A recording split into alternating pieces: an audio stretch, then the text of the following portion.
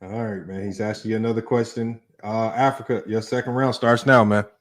The hypotheticals are ridiculous, bro. If you got to go to hypotheticals to back up what Dennis Rodman could be because he wasn't what he was when he was in the 90s, that's cap, bro. Hakeem Olajuwon in this era, when Rudy Gobert out here average getting defensive player of the year was on strictly blocks alone, shows you what Hakeem would do. He'll be the most dominant defender in the NBA, bro. So let me say something, man. Let me say something. That's stupid. Hey, look, when we talk about versatility, right, and coaching, understand this. Your interior presence in the 90s was so important because the paint was packed. You didn't have stretch bigs in the top.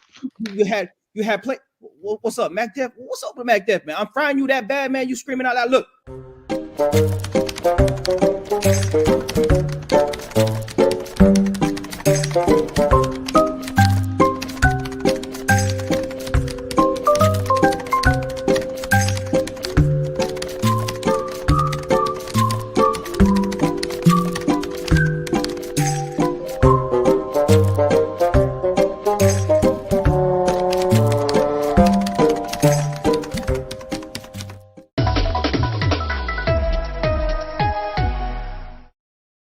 The second crash in a week for ABQ Ride. On Friday, a city bus driver was tossed to his windshield during a crash on Central Avenue. Action 7 News was the first to show you video from inside that bus. Reporter Megan Cruz spoke to ABQ Ride today, who says there are lessons to be learned. Rudy Gobert out here average getting defensive player of the year was on strictly blocks alone, shows you what Hakeem would do. He'll be the most dominant defender in the NBA, bro. So let me say something, man. Let me say something. That's stupid. Hey, look. When we talk about versatility, right, and coaching, understand this. Your interior presence in the 90s was so important because the paint was packed. You didn't have stretch bigs in the top. You had play. What's up, Mac? In the 90s was so important because the paint was packed. You didn't have stretch bigs in the top. You had play. And captured the crash from the air. It happened last Friday. Albuquerque police say this silver truck ran a red light on Central Avenue, striking the bus, which was heading south on Unser. Crash, it was unavoidable. If you take a look at the video, there was nothing he could have done to prevent that crash. Officials say, surprisingly, neither of the drivers were seriously injured. Albuquerque police did not ticket the truck driver. Investigators believe neither alcohol nor drugs were factors in this crash. Despite doing other things behind the wheel, a spokesperson for ABQ Ride says, It didn't appear to me that he was distracted. However, he says he was thrown through the windshield because he wasn't wearing a seatbelt. He could face some sort of discipline for that. But aside from this crash, He is an outstanding driver and an outstanding employee. City officials say this video will now be shown to all their bus drivers. There's a reminder that you should wear your seatbelt at all times. In Albuquerque, Cruz, KOAT Action 7 News. No passengers were on the bus at the time of that crash. Santa Fe County. First of all, Ernest, I would like to start off by giving a shout out to FYF Sports Debates podcast. I really love that podcast. I really do.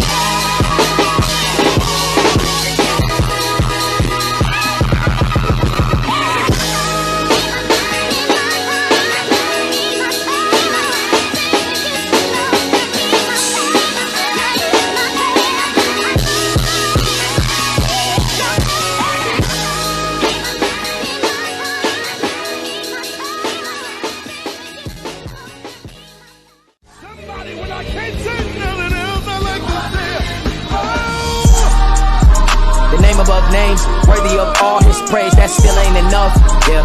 You don't know how hard I prayed, and he looked in my grave and he told me get up, yeah. At times I wanted to give up, told me trust him, even with faith the same size as the mustard seed, yeah. That was enough to me right where I'm at. Free me from places that I can't go back. Reckless to righteous when Christ is in that. Called on his name cause his power's unmatched. Had me in shackles till he broke the chain. Killing my flesh, he's my license for that. Renew my mind, so my mindset for that. When it's set up, I got can't be set back. Ready, set, go. Yeah, she made me ready, set me up, then told me go. FYF Sports, man. Come on, we back, man. Salute to everybody, man, for being here, man. Man, y'all like that recap, man? A Mac Def, man, and Young Africa, man. I don't know what happened, man. Like I said, we always can count on FYF Fred coming with the facts, man, doing the research, man. Went to Chat GPT. We didn't know what happened. I didn't even think. We used Chat GPT last night to come up with topics. We used it to come up with rankings. I didn't even think to use it to figure out what the hell happened to Mac Def. So salute to Fred for coming with the facts, man. And hopefully Mac Def, man, is okay, man. It looks like his job is safe based on what they said on the news. So, you know, he can continue driving buses, across America. So again, salute to Mac Def. It's just unfortunate, man. Like when we saw that crash, I just saw all that macaroni and cheese fly everywhere. Did y'all miss that too? That's one of the craziest things about the video. Like H to the UK was probably right, man. Salute to you guys for pulling up today, man. Salute to the locker room, man. I see you in there. Tiffany, Ned, man, Mingo, Jester. We got big chest coming out the woodworks for this one, man. Midtown Breezy, man. Everybody in here. A lot of new names. What I saw some of y'all yesterday during the debates, man.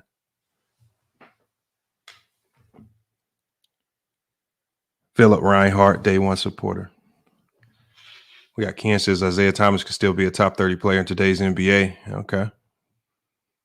Yeah, could be, maybe. I don't know. That's again. For whatever reason, Ken, and we're going to talk about all these things today, but for whatever reason, you do understand, Ken, that we all understand Isaiah Thomas was great. You do understand, Ken, that you don't have to surmise in your brain or try to convince us that he would be great in this era for us to think that he would be great. Like if you have a real basketball brain and you don't have goofy takes, then you would know that we can only judge these players based off the era that they played in. And what we can only do then is just fairly judge them based off what we saw.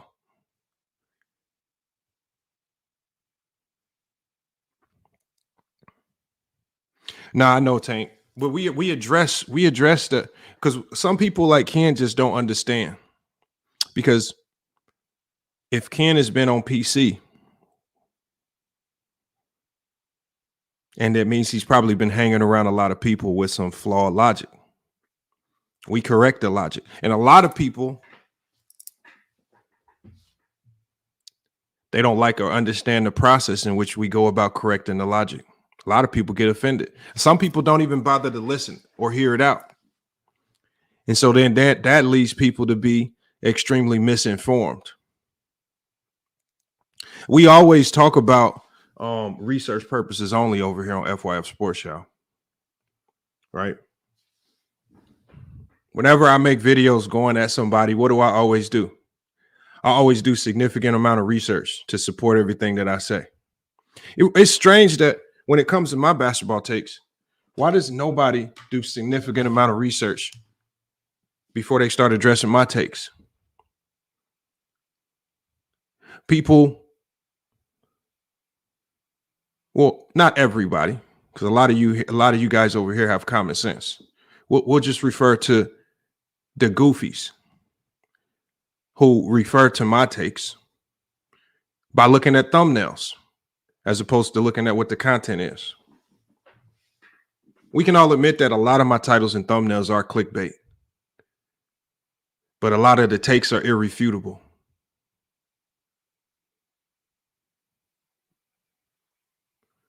So when you have people that just scroll through my videos and read the titles and thumbnails without doing any real research, then they can find themselves walking away with an opinion that's flawed. And then when we actually have real basketball conversations and they see us completely different, then they start looking around baffled. That's what we're going to get to today. Y'all see the title of the video. Y'all see the title of the video. All right. And I want y'all to understand this right here, y'all. I have been extremely guarded with regards to going at a lot of people's takes lately. I think you guys know that from the way we started this channel and how we aggressively went at almost everybody to where we are today. Obviously, we had that little back and forth with Dreamers Pro, but that was short-lived, and we all were able to see that Max Ether unfold very quickly, and we got that up out of the way. So I've been very guarded. I've heard a lot. I've seen a lot. Surprisingly enough, I get a lot of screenshots and text messages in my DMs on Twitter and Instagram of just people saying all of the damnedest things. And over the last 6-7 months or so, I've really just let a lot of it go by the wayside. I didn't name names. Normally, you guys know what I would do. I name names and I put everybody's business on Front Street. That's what I do. And then when it comes to Players Choice Podcast, look, y'all, I go over there. I got the utmost respect for the platform. Salute to Shaq for building up a hell of a platform over there. And I understand what it is when it comes with certain channels. When you build up these channels, you have fanatical fan bases that say and do a whole bunch of stuff. When I went over there the first time, I went over there with the understanding that I understood that there's no way that that fan base would vote fairly. We still went over there and cooked. That just is what it is. It's part of the game. I went over there on Black Friday, clearly understanding it is what it is. I had people texting me saying, why the hell are you going over there when you know all they're going to do is vote against you no matter what's said or done? I think if you have an ounce of a brain and you listen to any of the debate, you will walk away saying the same thing. If you weren't a goofy. If you weren't a goofy, you would have actually watched and you would have did your research before you spoke on that.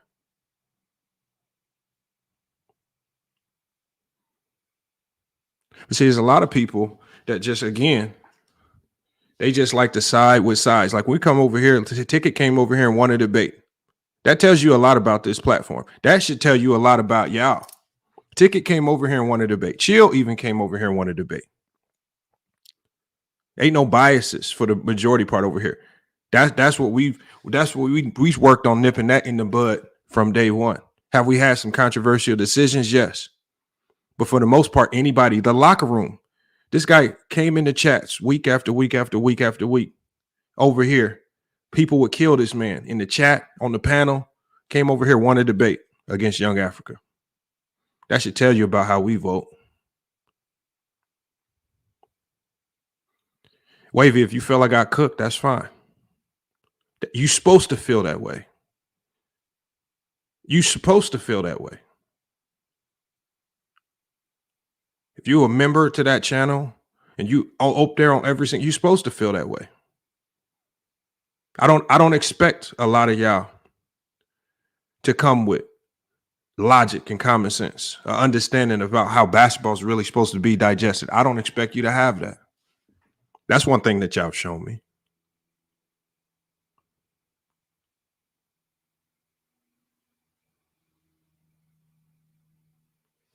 But we're going to get to it today. I saw a clip. I was watching a clip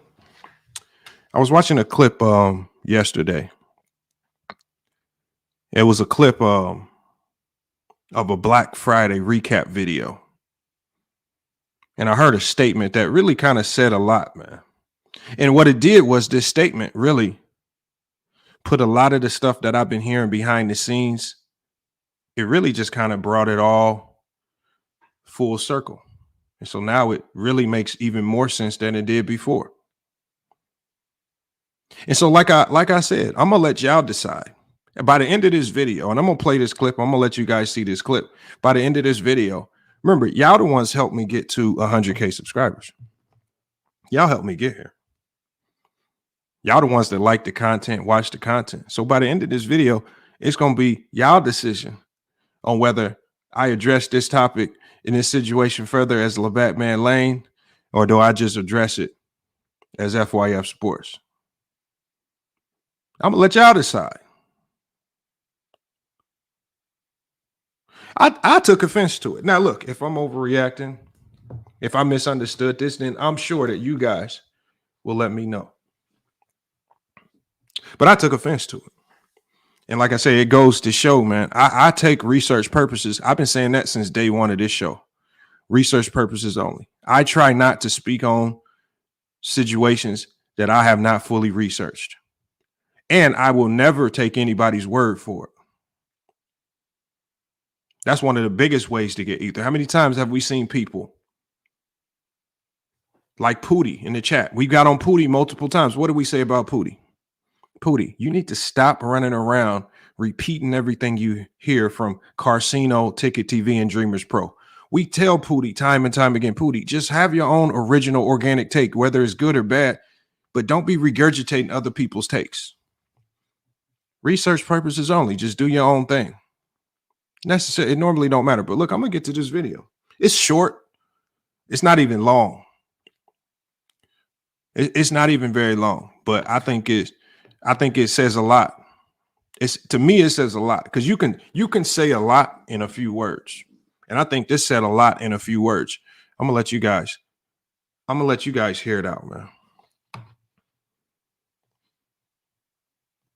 We kicked it off with Lamont and Domo. Right? Yeah, Lamont and Domo. Lamont and Domo took care of business. Did you check? Did you see that? I didn't see that one. I did not see that one. No, I didn't. But from what I understand, Domo handled him. From what I understand, Domo handled him. Damo's a good debater. Damo's a damn good debater. Domo brings facts, and Domo doesn't allow you to trip him up with goofy logic. That's just not who he is. So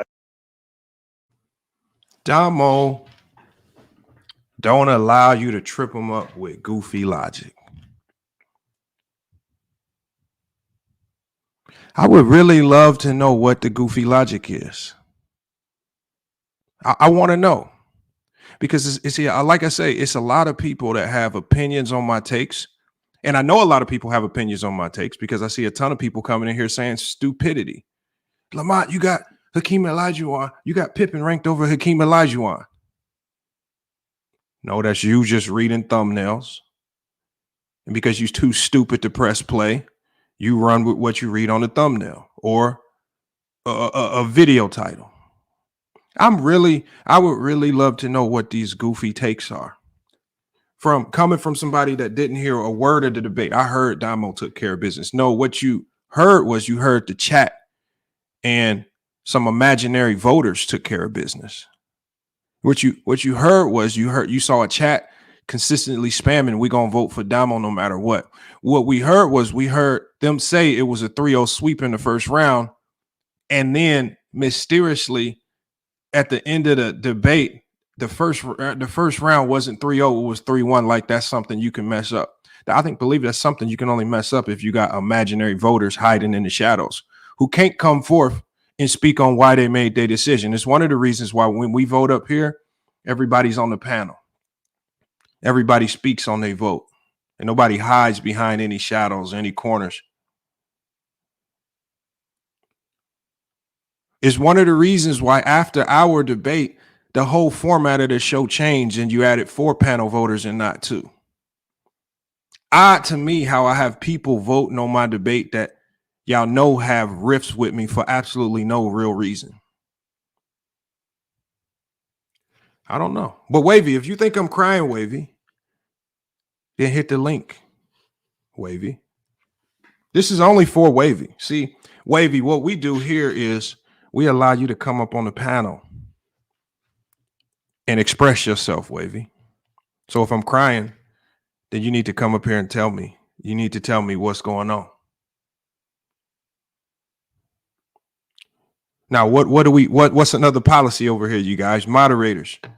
If Wavy is too stupid to click the link, if he's gonna fake like he's at work or something, we got to go ahead and excommunicate him expeditiously. So Wavy, you got to hit that link. See, what we don't do is things that we say on other platforms, we're willing to say it on your own platform. And we click people's links when they drop them. Same with learning hoops. Click the link.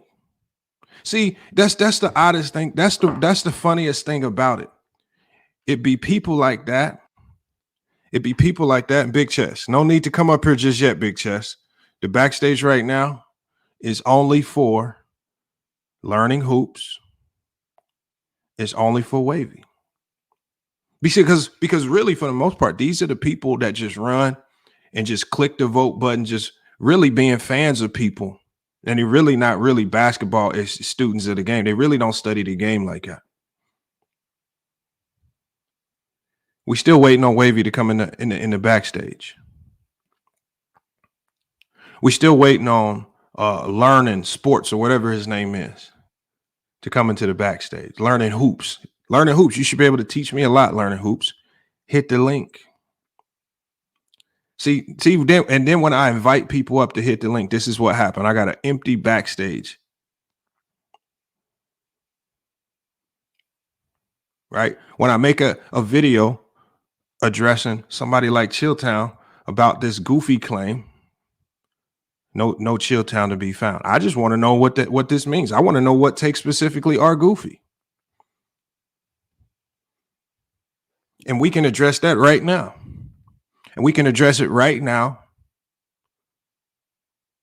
without a biased chat. And you can make your play. I need you to come up here and I need you to identify what take about Bill Russell was goofy. We talking about a debate. If we just talking about the debate and we strictly talking basketball. If we talking about debate and strictly, what did Domo say about Bill Russell other than the fact that he wasn't a great offensive player? He never introduced anything to the debate. Never did a lick of research. What he did was he regurgitated talking points that are commonly spewed on PC. And he did that for 3 rounds. I don't care if he's here. There's nobody clicking the link. That means nothing. I don't care if you're here. The link is in the chat. The link is in the chat. The link is in the chat. My takes are goofy. Today is the day to confront me about my goofy takes. My takes are goofy. So for all the people that say my takes are goofy, it's time to hit the link and you need to call my goofy takes out. I'm going to put you on the big screen and I'm going to let you explain it. Trey 4, same with you. We don't allow chat warriors over here, Trey 4. Time to hit the link, Trey 4. You're probably on a 60-second timer. I got plenty of mods in here. The mods in here respect people that click the link. You can disagree all you want. We really don't care about that.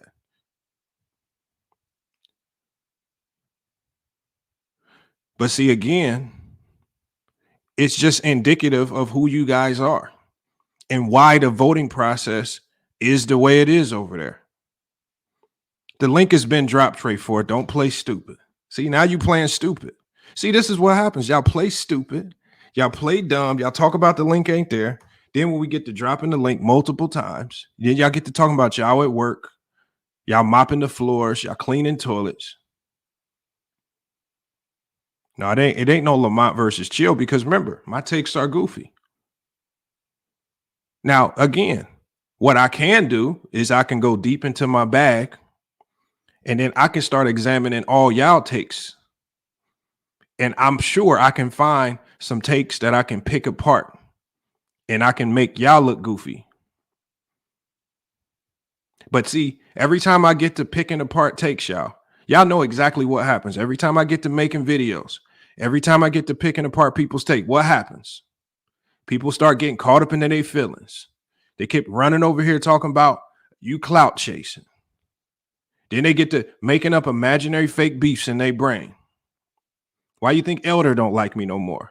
Because see, what happened with Elder was a lot of people just got tired of him talking as if he knew a ton about basketball, but a lot of it just didn't make sense. And for the longest time, a lot of people did not rebuttal a lot of the things that he said because he was older and because they wanted to be respectful. And then it just got to a point in time, especially when you say stuff like, at 50 plus years old, you're telling us that you walked into an open gym with D1 players and that you were cooking D1 players. When you start saying stuff like that, when you got True to King asking you very basic questions about the competition that Bill Russell faced, if you're going to walk around and say that Bill Russell's competition was trash, you watched, you were there, then get to telling us who the competition was and you couldn't, then you get mad. And then when we make a video talking about just your basketball takes, you get caught up in your feelings and you turn it into something else. And this has happened a multitude of times with a multitude of creators. When we get to killing your basketball takes and there's really no rebuttal, what generally happens? Now it's a fake beef. So what we do now is, so that there aren't no fake beefs, I'm just allowing everybody to click the link and you can pull up right now. Learning Hoops, I don't care if you agree that Rufus is an idiot. It's time for you to click the link, Learning Hoops. If you are a mod, if Learning Hoops ain't in here in 60 seconds, it's time for him to go by. He can watch, but he will not be commenting in. Again, it's time to get the idiots up out of here. I'm over 100K subscribers now. I can care less if you unsubscribe and kick rocks.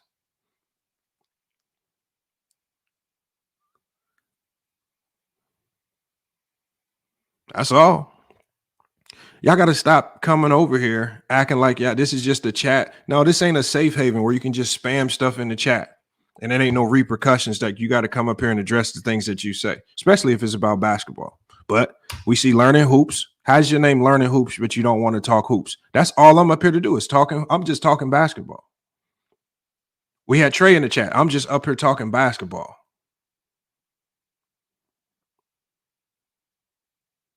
So we wait.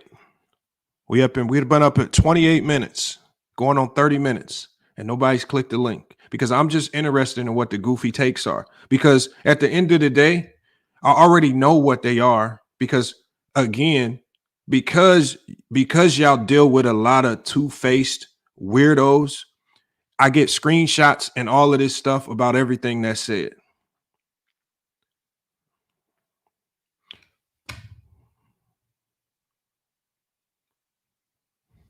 Word on the Street podcast. Why are you crying? If I'm crying, then you got to come up here and explain it to me.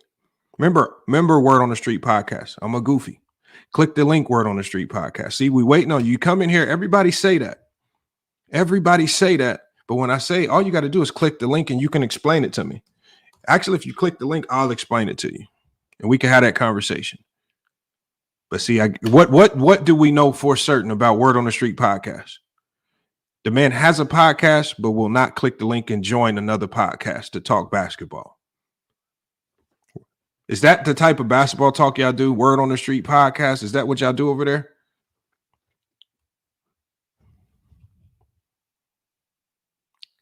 We got he says, I clicked your link, you didn't let me in. All right, so this is you know what we like to do. So this is what we're gonna do to showcase y'all people that want to lie. So we're going to do this. I'll just share my screen. And so if you click the link, we're going to see if you click the link. So we have another idiot. He said, I clicked the link. He won't let me in. All right. If you click the link, everybody in the chat, all 767 people will see that you're in the backstage and I didn't let you in. So let's see. Click it again. Click it again. Word on the Street podcast. It's time for you to click that link. Moderators, if I specifically call somebody out to click the link and they ain't here in 60 seconds, that excommunication process needs to start expeditiously.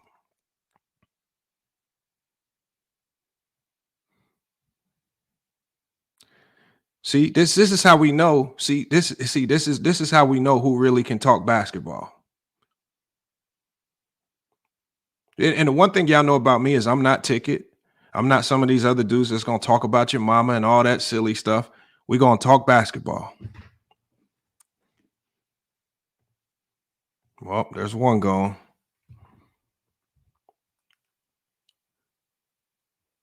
Well, Word on the Street podcast. It's not that it's not about you. I asked you to click the link. You haven't clicked the link yet. We waiting on you to click the link. We waiting on Trey to click the link because these are all familiar names. These are all familiar names that I saw come from another platform. These are very familiar names.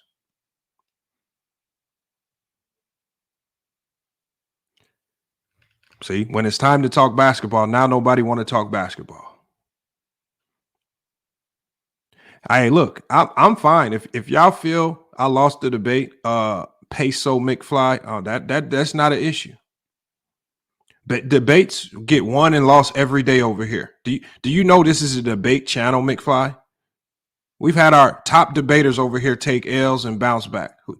Nobody cares about that. See, y'all take it. See, y'all, you see this is what the sad part is about it over there. And this is what it's starting to look like. And even Mars called it out. And there's been a lot of people, even your own, that call it out. Y'all whole identity is based on not losing the debate. Seems like some of y'all's identity is based on I can't lose.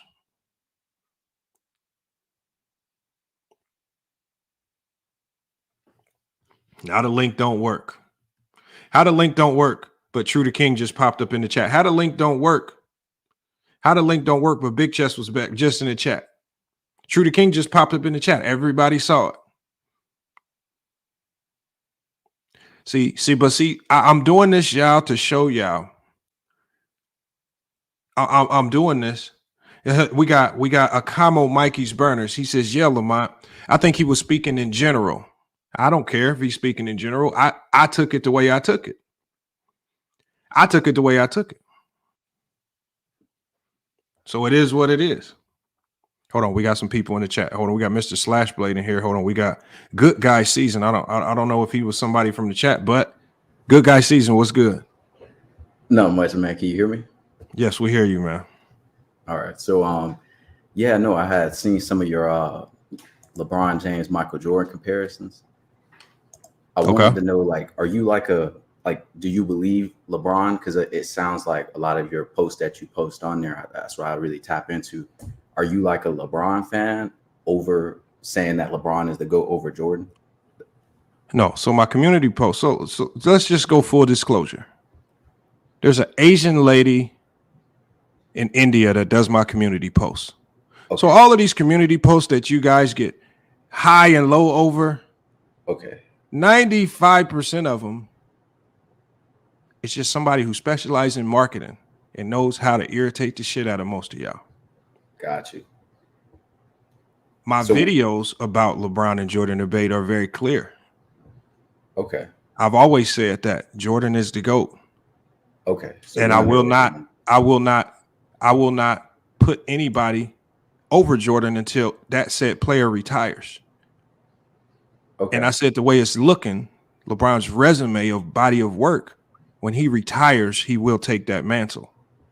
But as it stands right now, I'll give Jordan the respect that he deserves by keeping him at the top. And that's just is what it is. So again, I think I don't believe you can become the GOAT one certain way. And I think a lot of people, when you talk to Jordan fans and even fans of old, what they tend to do is if you don't do it the same way Jordan did it, you can't be the GOAT. And I think that's one of the biggest flaws in it. I think LeBron did it his own unique way. His career, when it's all said and done, is going to be one of the greatest careers that we've ever seen in sports history, not just basketball history. And there has to be some credit for that. If you disagree, that's fine. If you feel like that's a goofy take, you can let me know now. No, I agree with that. I mean, I agree that LeBron James is not the GOAT currently while he's still playing. I don't believe he will be the GOAT, only simply because Jordan has when it comes down to individual accolades, he has more individual accolades and the most important accolades next to LeBron. LeBron is my favorite player, though. So that may sound kind of hypocritical for him to be my favorite player, but him not to be the GOAT in my mind. He is the second greatest player of all time. And the only reason I have him second is because of rings, championships. Now, a lot of people say, oh, well, Bill Russell has more championships. There's a lot of other gentlemen that have a lot more championships than even Jordan. But if you take that out of the comparison, none of those guys are in the debate for number one. And so for me, when I have to go up against a 6-0, and I got to look at, I'm looking at a 10-time first team all NBA team 11.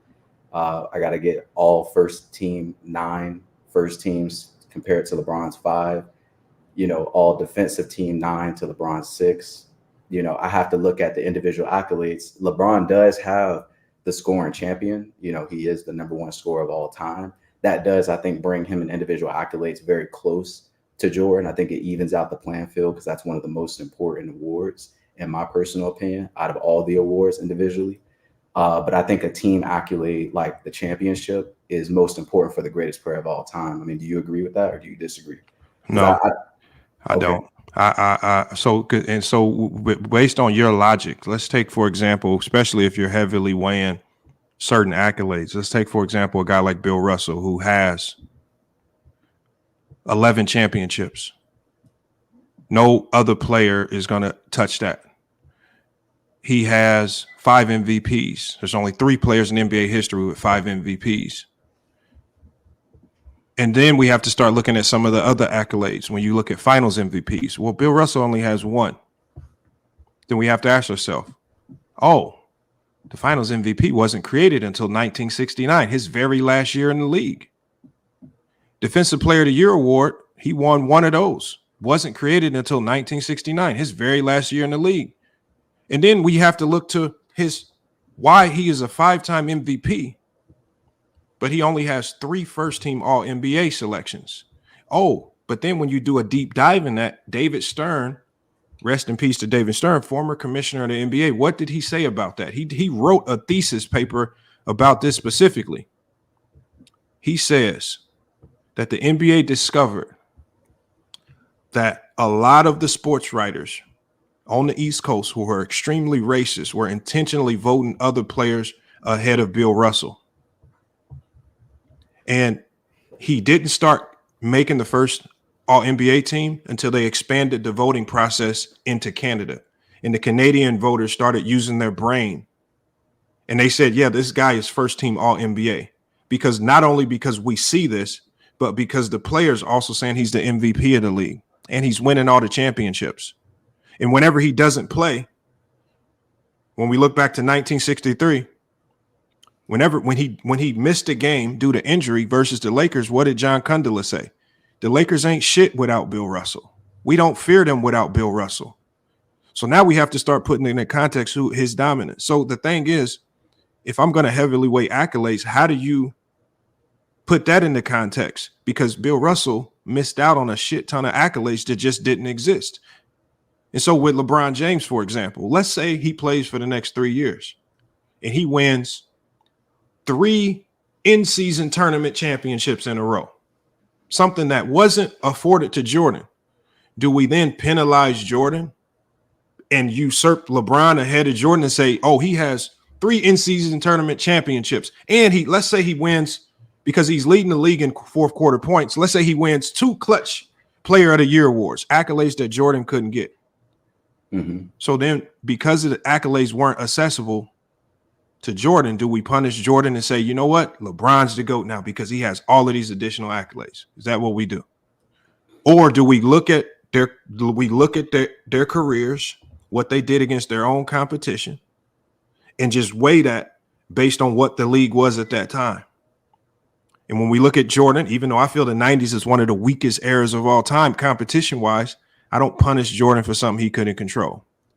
When we look at LeBron, I don't give him extra credit because he played in a tougher era in the 2000s, then went through generational change in the 2010s. I'm not giving him extra credit for playing in a tougher era, and I'm not denigrating for guys who are playing in a weaker era. I just look at what you did against your competition and we weigh that. And so I think when you look at accolades These accolades have shown throughout history they're heavily biased. I think Bill Russell's MVPs might be more legitimate because that was voted by the players, not the media. We have to take that into consideration. And that's what I'm saying. And all I'm saying is when you say Jordan is the GOAT because of the accolades, why are you not taking other players of other eras accolades into that same consideration? Yeah, so I mean, I'll answer your question. I mean, there are no other players in this conversation that are like this deep into, I think, the comparison of who is the best and greatest player of all time. Like Bill Russell was a great player individually, won a lot of championships, you know, was a great player. We could put him in the top 10. We could put Magic Johnson in there. We can put a lot of different players that, you know, definitely revolutionized the game and definitely in the top. But I look at this more as like a boxing thing. And I played basketball myself, like played collegiately and also in high school as well, like at high levels. So for me, like my biggest thought process is like, I'm a LeBron fan. I do want to say that again. So I'm a LeBron fan before a Jordan fan. My thought process became Michael Jordan is the GOAT after last season when I saw LeBron go up against the Nuggets and I saw him, you know, have a bummed ankle, you know, not come out obviously 0-4 against that series. But to get back to your question, though, kind of why don't I add any other players in there? Simply because they're not at the level individually, talent-wise, to be able to be put into this. They didn't revolutionize the game in the way that Michael and LeBron did. LeBron financially, both of those individuals took it to a whole nother level. Both of those players also did things that individually, when it comes down to the business end, I'm also a business major. When it comes down to the business end, LeBron had to go to different organizations to win championships. Though he did it, not a lot of other players have been able to go to Cavaliers, Miami, and the Lakers and successfully win a championship and then be able to say, hey, I was the best player on that team and still win that. Michael figured it out with the Bulls. You know, a lot of people say that, oh, well, you know, again, him being with the Bulls, everything was set up. He had Phil Jackson, he had Jerry Krause, he had a great ownership. He had, you know, Tim Grover, which was his trainer. He had the system around him, but it took years for that system to be built organizational wise before he was in the ability to be able to do that. He was patient. So when his time came, he was able to dominate for 6 straight years with 1 year of like separation in between that. So when I look at both of their stories, I think it just comes down to accolades because we really, when it comes down to pure talent, yeah, Michael Jordan is, I think, the better overall skilled player when it comes down to scoring the basketball. But when it comes down to, you know, overall offensive load, I think LeBron James picks it up more on the assists, rebounds. His intellect, basketball IQ, I believe, is a bit higher than Jordan's. And so that right there, I think, makes him a better player defensively. When it comes down to statistics wise, Jordan was the better player on ball and the ability to galvanize his troops to win games on the defensive end. So I look at both of those things, and I think the player to player is so close. The only thing we have left to do is look at accolades. And I think the most important accolade is for sure. And I don't think we actually disagree on this because one thing I always tell people is this. Your top 5, most of the order of your top 10 is generally preference. Your preference is your criteria. My criteria is dominance within your own era. I agree. And so when we talk about, for example, let's just go back to a guy like Bill Russell. The way the game was played at that time, he was the best that the game has ever seen. To them, in their eyes, that was the best. Him and Wilt Chamberlain defined what the best basketball player should look like. Yeah. When you talk about innovating the game, do you know this man, Bill Russell, the first time he blocked a shot, they had to stop the game and say, hold on, what the hell are you doing, my guy? Are we allowed to do that? Yeah. Like when they have to stop the game because you do something that nobody's ever seen before. Remember, he had one of the greatest coaches in NBA history, Red Auerbach. This man goes up to block a shot. They say they're saying, no, that's a bad defense. Bill Russell saying, no, it's good defense. I can keep the ball in play and push the break. And Red Auerbach saying, push the break. What do you mean playing fast? Mm-hmm. He helped create what we called a fast break. So much so that kids in the 70s and 80s, when they were playing street ball and got off to a fast break, they called it a Boston. Okay. When you talk about pick and roll switches, common defensive practice that we see today. He went to Red Auerbach and said, you know what, on all these pick and rolls, why don't I just switch, man? I'm fast enough to stay with some of these guards. Can we just switch it? Red Auerbach said we can try, but I don't think it's going to work. It worked. He essentially created the pick and roll switch from the guard to big. Bill Russell did innovate the game. And a lot of people don't want to give him credit for some of the off-the-court stuff, but we have to take that in consideration. This is a man that retired in 1969 when he could have kept, after he wins the championship and could have kept playing.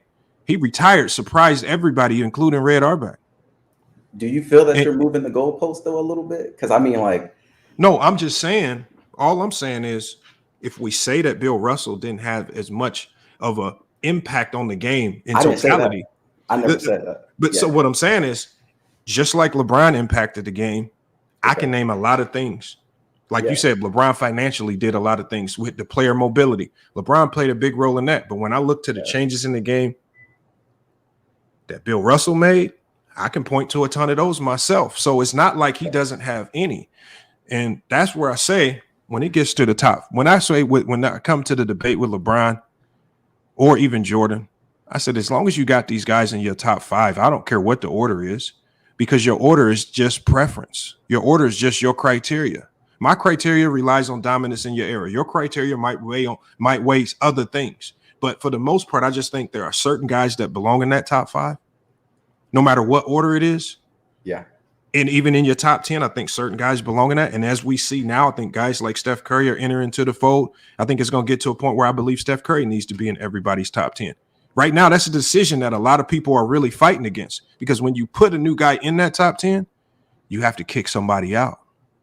And then there's going to be a guy that they kick out is going to be one of them legends of the 80s, maybe a legend of the 90s. I don't know who it's going to be, but you're going to have to make tough decisions. And that's where we start seeing people, then they start nitpicking. Then when it's time to really start weighing Curry, and when he has to have that conversation, then they start, oh, he couldn't play defense. And they really start nitpicking him, trying to find ways and excuses not to give him his just due credit. And that's what we're starting to see now. I mean, I like Curry. Don't get it twisted. But if I have to say, I mean, I'm going to pick Derrick Rose. You know what I'm saying? I know Derrick Rose's career never, was able to get to that level because of obviously injury. But in my personal opinion, I mean, Derrick Rose, if we just going off of if we got to go off of accolades and everything of what this person has done, changing the game, I still think Derrick Rose is a better point guard than Steph Curry. And look, I agree. I agree with you. There's a lot of players that I can point through NBA history where I can say, talent-wise, this guy's more talented than that guy. If it's all about talent, our top 10s would look really funny, because we would have guys like Grant Hill and Penny Hardaway really high on that list. So if it's just about talent and it has nothing to do with impact, winning, accomplishments, accolades, all of those things weigh into the factor as well. And that's where we see all of the talented guys get separated. The talented guys have to have winning, impact, championships, accolades, maybe advancements or changes to the game if you're talking about top 5. So that's what we're talking about right there. So all I'm saying is, Derrick, you might look, I'm not going to, if you feel like Derrick Rose might be a tinge better point guard than Steph Curry, you can run off with that logic. But when it comes to all-time rankings, he can't. You can't avoid the criteria that gets you into the top 10, which is championships, impact, accomplishments, accolades. Steph Curry has that. D Rose doesn't. And all I'm saying is Bill Russell, guys like LeBron, they have that. Other players don't. We hear a lot of guys crying about talent. Talent don't make you a top 10 player. It's a lot of other things that go into that. And we've seen a lot of talented guys. And you play college ball, you play ball. Me and you've seen a ton of basketball players. Yeah, that's overseas. I've seen a ton of talented players that could be in the league sitting at the end of the bench. I've seen a ton of talented players get kicked out of gyms. Yeah, and I've seen that one guy that knows how to just run the offense and move the ball, get all the playing time. So talent ain't always equatable to winning. Talent can be on the end of the bench. So that's all I'm saying is we know talent. Well, I was saying out of a personal perspective, not saying that the top 10 for, I'm saying Curry, in my personal opinion, is in the top 10. I don't think he's outside of the top 10. I'm more saying just individually, I like, him better. Derrick Rose than Steph Curry, but I think, and that's fine. But look, that's fine. Legacy wise, I do agree with you. Like overall body of work, resume, what he's brought forward, I think like 110% he deserves to be in there. My only issue is though, is like back to the LeBron and Jordan, is like I think LeBron can still become the greatest player of all time. And I say that in a consensus of like 85% of all basketball players, non-basketball players that just, you know, pop in to watch basketball, people that's never dribbled a ball in their life. Like I don't really care about their opinions. But I think right now it's like if I have to give it a statistic, it's like a true basketball players, old heads, you know, now I think your age group, probably like 90s, 80s.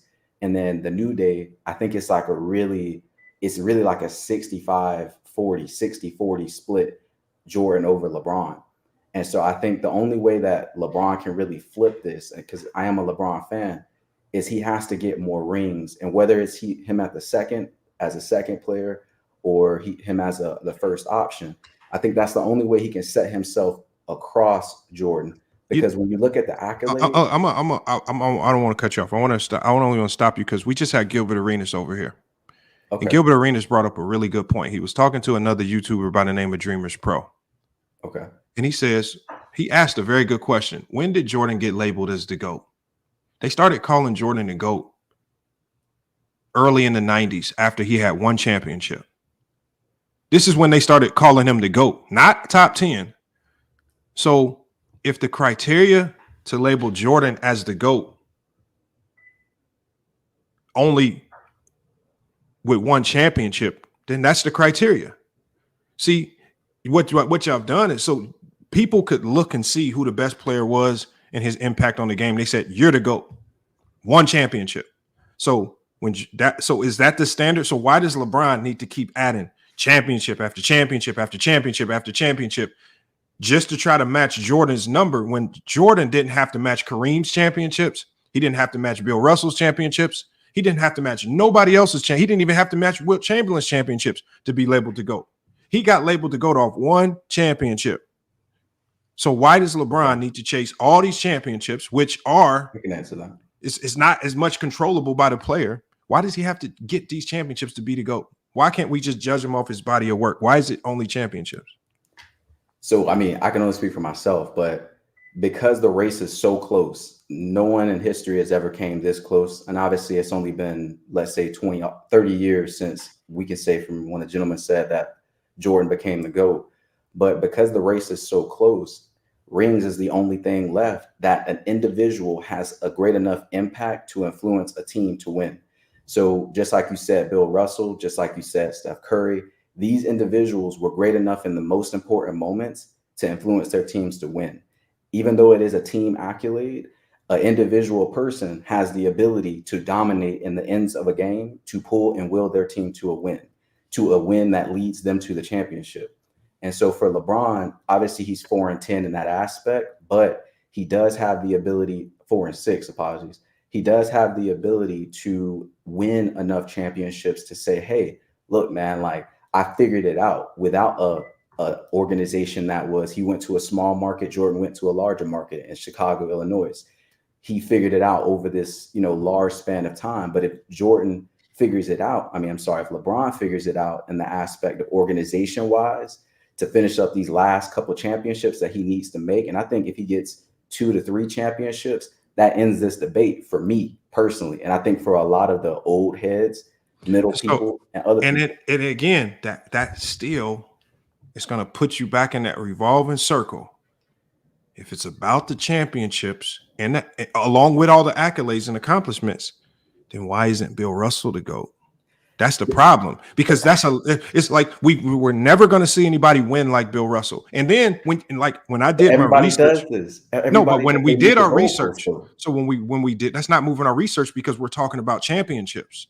Has Bill Russell ever been considered the GOAT? Yes. After Jordan became the GOAT. After Jordan became the GOAT. No. Bill Russell was. That's what I'm saying. So because we pulled up the GOAT chart. There's basically a chart, a company, they project who was the GOAT at that particular time in history. So it went from like a guy like Dolph Shays at one point in time was considered the GOAT. And then it moves on. Kareem, Bill Russell had his time. Wilt Chamberlain had his time. Okay. And then But after Kareem, Jordan had took over as the GOAT. And so what I'm saying is the GOAT is like, whether we acknowledged it or not, has always changed hands. Okay. And so, yes, Bill Russell in his era, like when we talk about a guy who joined the team, just like Jordan, with not much going on. It's not like he joined the super team. He joined a team that struggled.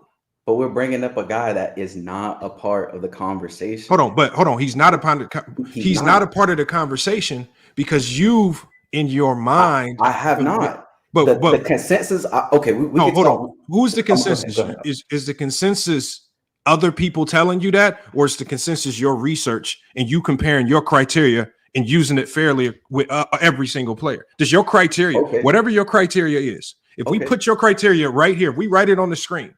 And when we start writing down everything, all the players that fall under this criteria, how many championships, MVPs, all these things, will Bill Russell fall under your criteria?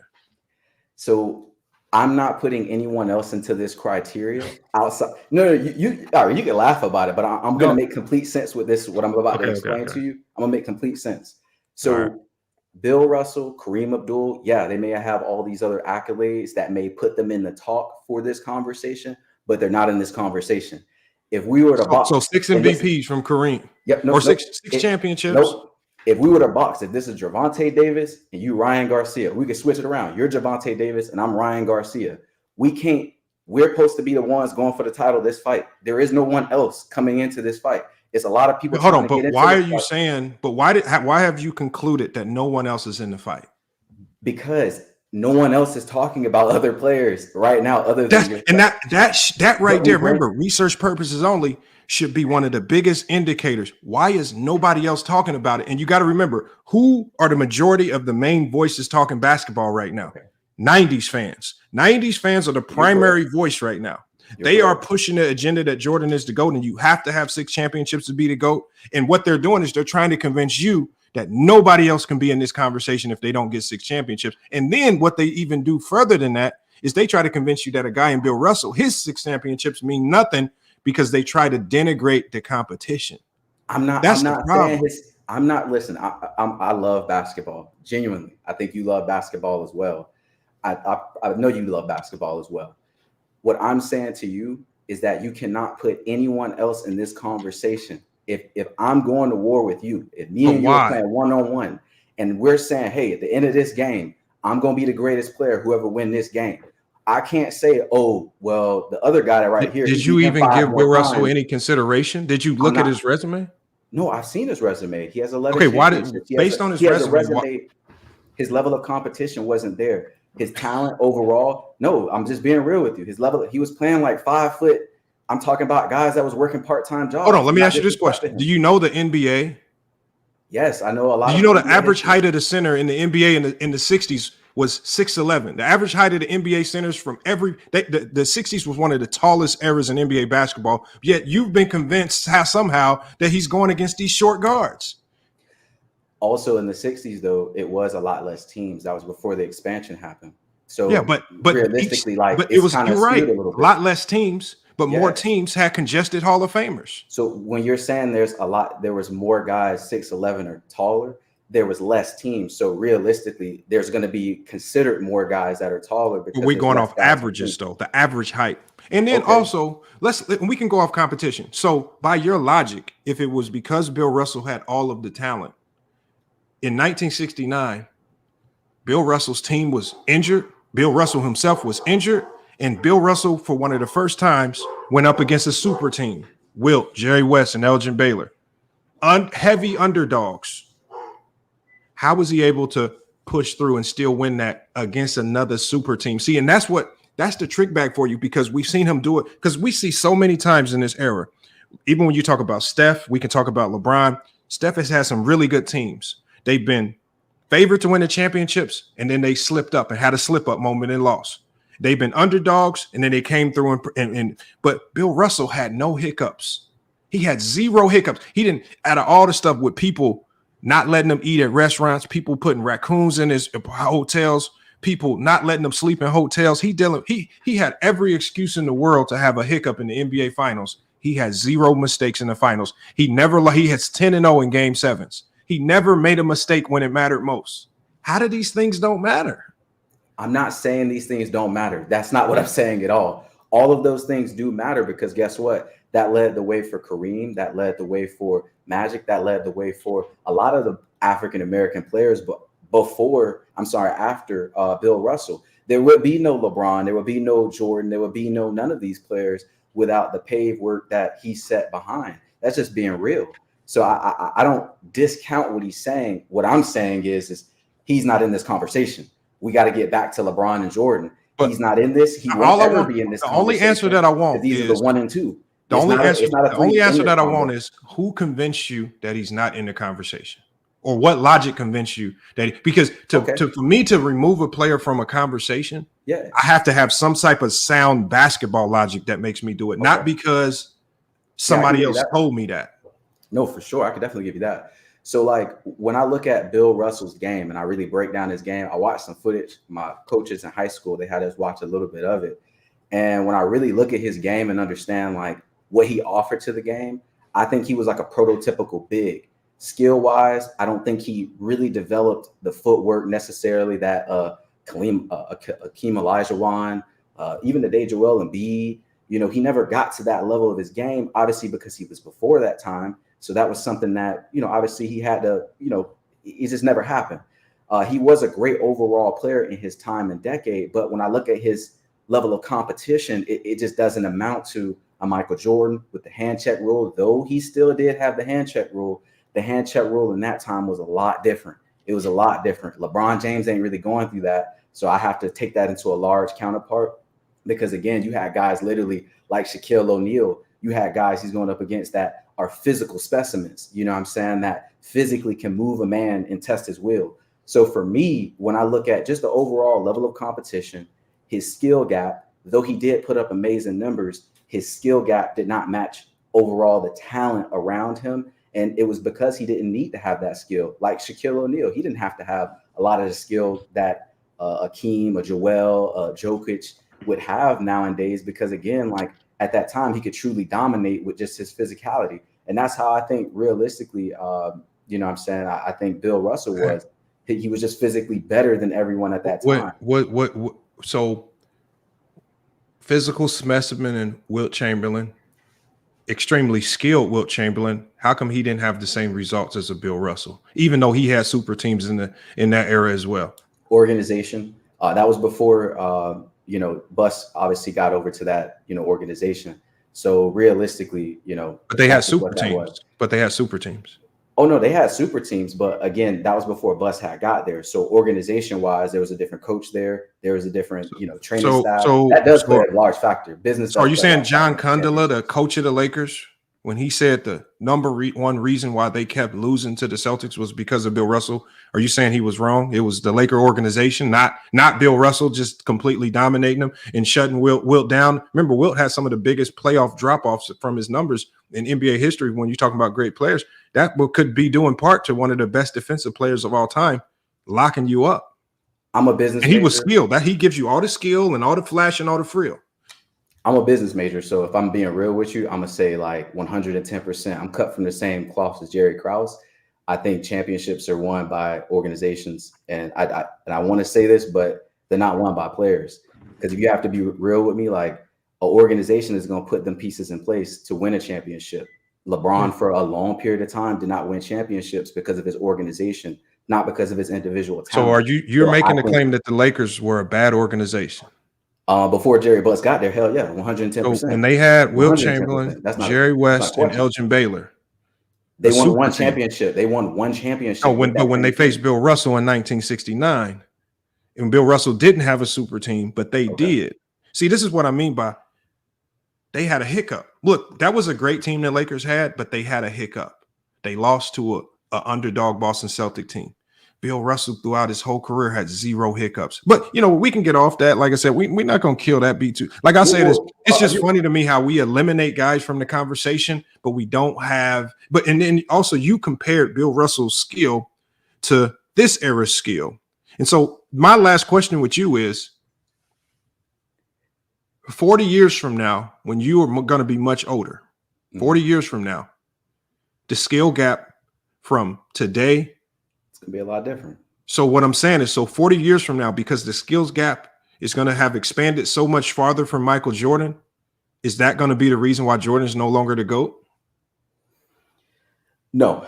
What I'm saying more right now is, and I think like, I don't know how we got, this far off, but I get what you're saying though. I get where like your debate is coming in at with the, like, that Bill Russell, you can have him in this conversation as well. It could be 3 guys for the GOAT conversation. That's what it sounds like I'm getting from you right now. But what my conversation is really saying is that it's really only 2 men. And out of those 2 men, I think we have to look at and critique their individual accolades up to each other. And they have to, like, their talent, their skill gap, their individual intellect, basketball IQ, all the way down to even how they started the game. LeBron James came from a single parent household. Michael Jordan had 2 parents in the household. All of these things play a large role into like the development into the greatest player of all time. Did you evaluate Bill Russell like that? No, he didn't. Bill Russell was not in this conversation for me. So yeah, because that's the thing. When you talk about IQ, it's, if you watch film, there's only 135 games recorded of him. That's what you see. He, like, with the ways he was able to go to a Hall of Fame head coach and say, let's start doing this. This is a guy who, at the end of his career, was able to take over and be a player coach and win championships, something we've never seen before. And how do we know? Like I said, how do we know it was specifically Bill Russell? Because when he retired, they immediately became one of the worst teams in the league. They had all these other guys still, but when he left, they go from best to worst. Like that's how we, like, when LeBron left, when LeBron left Cleveland, what happened? They went from best to worst. Now, was that because of LeBron leaving and had taken his greatness somewhere else?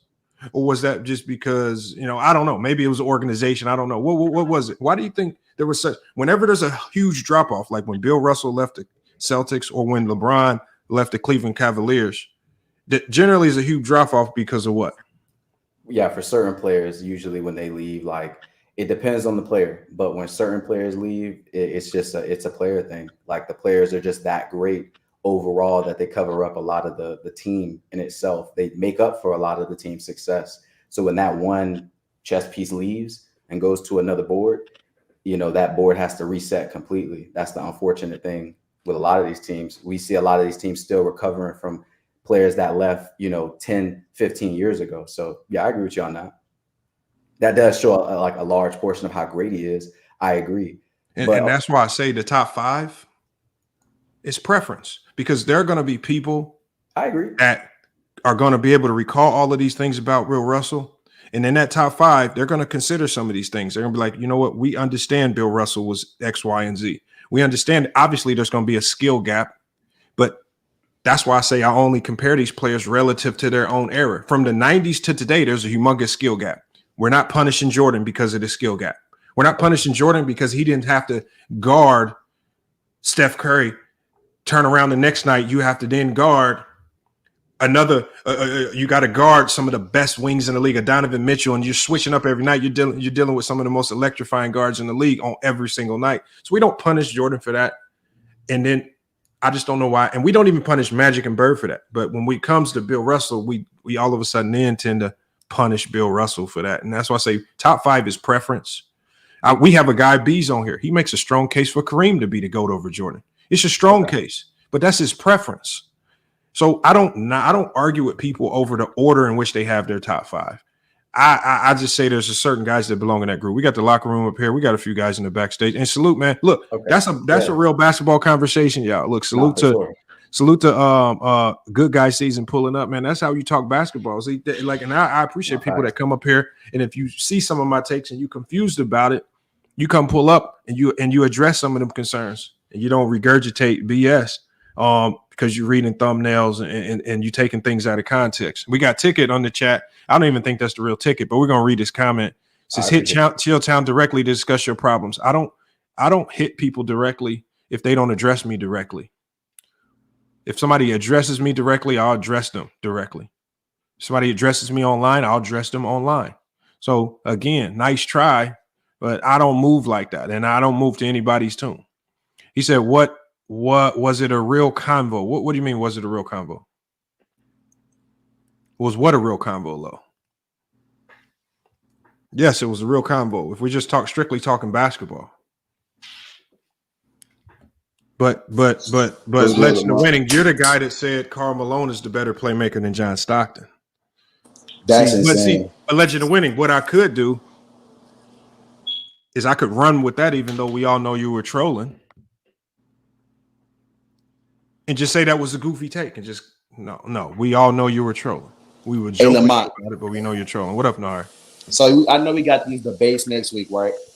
And as I'm doing research for this Scottie Pippen John Havlicek debate, I really don't believe Scottie Pippen is better, bro. It's crazy because when I'm doing this research, I'm watching these games. John Havlicek was a dog, bro. He was a dog. I don't really believe that. But I have a topic, right, that I know that True the King believes in. It favors him. I know he wants to take topics that heavily favors him.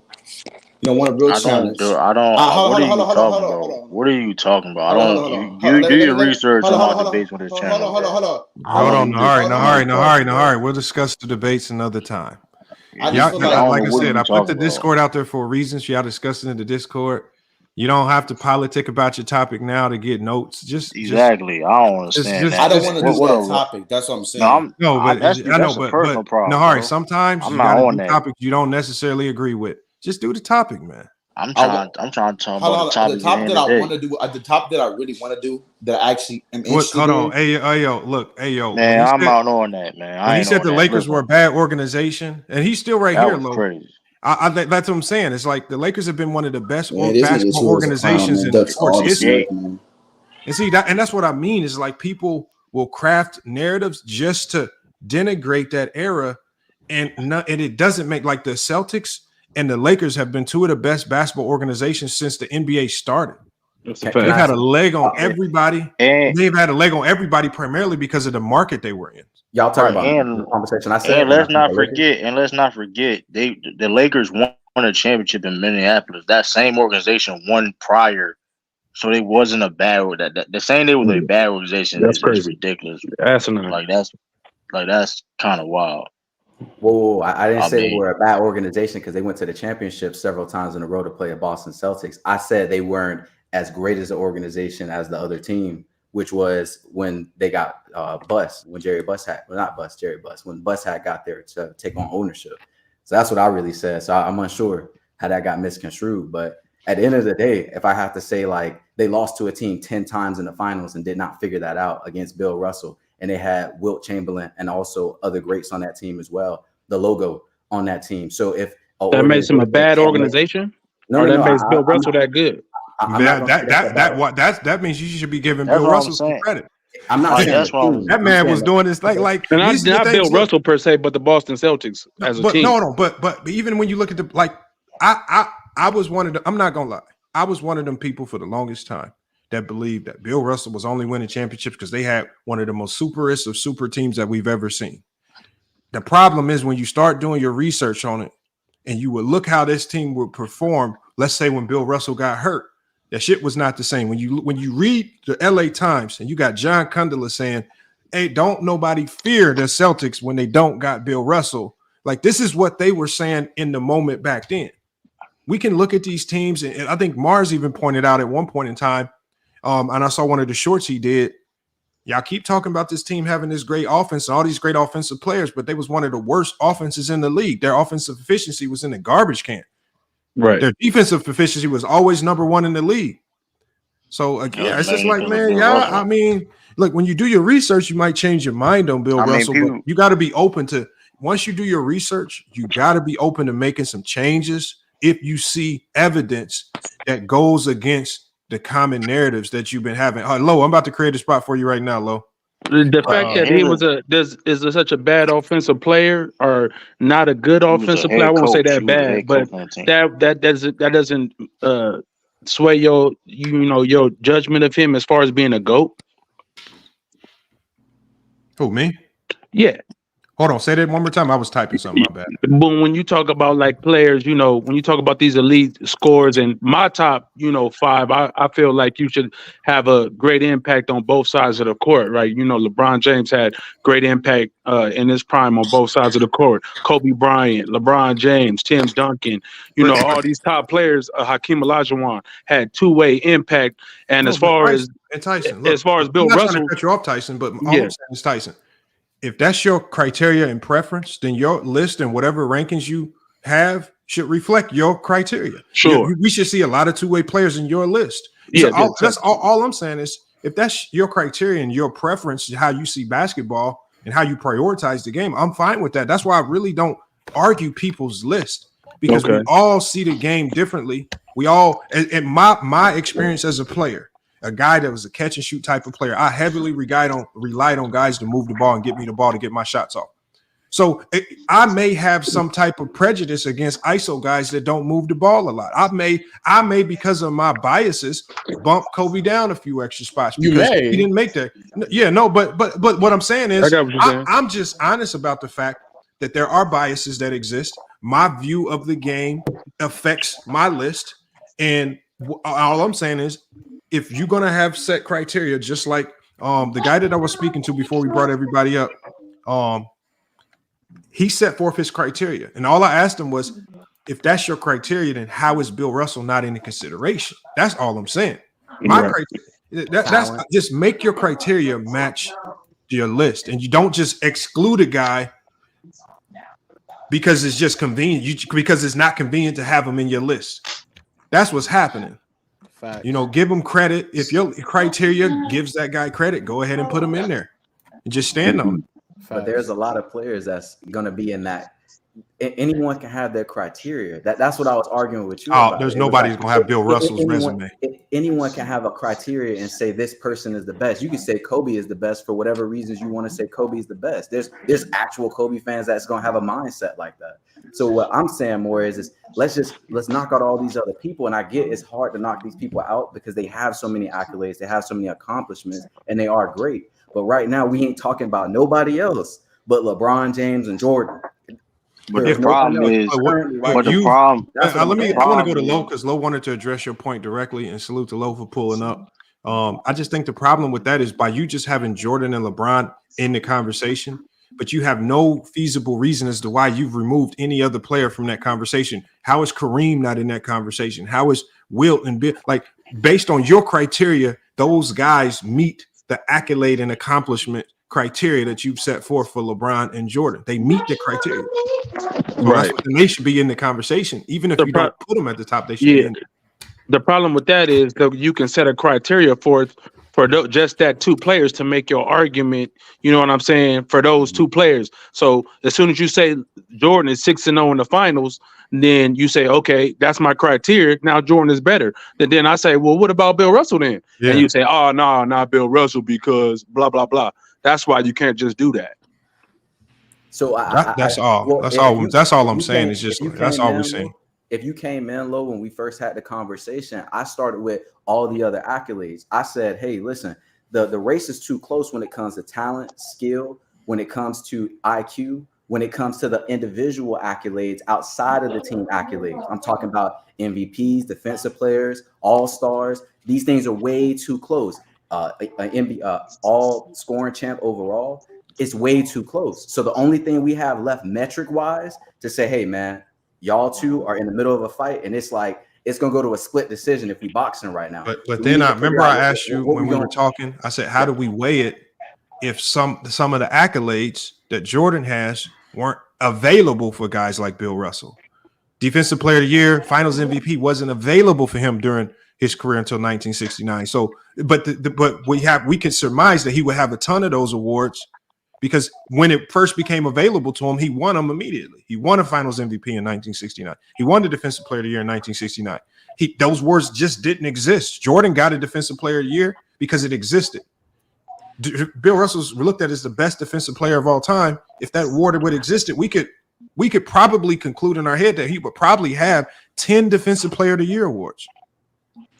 You ever heard? That's what I'm saying. So these resumes will look different. So if you're gonna base it on those accolades, And that's why I said, how do you weigh it if certain awards didn't exist for certain players? That's all I was saying.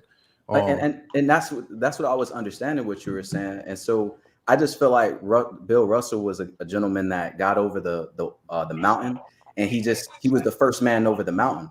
And unfortunately, he got hit with all the arrows. That's literally what happened. He was just the first man that made it over the mountain. And unfortunately, Jordan, Magic, all of these young men had got the ability for them to, get this right. Obviously, what he did not get, the accolades, the love, the admiration, the respect that he does it. And I respect you a lot for really giving him that admiration and that conversation. Because, there's a lot of people in NBA history, just like in NFL, that go unsung heroes because they came in the wrong generation. So I agree with you. Like, if we have to look at totality and look at like what he could have been and what he could have had if he wasn't, yeah, I agree with you. Like 110%. I think he could be in the conversation. I'm just trying to keep the conversation narrow so we can get to the bottom of the debate. You know what I'm saying? Like, that's what I'm really trying to get to. Hey, Lo, how you feel about that, Lo? I know you was talking about it in the chat. Go ahead and cook. But he's missing the point because you're not explaining why did it get narrow to these two people. That's kind of the point everybody keeps saying, because you understand you're saying that the accolades, but both Kareem and Bill Russell have resumes that are on par. So that I'm like, what are we saying right now? Yeah. So how I got to this point is based off of me being a LeBron fan for a very, very long time. Since I started playing basketball, LeBron was my favorite player. Up until still now, LeBron is my genuinely favorite player. So when I come to you guys and I'm having this conversation with you, what made me say LeBron and Jordan are the only two in this conversation is simply because of the consensus. I would say a large portion of outside of you, the group that we're in right now, I'm gonna say a good 90% of human beings statistically, and that's based off literally, we can go off ESPN consensus. They have one up. There's an NBA consensus that they put out as well. They have one up. Individuals that may have never played the game and also NBA players created a consensus as well. They have one up as well. I would say 90% of people that watch basketball and actually played basketball on a high level or just in whatever level they may have played it has said LeBron James and Michael Jordan. So when I'm going off of that, I got to say like the world is saying this. It's not just a me thing saying that these two guys, real basketball heads like y'all, I think are seeing kind of the holes in the argument, but I don't really see it. I just more see like based off talent and individual accolades and the individual talent overall and what they've done impact wise on the game and took it to a whole nother level. So that's where I'm at. Respectfully, you got to start thinking for yourself then, because you telling me that the reason why it's cut down because the world is telling you one thing. I just think that's a very flawed logic to believe the reason why it's trimmed down is because I'm saying that's strengthening my argument. That ain't nothing to do with my thought process. Most the things that we're talking about right now, most people don't even know about the things that we're referring to. So going off of what the consensus is based off of the popularity of people doesn't really matter.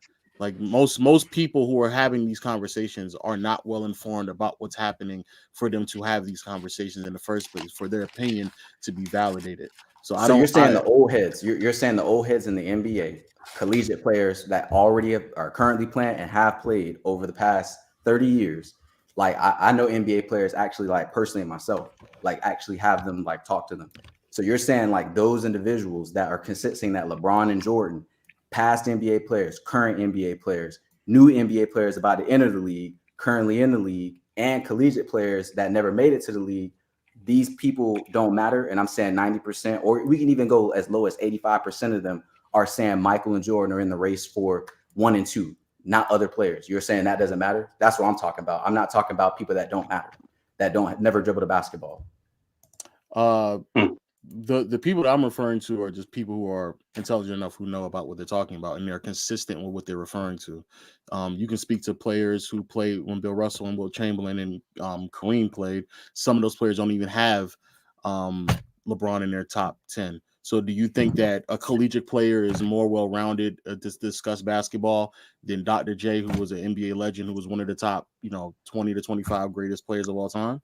So Dr. J's opinion should usurp everybody else's who's not above him on most people's all-times list because he's more well-rounded and more well-versed and played at a much higher level. And he doesn't have LeBron in his top 10. So you think that is a justification to listen to him? I'm not saying one person's I'm just using an example. I'm answering your question though. I'm not saying one person's career and body of work of what they have determines my judgment on another person that's a hooper. So there are individuals that have never played collegiate basketball in their life, but are better hoopers than collegiate basketball players. Personally know some of them too. So what I'm saying is the individual does not matter. As long as you have an intellectual basketball history and you played basketball for at least, I would say, a good 15 plus years, like, and you really hooped and you know what I'm talking about. Like, I think all y'all know who I'm talking about, like real hoopers in all levels. It doesn't matter. Some of them never played, but they play in like the big 3 leagues. Some of them play overseas. Like, it just, I'm saying overall, like in the hoop community, like it's a large group of us. And I think like out of that hoop community, it's been consensus that LeBron and Jordan are the only 2 in this race right now. Again, like, most of the people, when you say hoop community, most people who have watched basketball stemming back from the 60s to let's say the 80s do not have LeBron in these conversations. You do realize that. You said the 60s and 80s? People who've watched basketball, played basketball at a high level through the 60s and 80s do not revere LeBron in these conversations. So when they did the NBA consensus poll and like it was just like NBA players, like you should look that up. Like they actually like asked the players like who they believe is the greatest players, and they had Jordan at 1 and they had LeBron at 2. Like so you don't believe in that, right? Like when they had to vote for that, you don't believe in that? You think that it was like a small group of them that was still saying no, we believe Bill Russell was number 2 or number 1? I'll say what I said again. Though you're naming people who are currently playing. Yes, people currently playing. No, it was a consensus of like old NBA players as well. It wasn't how many players were voted. How many of the older players voted for LeBron? How many of the newer players voted for LeBron? How many of the coaches and older coaches, like yeah, it may have been a pool of people, but if most of the pool was still younger people, then those pool may have been different. The point I'm making is that there's a substantial amount of older people who have played the game of basketball who do not view LeBron in the light that you're referring to. That's what I'm saying. And if you're now saying that you're going off of the credentials of players who played at a certain level or played an extensive amount of games, which is fine, I still think that you're allowing other people to formulate your opinion, which I still would say you should probably think for yourself. But still, coming to the conclusion that the reason why I'm going to say this is based off of the consensus of where you have played basketball at, what do you then say to the people who watch basketball from the 60s and 80s and played basketball between that time period as well, who do not have LeBron in the same level that you're referring to? What do you say to those people? All I'm gonna say is that y'all are the minority and we are the majority. And the majority is saying that LeBron James and Michael Jordan are the GOATs. And so you're basically saying your criteria is the consensus. Whatever the consensus That's what he's saying. No. My criteria is my criteria. I'm answering both of y'all, and y'all are saying that. No, your criteria is based on what other people say. That's what you're saying. No. The narrowing of the individuals that are in the top 2 are a part of the consensus. My actual criteria is between those 2 players. Now, who gets that's into what I was there? asking you. I was asking you if your criteria starts to identify players that are not named LeBron or Jordan, why are you then not putting those players into the conversation as well, even though your criteria doesn't collide with the consensus? I think that's the issue, not how you formulate those last 2 players. The issue is if you're debating 2 players and you just basing it off a criteria of, oh, well, this guy has more rings or this guy has more, and that's fine, but then you're involving, what he's saying is you're involving other players. So that's why when we ask Hooper or people when they come up here, well, what's your top 10? We could be debating anything. Like we could be debating, who's the best passer ever, well, what's your top 5 passers then?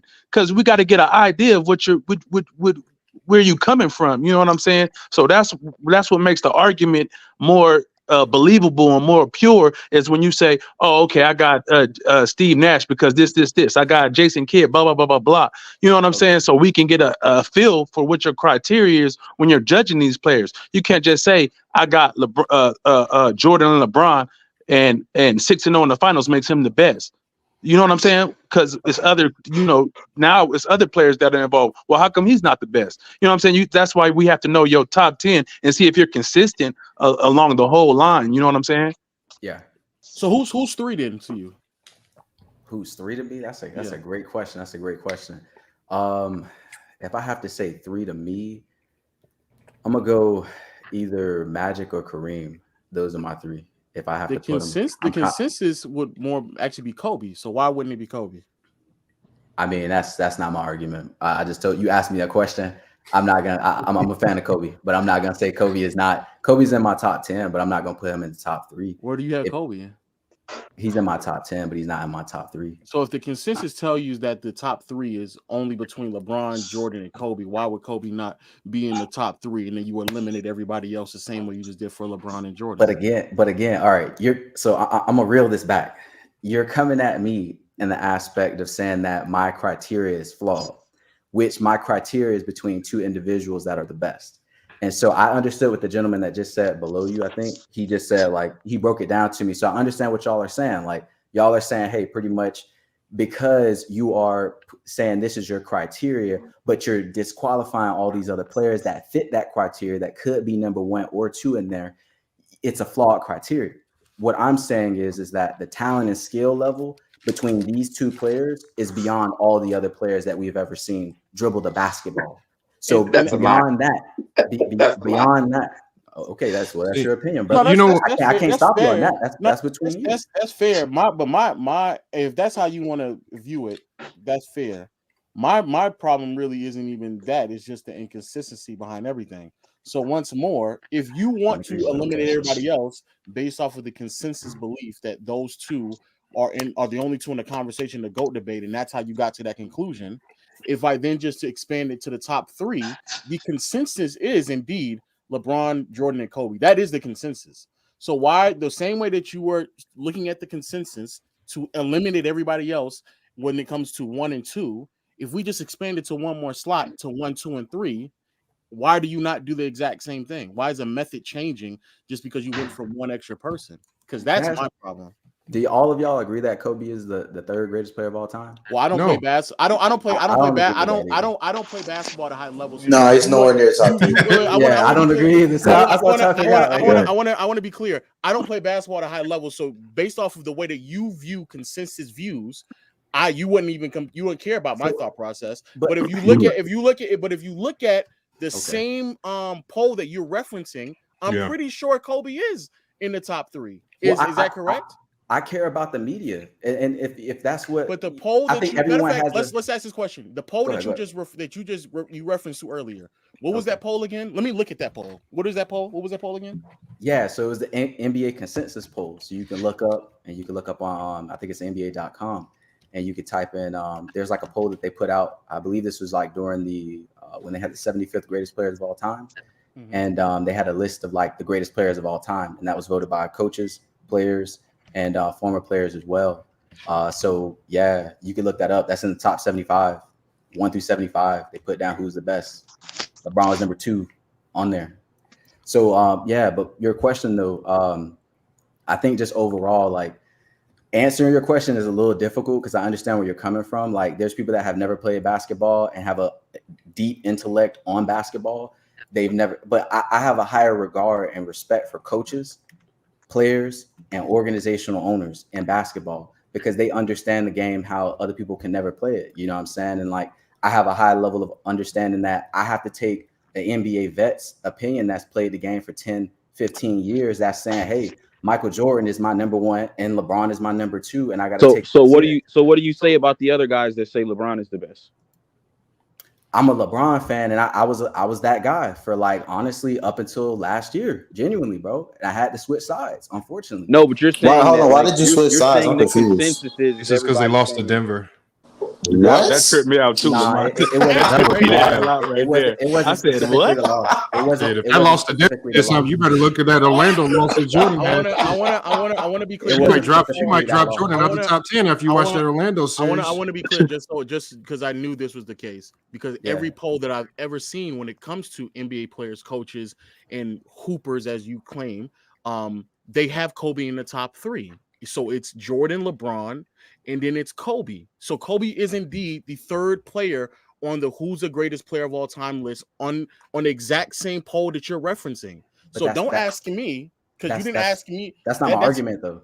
But no, my argument is number 1 and 2. You're bringing 3. No. I get that. I understand. I understand that your argument for 1 and 2 is to eliminate everybody else based off of the consensus. But if I ask you off of 1, 2, and 3, you're strengthening my argument. You know that, right? Say it again. You're strengthening my argument. The gentleman. No, I don't like Lamont said. I'm not really debating your belief how you want to come to that conclusion. If that's how you came to it, fine. I disagree with it, but if that's how you came to it, fine.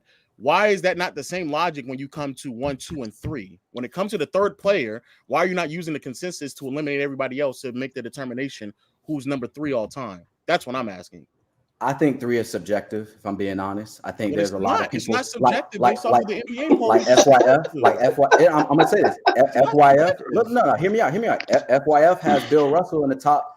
He said the 1 through 5. But that's based on my criteria, not the consensus polls. So the consensus poll said Kobe's top 3. So based off of your consistency of how you view where players rank or should they be in a conversation, Kobe should be in a conversation, be top 3, because off of NBA players, general managers, coaches, ex-players, off of how you just came to the same consensus to cut out everybody else in the top 2 debate, which is fine.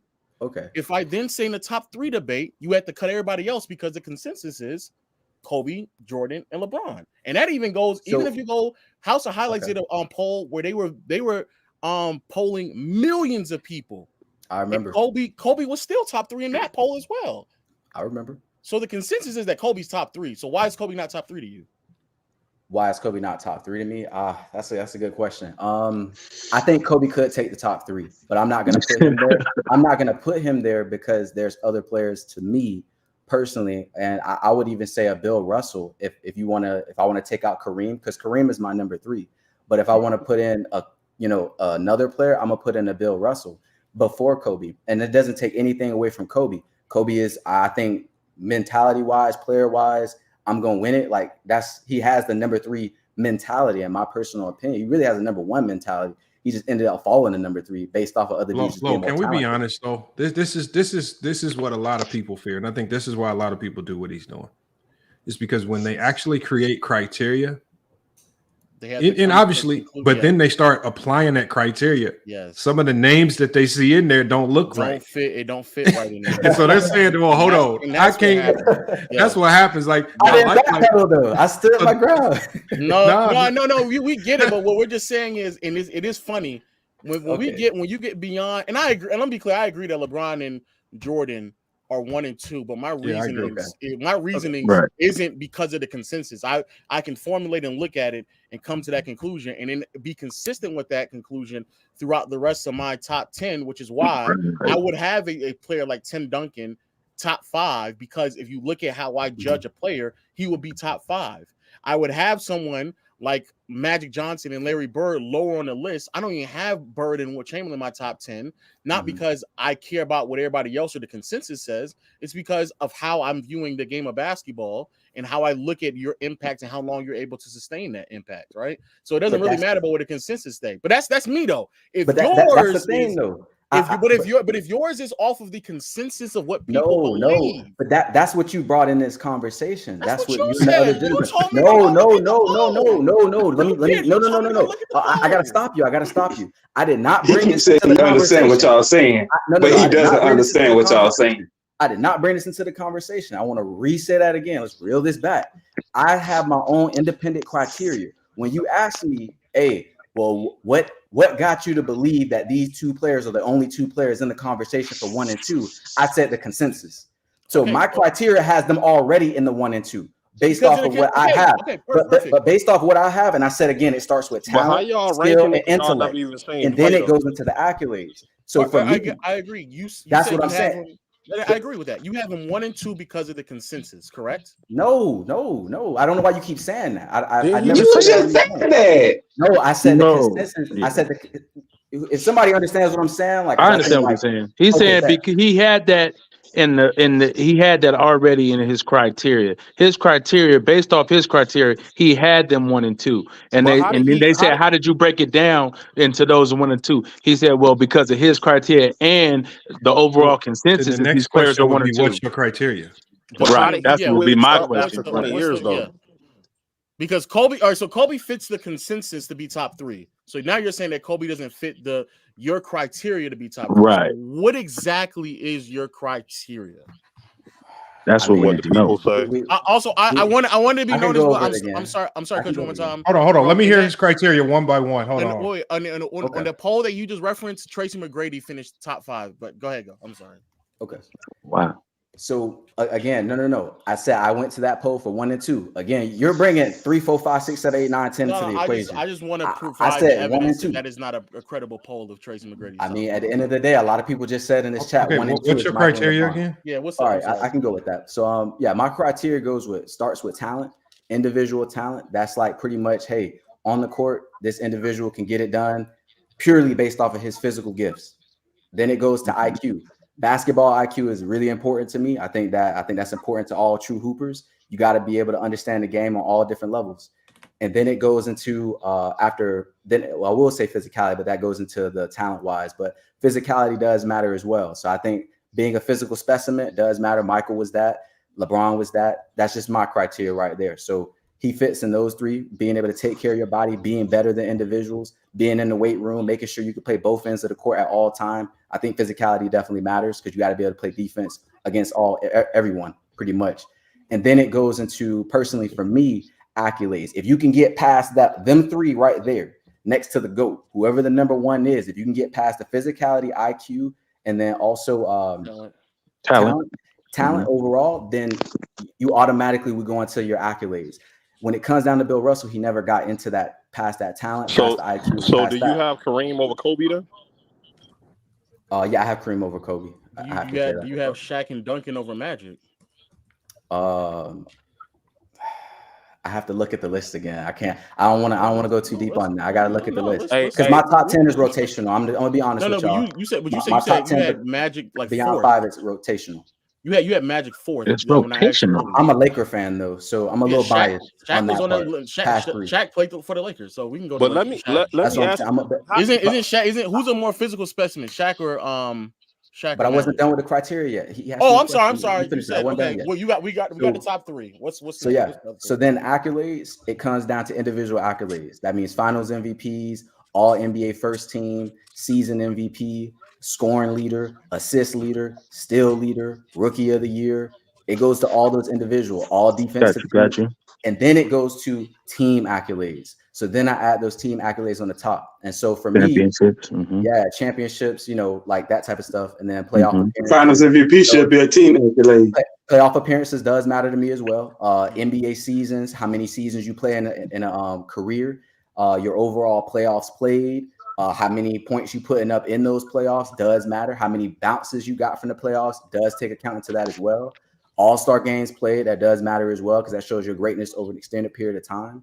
So the first individual is going to set you apart from everybody. And so obviously there's a lot of people that have more individual accolades than LeBron and Jordan combined. But also as well, the season, how I dignify who is the best, if it's too close individually, and it is too close with Michael individually and LeBron and Jordan, it's way too close. It comes down to team. And when it comes down to team, it comes down to how great you are to get your team over that hump. And Kobe, he figured it out without Shaq. He got his team over the hump. Jordan figured it out by himself at sometimes with a limped Pippen at times. He figured it out. My thing is, as my favorite player, LeBron, I just feel like he could figure it out with AD, or he can go to a different organization and go get 2 more rings or 3. So, yeah. Bro, how did you switch up after 20 years though? Like, that's what I'm like. You switched up after a 39-year-old lost to the champions in the Denver Nuggets.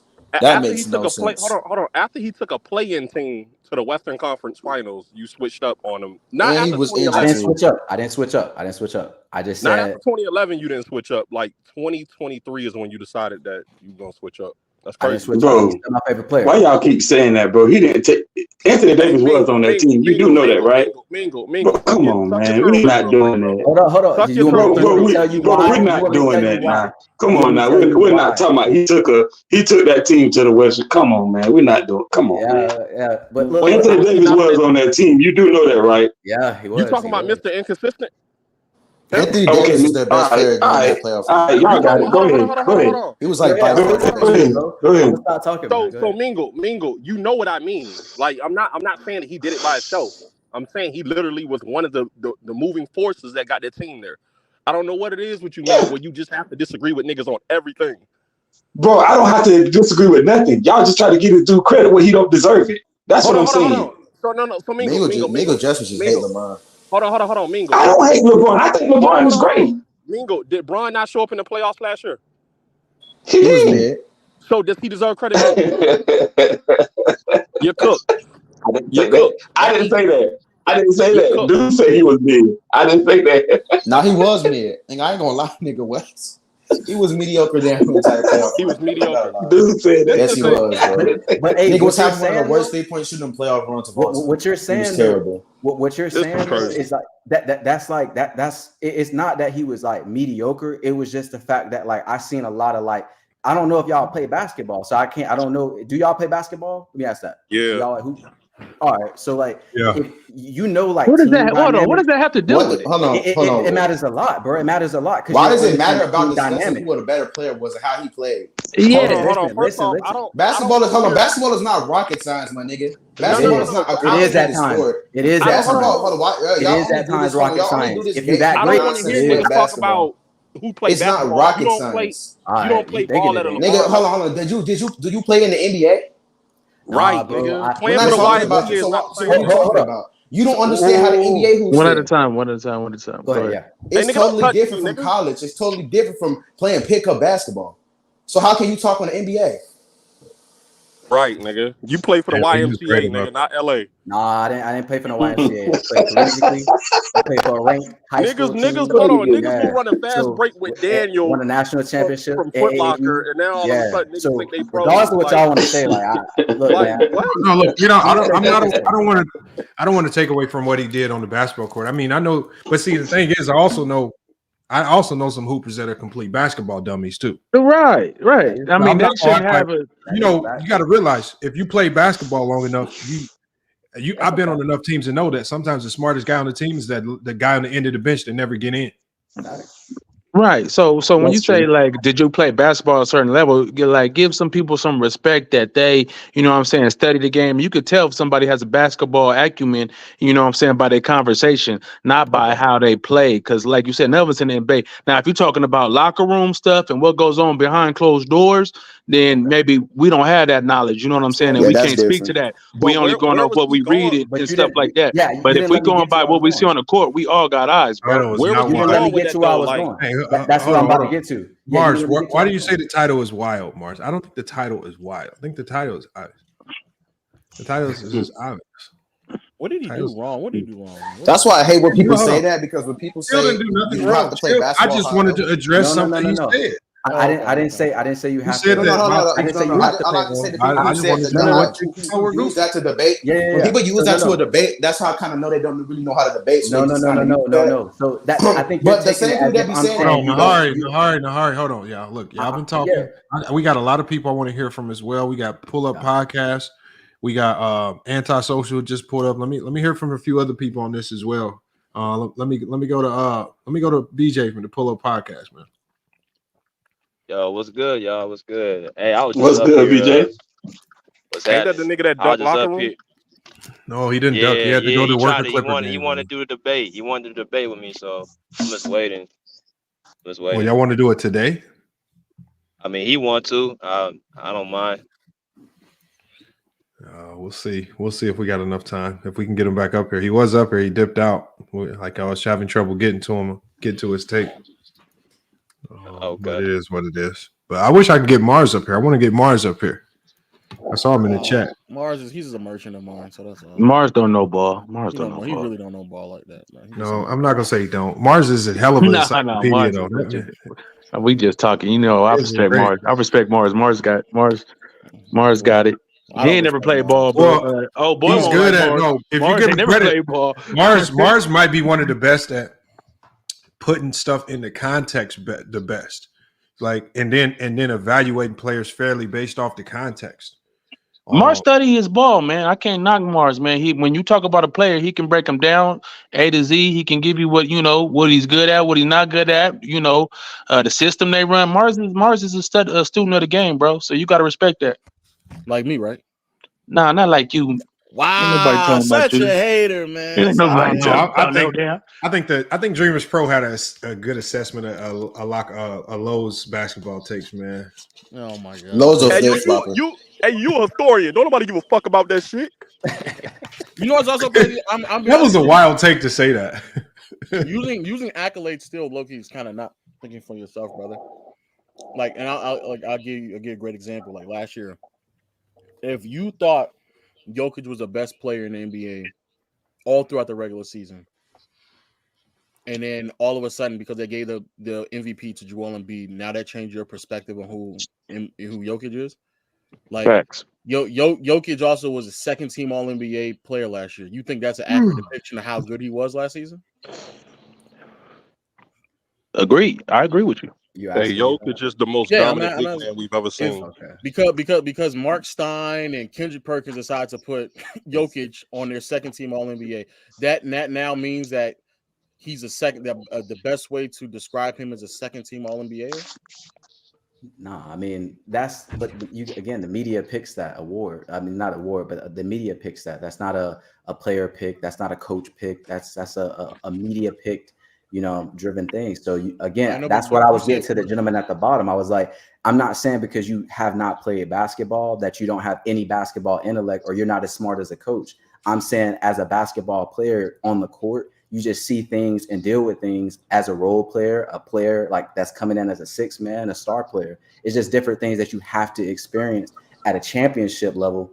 And that's what I've experienced to be able to understand that. And then on top of that, as a coach too, it's the same thing. Like there's coaches that have won championships that are great coaches that aren't in the league, that's in college, that's in high school, and they're amazing coaches. And they have a different level of intellect on breaking down the game than other individuals have. That's all I was saying.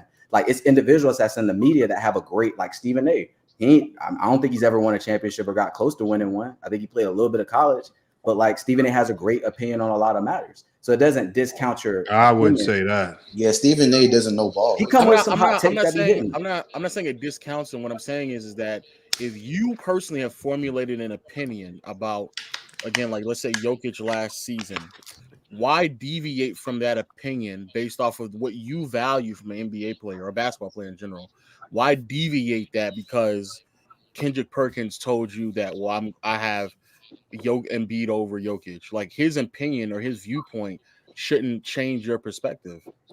Nah, well, for me, I had Joel Embiid over Jokic in the beginning. And I will say this, Perkins made valid points, which made me agree with him that Joel Embiid was, and then a lot of individuals. What valid points? His way.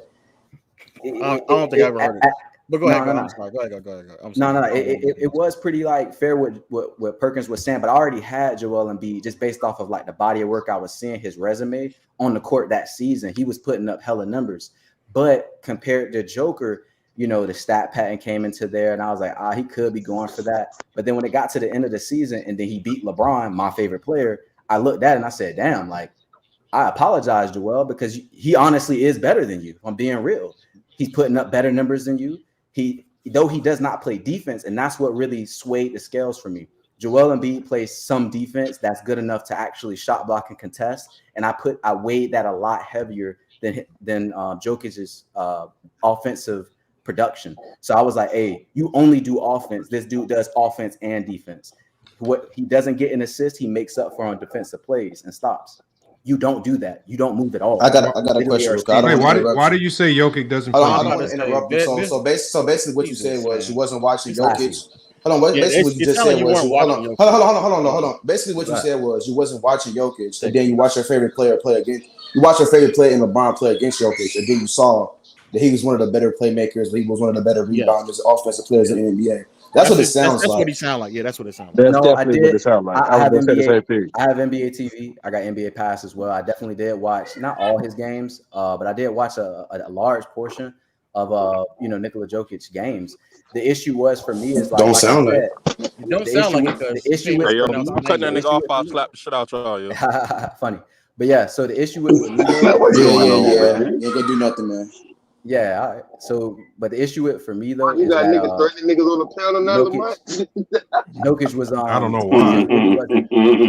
he wasn't playing That's defense serious. for me, man. He wasn't playing defense. And so, I mean, yeah, you could say he was calling out, he was sliding, moving side to side, but when I'm saying like shot blocking and contesting as a center, He sure enough looked like he played defense against the Lakers. I might say, yeah, what, he played it when it mattered. He did play it when he mattered. He did. So wait, play so it when he mattered. you think defensively he looks better against the Lakers than he did against the Timberwolves and the But it was a regular season award we're talking about for MVP. That's not I'm talking about in the postseason now. You think he was playing better defense against the Lakers than he did against the Suns and Timberwolves? I don't know. I think it was pretty solid all the way around. I think he played decent defense in the playoffs. He played a lot better defense in the playoffs. So overall. it sounds like you just is the fact that he just beat LeBron, because if he played defense in Minnesota and Phoenix, but it took for him to play defense against LeBron for you to make that conclusion. It sounds like because he beat LeBron, that's the reason why you came to that conclusion. No, not at all. When he beat LeBron and the way he beat LeBron, and then the numbers he put up while beating LeBron, and then the numbers he put up during the playoffs in general through all the series, and then he actually turned up his defense in the playoffs. I think that's like the worst way to judge players. I was like, I thought he beat the Lakers. I didn't know he beat LeBron. I didn't say he beat LeBron. Even though it was a sweep, it was close. All those games were close. But he beat KD in the prior series, played better defense in that series, and put up better numbers. So I'm asking you, why is it that beating KD? I don't know about that. He did put up better numbers. Oh, he did. No, but you said you played better defense. Booker and them was well. Go ahead. That's irrelevant. Go ahead. Well, I think Booker's also a better just shot maker at that time than LeBron. Okay, because he was getting to the rim. Jokic wasn't helping. Their problem was they didn't have the 3-point shooters to let them boys cook and let them win. But go ahead. That's irrelevant. That's matchup. I mean, but these are this right here is real basketball conversation. Anyway, right. If Jokic puts up better numbers against Phoenix, beats Kevin Durant and Devin Booker and the Suns, and is playing good defense in that series as well, why is it that wasn't the series that made you conclude, you know what, he actually is? He is better than Joel Embiid. I mean, you can say whichever series you wanted to make it, or if it was the whole season for you. I'm asking you. I'm saying that to you though. And so what I'm saying is that it was already showing itself throughout the full playoffs up until that point. And then when it got to that moment when he was playing LeBron, and he did play that team overall, and he was playing up against Anthony Davis and literally made him just disappear, completely disappear. It set the tone. Yeah, man, I can't even I can't even compare him to Joel Embiid in the aspect of his offensive gifts and talent. I saw it at a different level that series. That was like a closeout series. I'm just dominant. I'm just better all the way through. And I hadn't seen that offensively from Joel Embiid. And that was the series for me. It showed me offensively, yeah, man, I'm gonna get it done regardless. You said don't matter what but he did that multiple times though. He did. He just ain't watch Jokic like that. He just ain't too. That's what it comes down to. Watching the 2021 playoffs against the Trailblazers, he was phenomenal offensively. You said that he made Anthony Davis disappear. AD averaged 27, 14, and 3 blocks. I was about to say, y'all big up in Jokic defense. What are we talking about? And basically shot 50% from the field. What are we talking about? That's disappearing for Anthony Davis. He made AD disappear, averaging 27 and 14. That's disappearing to you? I think his on-ball defense is not as great, but I think is that disappearing? Is someone putting up that's a disappearing act? So we're gonna forget about the games that LeBron was balling by himself, though. We're gonna forget about the games that LeBron was just I got to do this on my own. The closeout game, that was so in the closeout game. So in the closeout game, you're saying in particular is when he made AD disappear. That's what you're saying. AD was missing bunnies, bro. We're not doing that, man. The AD played horribly. Stats real quick, bro. I just want to watch the game, bro. Don't pull up no stats. You got to watch the game, bro. I already watched it. I'm going back. I know. You said AD disappeared, and a man who averaging 27 and 14 doesn't sound like disappeared. 27 and 14. That don't sound like somebody disappeared to me. So again, what it sounds is that like what AD averaged in the conference final? Yeah, that's what he averaged in the conference final. It sound like to me. Did not feel like that. Damn. It sound like to me. Yeah, because in the crunch time it was different. Yeah, in game 2 he was really bad, and I guess he said in game 4 he disappeared as well. Right. What it sound like to me? Okay. What it I mean no, that's what I did. He did have a bad game 2, admittedly. What it sound like to me though is that, like we stated, you probably just weren't familiar, as many people weren't, and because what Jokic did in the conference finals, he did in the second round and the first round. He played very similar, and if anything, he was actually more effective from a passing and playmaking standpoint. He was much more accurate from the field because he actually shot way better in the first 2 series than he did in the conference finals. He was actually a better player in the first 2 rounds, but for whatever reason, he plays worse, and you came to that conclusion. So it sounds like you weren't watching. He beat LeBron, who your favorite player is, and you came to that conclusion. That's what it sounds like, which is why I stated before, man, you could play at the highest level. I don't really care. Your arguments and thought process needs to be consistent with what actually occurred. I don't care about your resume. It's about the logic that comes behind it and if it's consistent. That's the only thing that really should matter. But once more, you should formulate your own opinions. What Kendrick Perkins said about stat padding, which there were no actual evidence behind him stat padding, what he said should not change your opinion on Jokic because, as you claim, you watch him play. What Perkins said about stat padding, if you was watching him play, you should have came to the conclusion and said, that's inaccurate. That's not correct because I'm watching him play and he's not stat padding. That's what you should have been able to do. But it sounds like you don't watch him play. All right, leave him alone, Lo. Leave him alone, man. You're cooking that boy, man. Hey, y'all know the Blazers got to be the worst team in basketball. Yeah, we know Lamont. That ain't no secret. How did they lose? You see Devin Booker with that game winner. You see my guy. You see my guy. Top 5 in the NBA. Devin Booker. Again. He top 5 again. Yeah, he is. He better get top 5 again. Nah, he not. Yeah, again. But nah, he ain't better than he ever top 5. But in the playoffs last year, he was top. Nah. He was top 5. When they lost to the Mavericks. When he was ranked top 4. When he was ranked top 4 in the MVP voting. Yeah, that was 2022. Yeah, that was 2021. 2022. Yeah, he finished 2022. Well, Devin Booker was never ranked no top 5 player. No. Yes, he was on the MVP vote. On the MVP vote, and he was ranked 4th in the MVP voting. What does this got to do with anything, SFM? Nothing. Nah, carry on. Giving a shout out to my guy real quick. I wasn't saying all that. Let me hear from Wicked Jump Shot. Wicked Jump Shot been quiet, but let me hear from him, and he hasn't had a chance to chime in.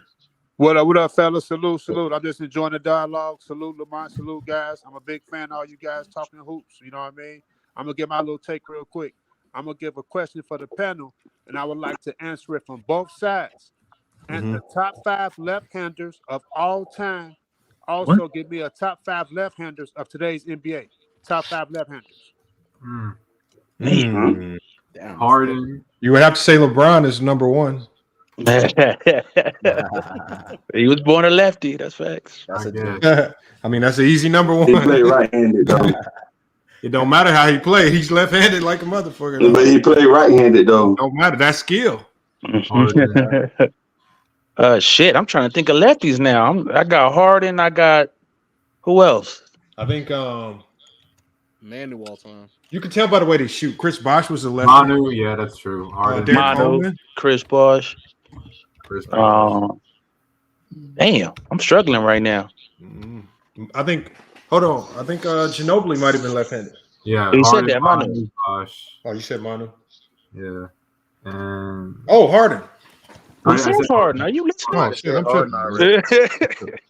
I can't think of nothing after that. I can't think of that, bro. Not great, like all-time great. I mean, that's a weird question. That is a weird question. CJ Miles? Anyone? CJ Miles? Zach Randolph. Zach Randolph. Hey, I gotta type Bro that said in, bro. CJ Hey, hold Miles. on. Y'all didn't. I just realized this. Player we've been talking about all day. Who? Good old Bill Russell. He was. He's a lefty. I didn't know that. I mean, I didn't know that either. But He never shot the ball, so we don't know, man. I never watched. Man, chill, man. I never watched him. Not sure. We don't know, bro. Bro, chill, man. Julius Randle, left-handed. Yeah, he is. He's not on that list. Hey, man, put respect on his name, man. Boy, that boy's ass. David Robinson. Hold on. Where would y'all rank Ben Simmons though? Hell no. Hey, Lamar, we not doing this tonight, dog. I don't rank Ben Simmons. We're not doing this tonight. Oh man, I think he still has a chance to bounce back and be an all-star. Boy, that boy ain't bouncing back from nothing. Nah, he I don't know about that. Nah, he's Right done. He's situation. done. I ain't gonna lie. He's done. That boy watch. How was he playing for the Nets this year? He was playing good until he got hurt. He was playing Oh, good. Good. He wasn't looking like an all-star. He was just good. Basketball, dog. Just good. Damn. Is De'Aaron Fox left-handed? Man. Yeah. Oh yeah. D Fox lefty. I forgot about De'Aaron Fox. Yeah, De'Aaron Fox left-handed. Yeah, he on the rise. He rising up the ranks. He keep on stacking up these good seasons. 5% from the free throw line this year. Zach Randolph. Who you talking about? Zebo's another left-handed. Yeah.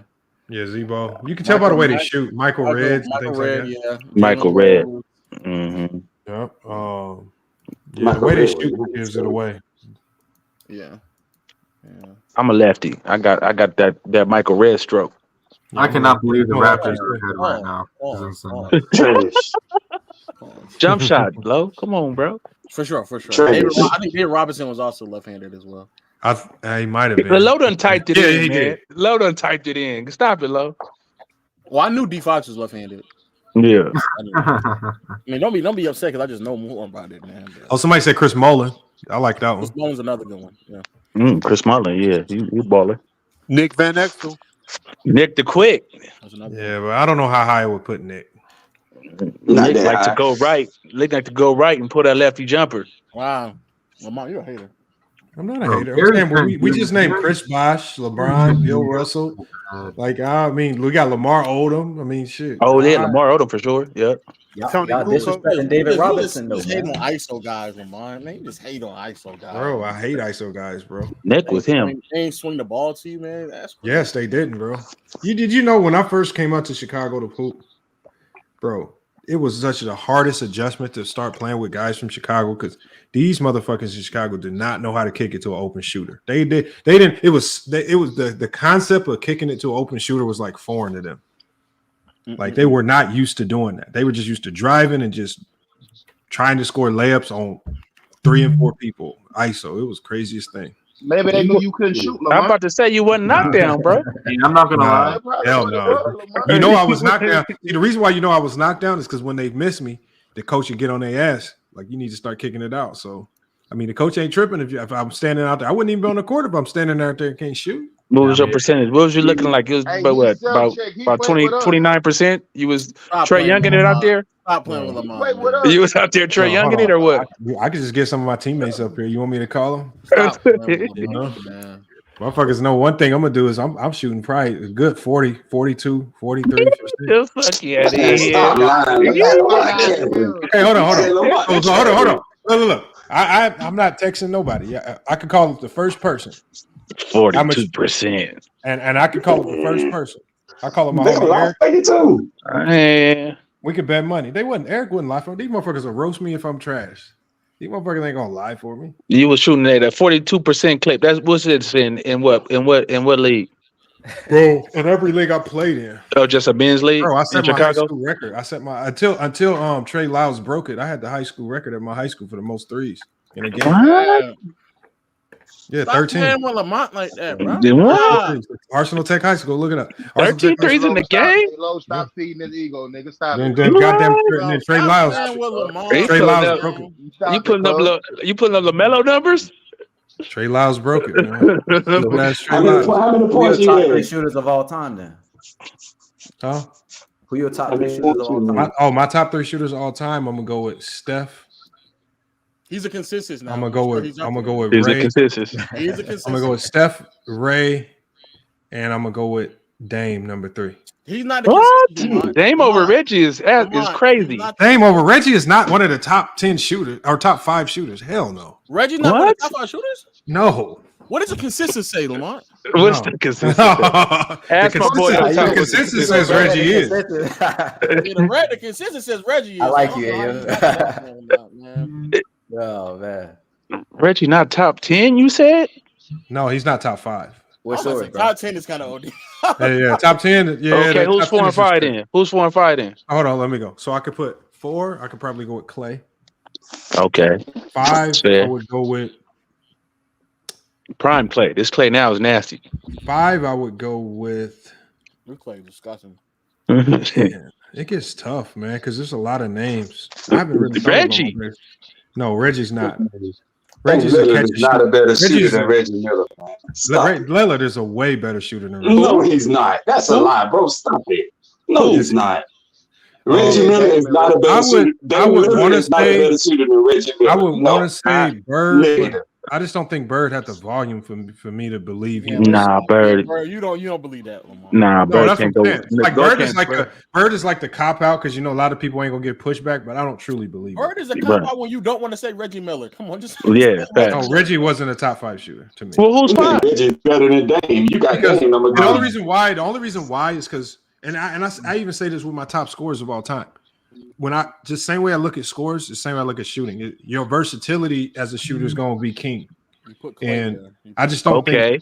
I think Clay has more versatility than Reggie Miller for sure. That's fair, but Clay is not far more. He's way more versatile shooters than. I mean, Reggie's up there. Like if somebody put. I'm about to say, I'm not arguing. Why? Reggie not versatile. Hey, Reggie Miller or JJ Redick? If it's versatility, then why is KD up there Clay then? No, I'm saying I could put KD up there for me. That's fair. No, I'm saying for shooting versatility, and KD was one of the names I was forgetting. I would put KD over Reggie Miller all day. I would take 2 levels, for sure. 2 levels for sure. KD over Clay if it's off of versatility. Yeah, KD's over Clay then. Yeah, no, KD will be over Clay. I just forgot the name. I just wanted to make sure that's all. No, I'm saying if I did a list, because I just have to look at all the names. I'm gonna be. I was just talking about 3-point shooters. I'm saying if I'm doing it on the fly, I'm gonna forget a whole bunch of names. Yeah. But if I had put all the names in front of me, I'm gonna go to versatility as a shooter first. Yeah, Chat, you saw how I just took Lamont? No, he didn't. I mean Lamont though. So you don't. So Lamont, how are you judging it? Are you judging our percentages? Or versatility alone, or what? I mean, obviously, we're not talking about any of these guys if they have trash percentages. Right. So, I mean, all of these guys gonna have decent percentages somewhere down the line. So why Steve Kerr ain't up there? Then he got high 3-point percentage. Catch and shoot shooters. That's it. No versatility. Yeah. Okay. So now, okay. That's why. I don't think his volume was. I hate it so much. Kyle Korver. Top 10? No versatility, but he could be up there. Yeah, he top 10. Hey man, Drazen Petrovic. No. Drazen Petrovic could be up there because he has a ton of versatility. Real quick to Lamont and the real hoopers out there. Dale Ellis could be up there. Shit ton of versatility. I'm watching this game for the Raptors. Why is it so difficult to just hit a free throw? What game are you talking about? I'm watching the Raptors play right now. They can't hit free throws. And what's going on? Why is it so hard for an NBA player to hit free throws? I don't understand. We had a 6-point lead. Well, you're not a hooper, so so the real hoopers can't answer that question right P5 is a hooper. Like, bro, no, like I don't have a problem. I don't have a real hooper. I'm asking. I haven't hooped. That's why I'm not going to answer the question. I'm leaving up to the real hoopers to answer it. Bro, like I don't understand. P5, don't you play high school, P5? Yeah, you on JV though. P5 on JV. I'm not JV. No. Well, hey, what's the quarter, brother? What's the quarter, brother? The third quarter. Bro, why do we care about a Raptors game, man? Nobody. Why are you bringing up the Raptors, bro? The real question is why do some NBA players struggle with hitting free throws? It just seems so easy. I don't understand. The ones that are bad shooters are bad shooters. The ones that are good shooters that can't hit free throws. If I told you this answer, it would sound stupid to a lot of people. Yeah, who? Hold on. Is Good Guy season still there? Yeah, I'm here. Good Guy, you still there? Look, let me ask you this, because I'm here. I'm assuming you shot a shit ton of free throws in I different. care about the Raptors. I'm a Raptor fan. I'm gonna tell you this right now. One of the things that makes free throw shooting different is in arenas, especially, and teams do a lot of different things to throw you off. Is when you shooting on a rim and you just stand still shooting, and that rim is just hanging down, and there's no wall or backdrop behind it. Sometimes that can completely throw you off, man. And I'm telling you, the arena, your surroundings, like, I don't know why Howard can explain it, but a rim just hanging in a big arena, as opposed to if you might play a game in a small gym or a smaller arena where you can kind of see the backdrop, you might go lights out. But I don't know. Sometimes just the environment throws you off. Like Shaq and Empty Gym is nailing free throws. Right. I agree with that. You put him in an arena and it's just he's not. Yes, he is. Nah, you did. I seen the tape. He was hitting threes and everything. It's a lot of poor shooters inside of a private gym. They 10 and 10. Oh, they money. Yeah. Hey, bro, and what Lamont just said is the perfect example of Ben Simmons. I watched the video of Ben Simmons. This dude was hitting shot after shot. Now get him in a real game. The bitch can't get the side of his back born. Not only that, it's the game too. It's something about the game. Like you can have a dude even in practice. You practicing in the same facility, and he get buckets, or he can shoot.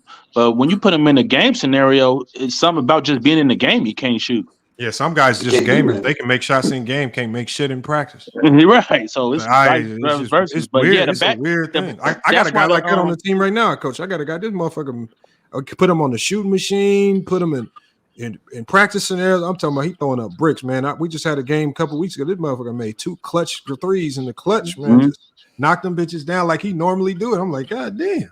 I think that's why I try to take credit for it. I'm like, I told you to keep shooting them threes. So a lot of the bubble numbers were inflated because once a player get like a rhythm in their gym like that, they can go crazy. Shit, look who back, y'all. Oh shit. Still hitting shots anyway. We gotta get Wally the link. Hey, Lo, you gonna like Wally, man.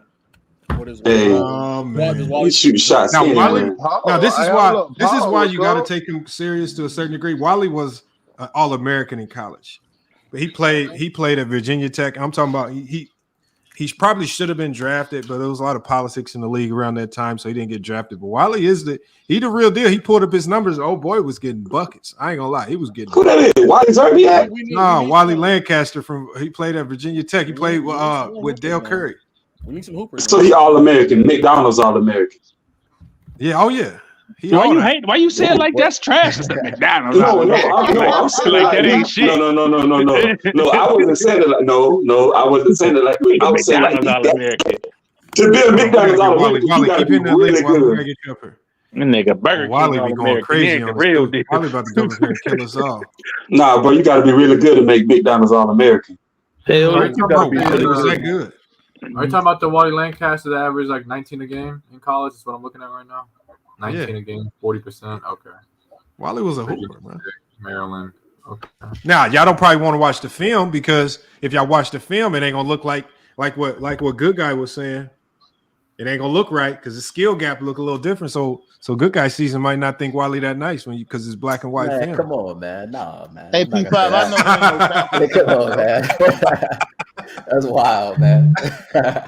I'm just trying to get Wally about to come over here and cuss you out, man. Wally gonna come over here and go crazy. Some of the best hoopers is overseas right now, man. I got 5 in my phone right now. Hold on, say that again. Some of the best hoopers is overseas right now. Facts. No, it's true. That is true. Facts, man. Some of the best ones, man. Shit. Name up, Lo. Lo is a wild. I like because I can't. Lo be trolling. Yeah, I'm saying y'all, bro. Some of the best ones are. I've been around Lo long enough to know that voice. Wait a minute. Oh, wait. Lamont, you just said yesterday that them guys overseas is not the equivalent of like NBA players and stuff like that. Sturdy had brought up Stephon Marbury overseas MVP. You found it. Hold on. I said in China. If you in China, hold on. Like, If you in China, you're not that good. If you in European, if you in Australia, if you're in the UK, them in a nice league. But if you in China, you a bum. Oh wow, you're a bum is crazy. Okay, tell me the elite players coming out of China. I'm not gonna disrespect no hoopers now. That's not. No. Give me the elite hoopers out of China. That's not in my character. No, Sean Marion played over there for a little bit during the lockout. JR played over there. Yeah, so they just went over there to steal some bread while they was locked out. No, I will say the skill gap from the European leagues to the NBA is definitely closed. You know what I'm saying? It's a fine line between an elite European player and an NBA player. That's a fact. Hold on, Wally, something's wrong with your mic. Jeremy Lin for them 9 games, Lamont. You said, man, you're elite time. Jeremy Lin for them 9 games. Let me help Wally fix his mic. Wally. Hey, Lamont. Yo, what up, Wally? Can you hear me? Yeah, we hear you now. Jeremy Lin went to Princeton. Stop it. Hey, look. What up? Hey, look here. Lamont. Hey, look, salute to you, Lamont, man. You still got it going on. Yeah. Hey, look. I went to the dentist, man, and the lady messed up. I had to take some medicine and messed up the left side of my mouth. But I'm good to go. But I'm back here to get on you niggas' ass. Let me say this to you. The average, look, most people, right? I'm going to come right back at you, Chicago State, because most niggas who comment on and try to attempt to be basketball analysis, right? They Monday morning quarterbacking, right? They ain't never been in the trenches, man. Yeah. They ain't never made a layup. They have never prepared. Listen, they never prepared to play college basketball, let alone make their high school team. Hey, Lo, They become adults. They become adults. They watch LeBron. They watch Michael Jordan. They watch like Larry Bird and all these kind of people. And all of a sudden, they basketball analysis. That's some bullshit. Oh man. Stephen A. Smith. He's a disgrace. Wow. He's a disgrace. A disgrace. All he does, this is what he does. He's a product of, let me tell you what he is. He's a product of the establishment. Now, the establishment promotes their brand, right? So hold up. Are you saying Stephen A. Smith don't know nothing about basketball? Hell no. How can he know? Disgrace, man. He's a man. Let him fit. He's a disgrace. How can he know? How can he know? He already told Hold you. on. If you go watch, if you watch a monkey, right? Oh my god. Oh if you go to the zoo and you watch a monkey swing back and forth, right? Anybody can duplicate. Anybody can duplicate or mimic a monkey. One monkey don't stop no show. Tell him. Right. One monkey don't stop no show. You're right. But anybody can mimic a monkey. Hold on, y'all. I can't hear him, y'all. Hold on, y'all. Can't hear him. Go ahead, Cook. Let me speak. Because I don't come up here often, but when I come, I'm trying to give you young people some knowledge. Exactly. I'm trying to give you some game. All right. I don't come often. Most of the people that come up here and talk to Lamont got credentials. At least Lamont played. He got on the court. He got hit with an elbow. Somebody smacked him in his goddamn mouth or something. Couple times. Right. So now, but look, now he took what he learned on the court. Now he's coaching. So he can teach somebody from a perspective of being in the trenches. Yeah. Exactly. Yeah. If you ain't never been in a fight, how you gonna learn how to fight? Shut up, Lo. He's spitting. That nigga ain't spitting shit. He's talking to Lo. Yeah, I'm spitting. I'm gonna show you. The nigga who said I ain't spitting shit, I'm gonna show you something. This a basketball channel. This a sports channel, right? And y'all primarily talk about NBA, right? Absolutely. I'm gonna show you something. Angel Reese, right? Everybody know about Angel Reese, right? Yeah. That young woman, right? Because of her tenacity, she's not a real gifted basketball player, right? I agree. But you know what she got? Marketability. She got what most niggas don't have. She tenacious. She do the dirty work. Anytime you get a double-double, right? That means you're active on the basketball court. That means you defensive rebounding. That means you offensive rebounding and you scoring, right? Yep. You know what she did? What she do? She got paid. They implemented what they call NIL. I don't know what the hell that is when you get some money for your life and Name and image or likeness. something like that. Some bullshit. Name and likeness, brother. There you go. She capitalized off that shit, but that's not where she made most of her money. She got $4.7 million, right? Because of her personality and what she did on the court. Right.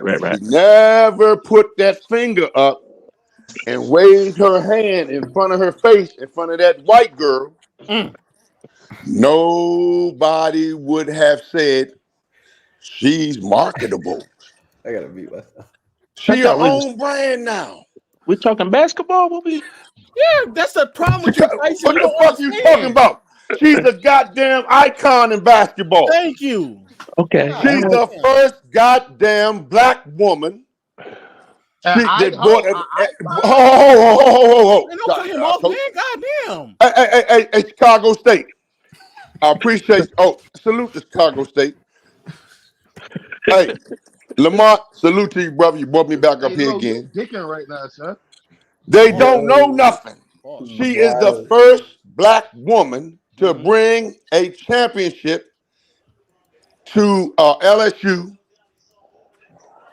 with respect to college basketball, men and women.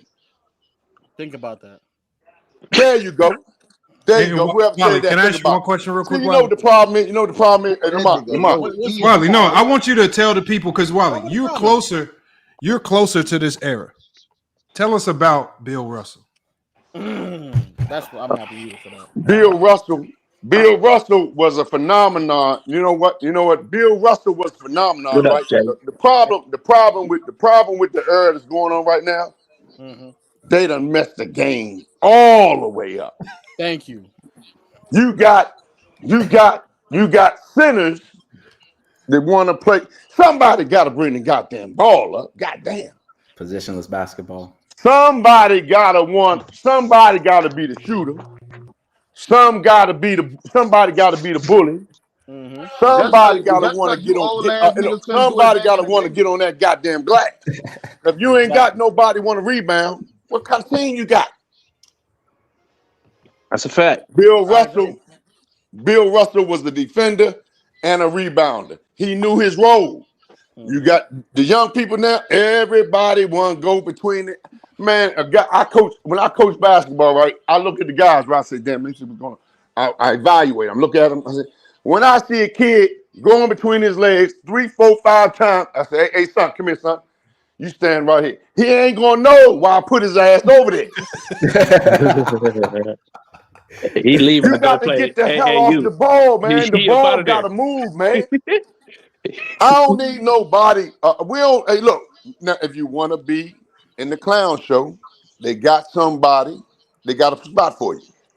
But then they got auditions for that. You can't get on the Globetrotters unless you're the best clown show. This man is talking about, dog. You know what I'm saying? That's a fact. What's the phrase they used to say, Wally? What's the phrase you say? Flick the wrist, get the ball off. Like you said, get off the ball. Flick the wrist. What was it? You got to get the fuck off the ball, Joe. Get off the ball. You know what I'm saying? That's that ball. Because sports, any kind of sports, man, speed kills. Ain't no substitution for height. Ain't no substitution for speed. Ain't no substitution for size, right? Facts. But if you have somebody that's dribbling all the goddamn air out the ball, by the time you get it, you ain't gonna be able to shoot the motherfucker because ain't no air in the motherfucker. I hear that, Get out. So, sir, how you feel about Kyrie, sir? How you Or feel about somebody Kyrie? standing on top of your motherfucking ass. Yeah, I agree. Shit. Look, the I best, got all the choice with you. the best opportunity, right, to make a shot is when you wide the fuck open. Man, don't pass me that motherfucker, man, when somebody run on top of my ass. Give me that motherfucker when I can score. Or I got the advantage. Look, somebody running at me. Oh, I got the advantage. Now I can pump fake that nigga. I can freeze his ass. Now I can Attack the go around closeout. him. Or I Attack can that go around closeout. and give me a step back, a little what's they call a step back. Man, that step back shit is some bullshit. That nigga ain't doing nothing but traveling. But they did that. They did that to give the advantage to the offensive player. Exactly. Man, hey, Lamont, if I was playing right now, Joe, How many points you averaging? How many points you averaging? in the NBA, if they let me play, they ain't let me play. That's all. They got some people. They don't let. How many points you averaging though? 35. If I was given, I'm gonna be honest, and I ain't no cap, and I'm not gonna shit you guys real talk. If I was able to get an opportunity to play in the NBA, I Today's would have NBA. averaged at least 19. At least 19. Hey, Yeah. Wally, can I ask you this, Wally? Go ahead. Is shooting a 20-foot fadeaway over a defender a good shot? Hell no. Okay. You ain't like Kobe then, right? Kobe. Now hold it. When you talk about guys like Kobe, and you talk about guys like Michael Jordan, and you talk about guys like Larry Bird, and you talk about guys like No, not KD. LeBron. No. KD, Steph I Curry. want to give LeBron credit. No, like Adrian Dantley back in the day, man. Yeah, Adrian Now, if you go Dantley. Now back to you Adrian talking. Dantley, Now you talking about a hooper. That whoever said that, you know a little bit about basketball, Yeah, right? AD. Whoever said that, hey, look, whoever said that, I'm from DC, right? I'm from DC. I'm from Washington DC. So Adrian Dantley, right? I seen Adrian Dantley, my height. Adrian Dantley 6'5". Mm-hmm. Adrian Dantley is about my size, right? I saw him bully. I'm talking about straight up bully. The Graham brothers. Ernie Graham went to Maryland. You had another Graham brother. I forget that boy. You had Gary Graham. Y'all know about him. He went to UNLV. But they had two other brothers that were huge. He bullied them. And he was smaller than him because he knew the fundamentals of basketball. That's good. Gave Utah 38 straight years, bro. People don't know about All right. AD. And he was 6'5" playing in the post. He knew the fundamentals. Yes, He sir. knew the fundamentals. Yep. So anybody, whoever said Adrian Dantley, they know basketball. Thank Joe. you, sir. Thank You you. got that from me, Lo. You a Tyson merchant. And he wasn't But what I'm shooting saying, 20-foot they know fadeaways over basketball. defenders. Adrian Dantley was 6'5", Joe. He wasn't 6'11". He wasn't 6'10". He was 6'5" and dominated in the NBA in the paint. That's a fact. Never shot a 3-pointer in his life. That's old school basketball. Hey, That's Wally, where I come from. in the 60s, Wally, I'm gonna ask you this question. In the 60s, was the competition that Bill Russell played just short plumber white dudes and they was trash? Nah, because you gotta put his nemesis in there, Joe.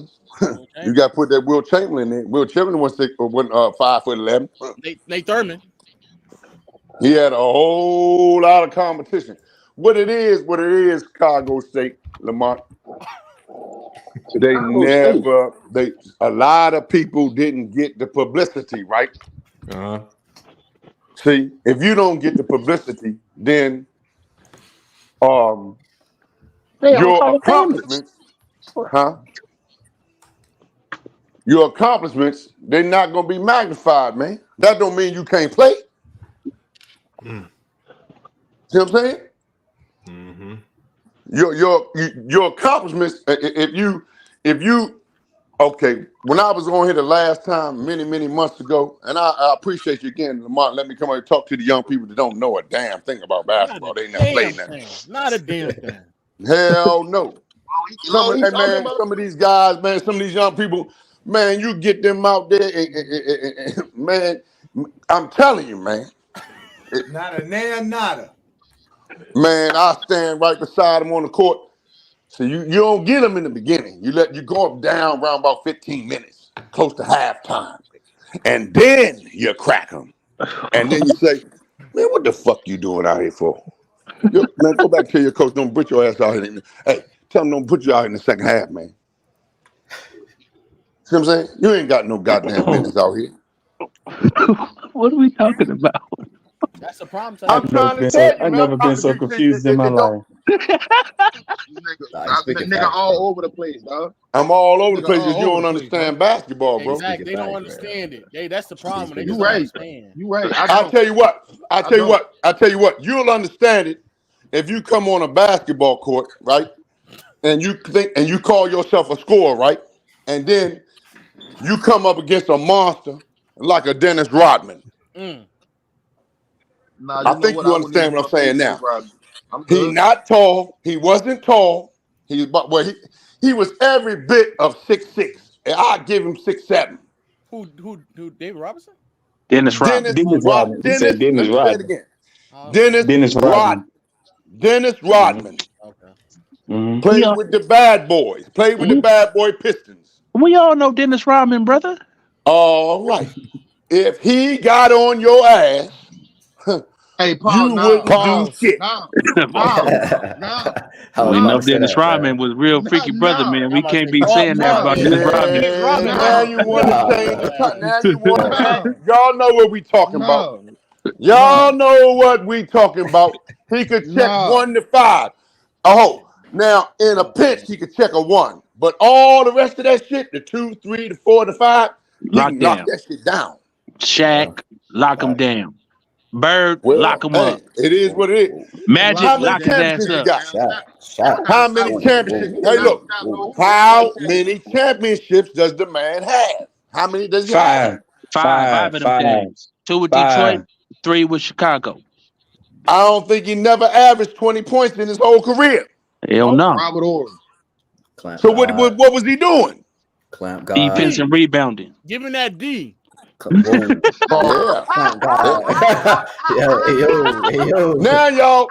Now y'all want to turn it into what y'all like. Low. Hey, Lamont, that's their conversation, Joe. That's what they really want to talk about. That's what they get excited about. I feel you. Yeah, low. That's their conversation. That's what they really want to talk about. That's why I would love. Good God Almighty! I wish I was playing this early. Now they got some called a goddamn. They got something called a play-in tournament. What the fuck is that? Get your old ass from. Wait, hold on, wait. You don't like that, Wally? You don't like the in-season tournament? Talking about he get out there. You don't think it's good? What the fuck is that? It's an in-season tournament. It's a tournament. In-season tournament to prove what? It's for the money on. It's to do what? $500,000 a piece. $500,000. That was the fuck. Hey, look, man. Y'all got. Hey, look. You know what it is, man. I'd rather have look, man. Hey, look, man. Hey, look. They trick bagging y'all. They trick back. Look, they trick bagging y'all because they know they can trick back. What the hell are you having an in-season tournament? Wiley, what's an all-star game for? Wiley. What does it matter, bro? It's still a regular season game just being played in the season. Man, I ain't you nothing but some bullshit. $500,000 each player. It ain't nothing but some bullshit, man. It ain't nothing but some bullshit. Wally? Why? It's bullshit. Let me tell you why. It's some bullshit. Let me tell you why. It's not bullshit for the corporation. The corporation is the NBA. 100%. All right. We got that clear. They all understand that. I know y'all slow, but I'm going to give it to you. The corporation is about making money. 100%. We know this. All right. The corporation is about marketing. Y'all know that, right? Oh my God, this nigga telling us. All right, I'm trying to walk y'all through it. Thank you. Walk him through. But the ultimate goal, hold it, young people. Hold it, young people. But the ultimate goal is the trophy at the end of the year. So what is the significance of an in-tournament, whatever the bullshit is? It's a tournament. 500,000. So, wait. Money So Wally, you didn't play. So Wally, you didn't play in your conference tournament because you was only trying to play in the NCAA tournament. The conference tournament. The conference tournament. Look, the conference. I played in several tournaments outside of the NCAA tournament. Right? When I played, Why? Hold. It's not the same. Man, you asked the question, bro. If you asked the question, let me answer. But why? We played the team when I played. My team was on probation, so we never got a chance to play in the NCAA recruiting tournament. violations. However, I understand the significance of tournament and play and tournament play and all that. I got that. But you talking about the NBA? That's bullshit. Wally. All they doing is attracting, because the fans nowadays don't care about the regular season. They only care about the playoffs. So all they doing is attracting some fans to the regular season and making the regular season more interesting, putting something on it so fans can pay attention more. And it's been successful up to this point. So what's the problem with that, big brother? I agree with you, bro. Whoever saying that, I agree with you. And what that is called, right? What that's called is they trick bagging the people out their money. It's not a trick. We all know what it is, bro. We just want people to pay. Are you paying more for the game? So how are you tricking me about your money? Hey, look, bro. It ain't nothing but marketing. But no, you said, hold on. You said they trick lost money during COVID. Whatever the hell that was, whatever that COVID shit was, and now they're coming back for you niggas. Mr. Wally, spend your money on some bullshit ass. You acting these games. You acting like these games are pay per view, bro. Who the winner of the tournament? The games is not on pay per view, Wally. They on the same channel you was watching them on before. Hold it for a second, bro. Hold for a second. Who is the winner of the tournament? The team that wins the tournament. It's not the end yet. It's not to the end yet. To the question. I want y'all to open up your mind because y'all young black men, y'all gonna have to learn because y'all growing up. Who is the winner of I'm the 41 years old, bro. They haven't had it yet. They haven't had it yet. All right, you 41. Who? Okay, the 41-year-old. Who is the winner of the tournament, bro? The winner of the tournament. He's saying the NBA. He's trying to say the NBA is the winner of the tournament. No. You said you was 41 years old. Who is the winner of the tournament? The team that wins the tournament. What do we? You trying to say the NBA is the winner? What the conglomerate? All right, the winner of the tournament. What significance does that have as it relates to holding up that big trophy at the end of the year in June? None. Not a right. goddamn. They hold no significance whatsoever. They hold no significance whatsoever. It don't mean nothing, man. Listen, man. They've been trick bagging people for years, man. No, why play other games in college? When you was in college, why did you play outside the tournament? Why did you play outside the tournament? Why did you play other tournaments outside the tournament? But that's amateurs. That's yeah, but you know what though?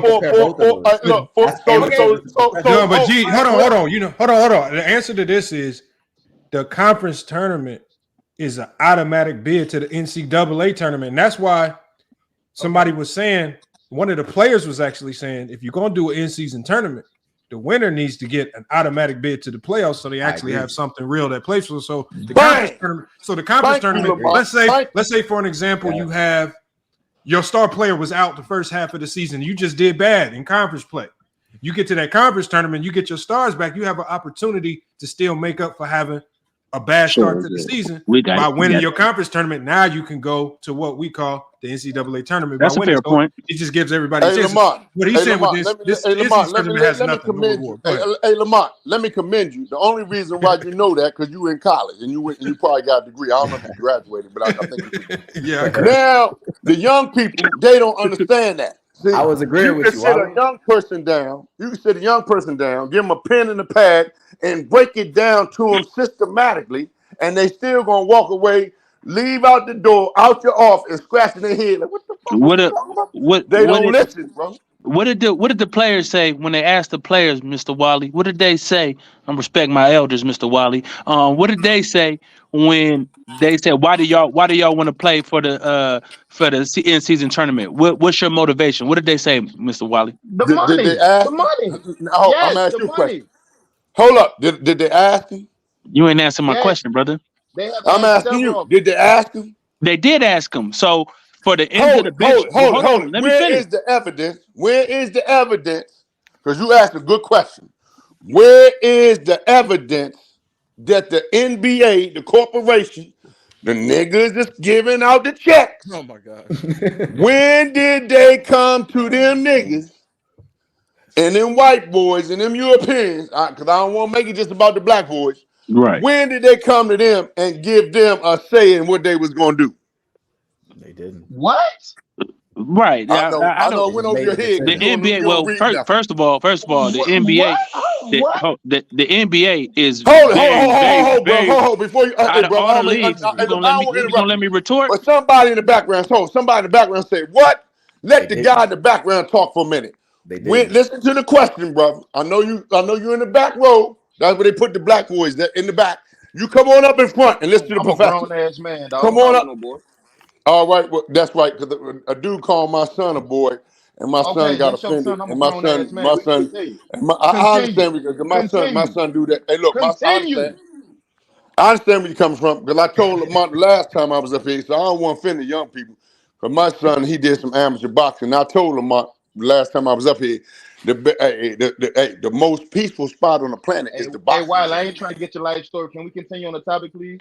Yeah, we're gonna stay on the topic. I want to know. Come on, let's go. I want to know: was it the players that made the decision, or was it the corporation that made the decision? No, it was the corporation. It was the NBA. It was the NBA. All right then. What y'all talking about then? Hold on, it was the NBA, but hold on, but what? The players are in partnership with the They NBA. gonna do what they told, man. Hold on, no, They that's gonna do what not they told. necessarily true. That's not necessarily true. But But they gonna do what they told. Okay, let me give y'all something. So Wally, Mr. Wally, they gonna do what they told, man. Hold on. Why did they ask the players? And why did the players have a own the hold on, man? team? You gonna do why did they have a vote if the players was gonna play in COVID? They gonna do. Why did they ask the players and vote if they was gonna play during COVID time? Now you going? Hey man, that wasn't about the players, man. It's about that money, man. I asked you, but why did they? If the NBA is just gonna do what they want, why did they ask the players go to LeBron James and go to the stars of the league and have a vote of teams if they was gonna go or not? Hold, bro. I don't want to cut you off. You don't even want to answer the question, but okay. Listen to me, brother. As great as you think LeBron James could be or ever could be, you think he called the shots for the NBA? I didn't say LeBron called the shots for the team. You're not answering my question. You're not answering my question, bro. You asked a totally different question. Nobody ever said LeBron James. Oh my God, Don't the NBA got a commission? 100%, bro. Nobody's arguing that. All right then. Don't they got that little skinny ass Ichabod Crane looking ass white man or Jew come up there on the mic and say, we not gonna let Kyrie get my boy play. shut down. This guy right here, he smacked somebody in the mouth, and we're gonna suspend him. He got a $25,000.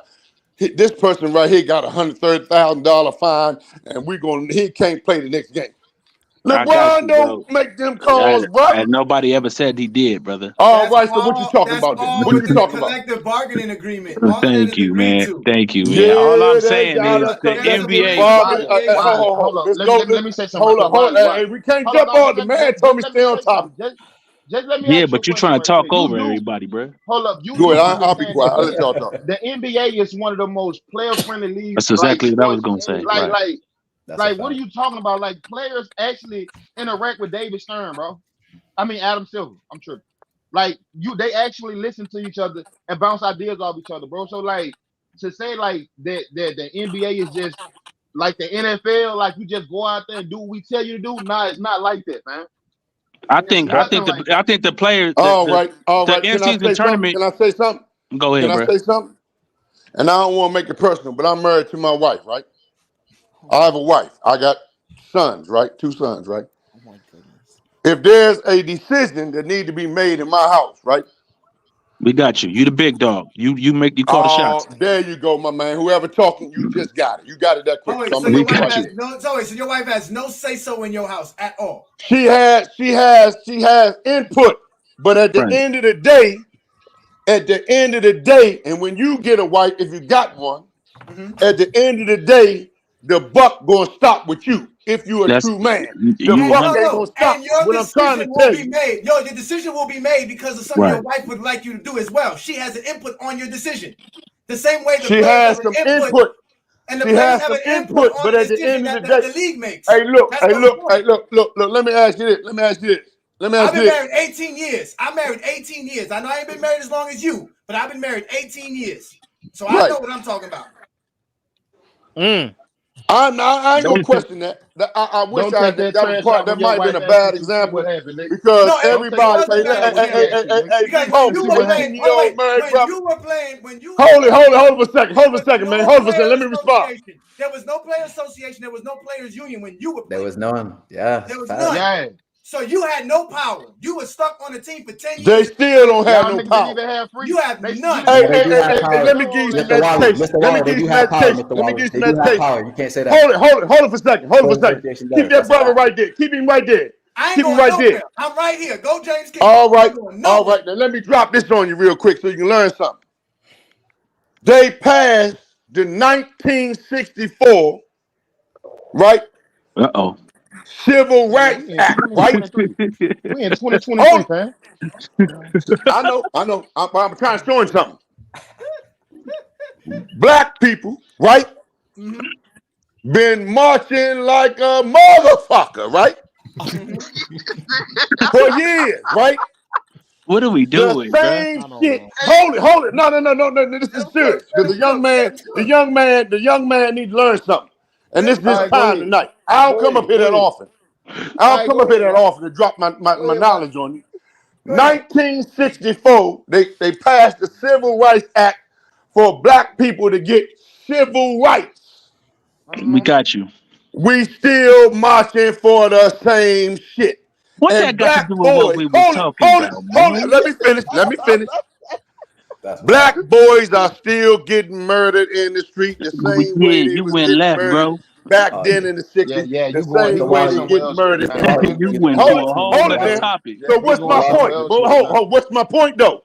Okay. What's my point? Is unvalid in this situation, though. We are not. My point is they camouflage with a bargaining agreement with a cloaked law like a bargaining agreement as if the players have say and they don't have no motherfucking say. So you don't think the players have no say in the NBA? Hell no. I mean, so you're saying the union don't have?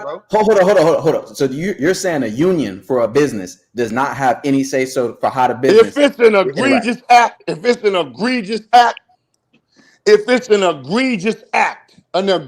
act, right? What is egregious? Over the top.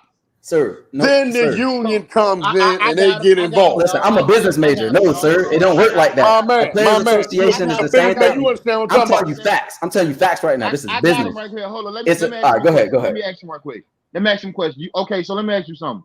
When they went to the bubble and all that shit was going on in the streets with the Timmy Rice, George Floyd, and all that shit happened. And they started putting all that Black Lives Matter all over the screen, all over the court and all that. You really think that you really think the NBA just wasn't behind that with the players? Man, they had to get behind. No. Okay, hold. You made a statement. You made a statement, right? You want to respond or you want to? Go ahead. When you get finished talking, I'll talk. No, go ahead and respond because you. They had. Okay, but you say I can respond, but you keep talking. All right. They had to do that. Now the NBA ain't got to do a motherfucking thing. No. They had to do that to protect their brand and their corporation. Why? No. Because, hold it, brother, let me finish, and then you can tell me if I'm telling a lie. If I tell a lie, then you say, nigga, you lying. That's all you gotta do. If I state something that's not true, hold up. If I state something that's not truthful, then you say, nigga, you lying. I ain't got no problem with that. You capping. That shit, hold it. That shit was somebody. I don't know who the hell it was, but the young people, they got them cell phones. Somebody pulled out a cell phone, right? And somebody put that shit on YouTube. And that shit went viral all over the world. So the NBA, the corporation, either they gonna be in agreement with what was on the video, or they gonna be complicit for a white man putting his knee on a nigga neck. The nigga might have been a drug addict. Who give a damn? Stand that nigga up. My wife is a retired police officer. I got a master's degree in that in that field. Criminal justice, right? Yeah. You know what? So I understand the law as a respect to criminality. You can stand that nigga up, press his back up against that motherfucking cruiser. He's not a danger because he got handcuffs on his ass and his hands are behind his goddamn back. We got that. If a nigga get in front of him and trip him up, if somebody got in front of him and trip his goddamn he's gonna fall straight on his goddamn face. Yeah, he's going Mr. Wiley. But Mr. Wiley, one professional league made their players stand up during all of that, and another league listened to their players and said, "We'll agree with you." Damn right. We'll allow you to change your name on your jerseys. They changed the names on the jerseys because the players said, "We're not playing unless you actually take some initiative." So that's the Players Association. Exactly. The players have the power. The other leagues don't have that. Yeah. Exactly. Yeah, and if you think that was all about the players, my man, it could have been both. The NBA would have been complicit if they didn't let them do it. So let me give y'all another. Hey, I'm not off topic. Let me show y'all something real quick. Let me show y'all something real quick. Let me show y'all something real quick, and it's kind of funny to me. The big girl, Brittany Griner, she didn't want to kneel for the national. She didn't want to whatever for the flag.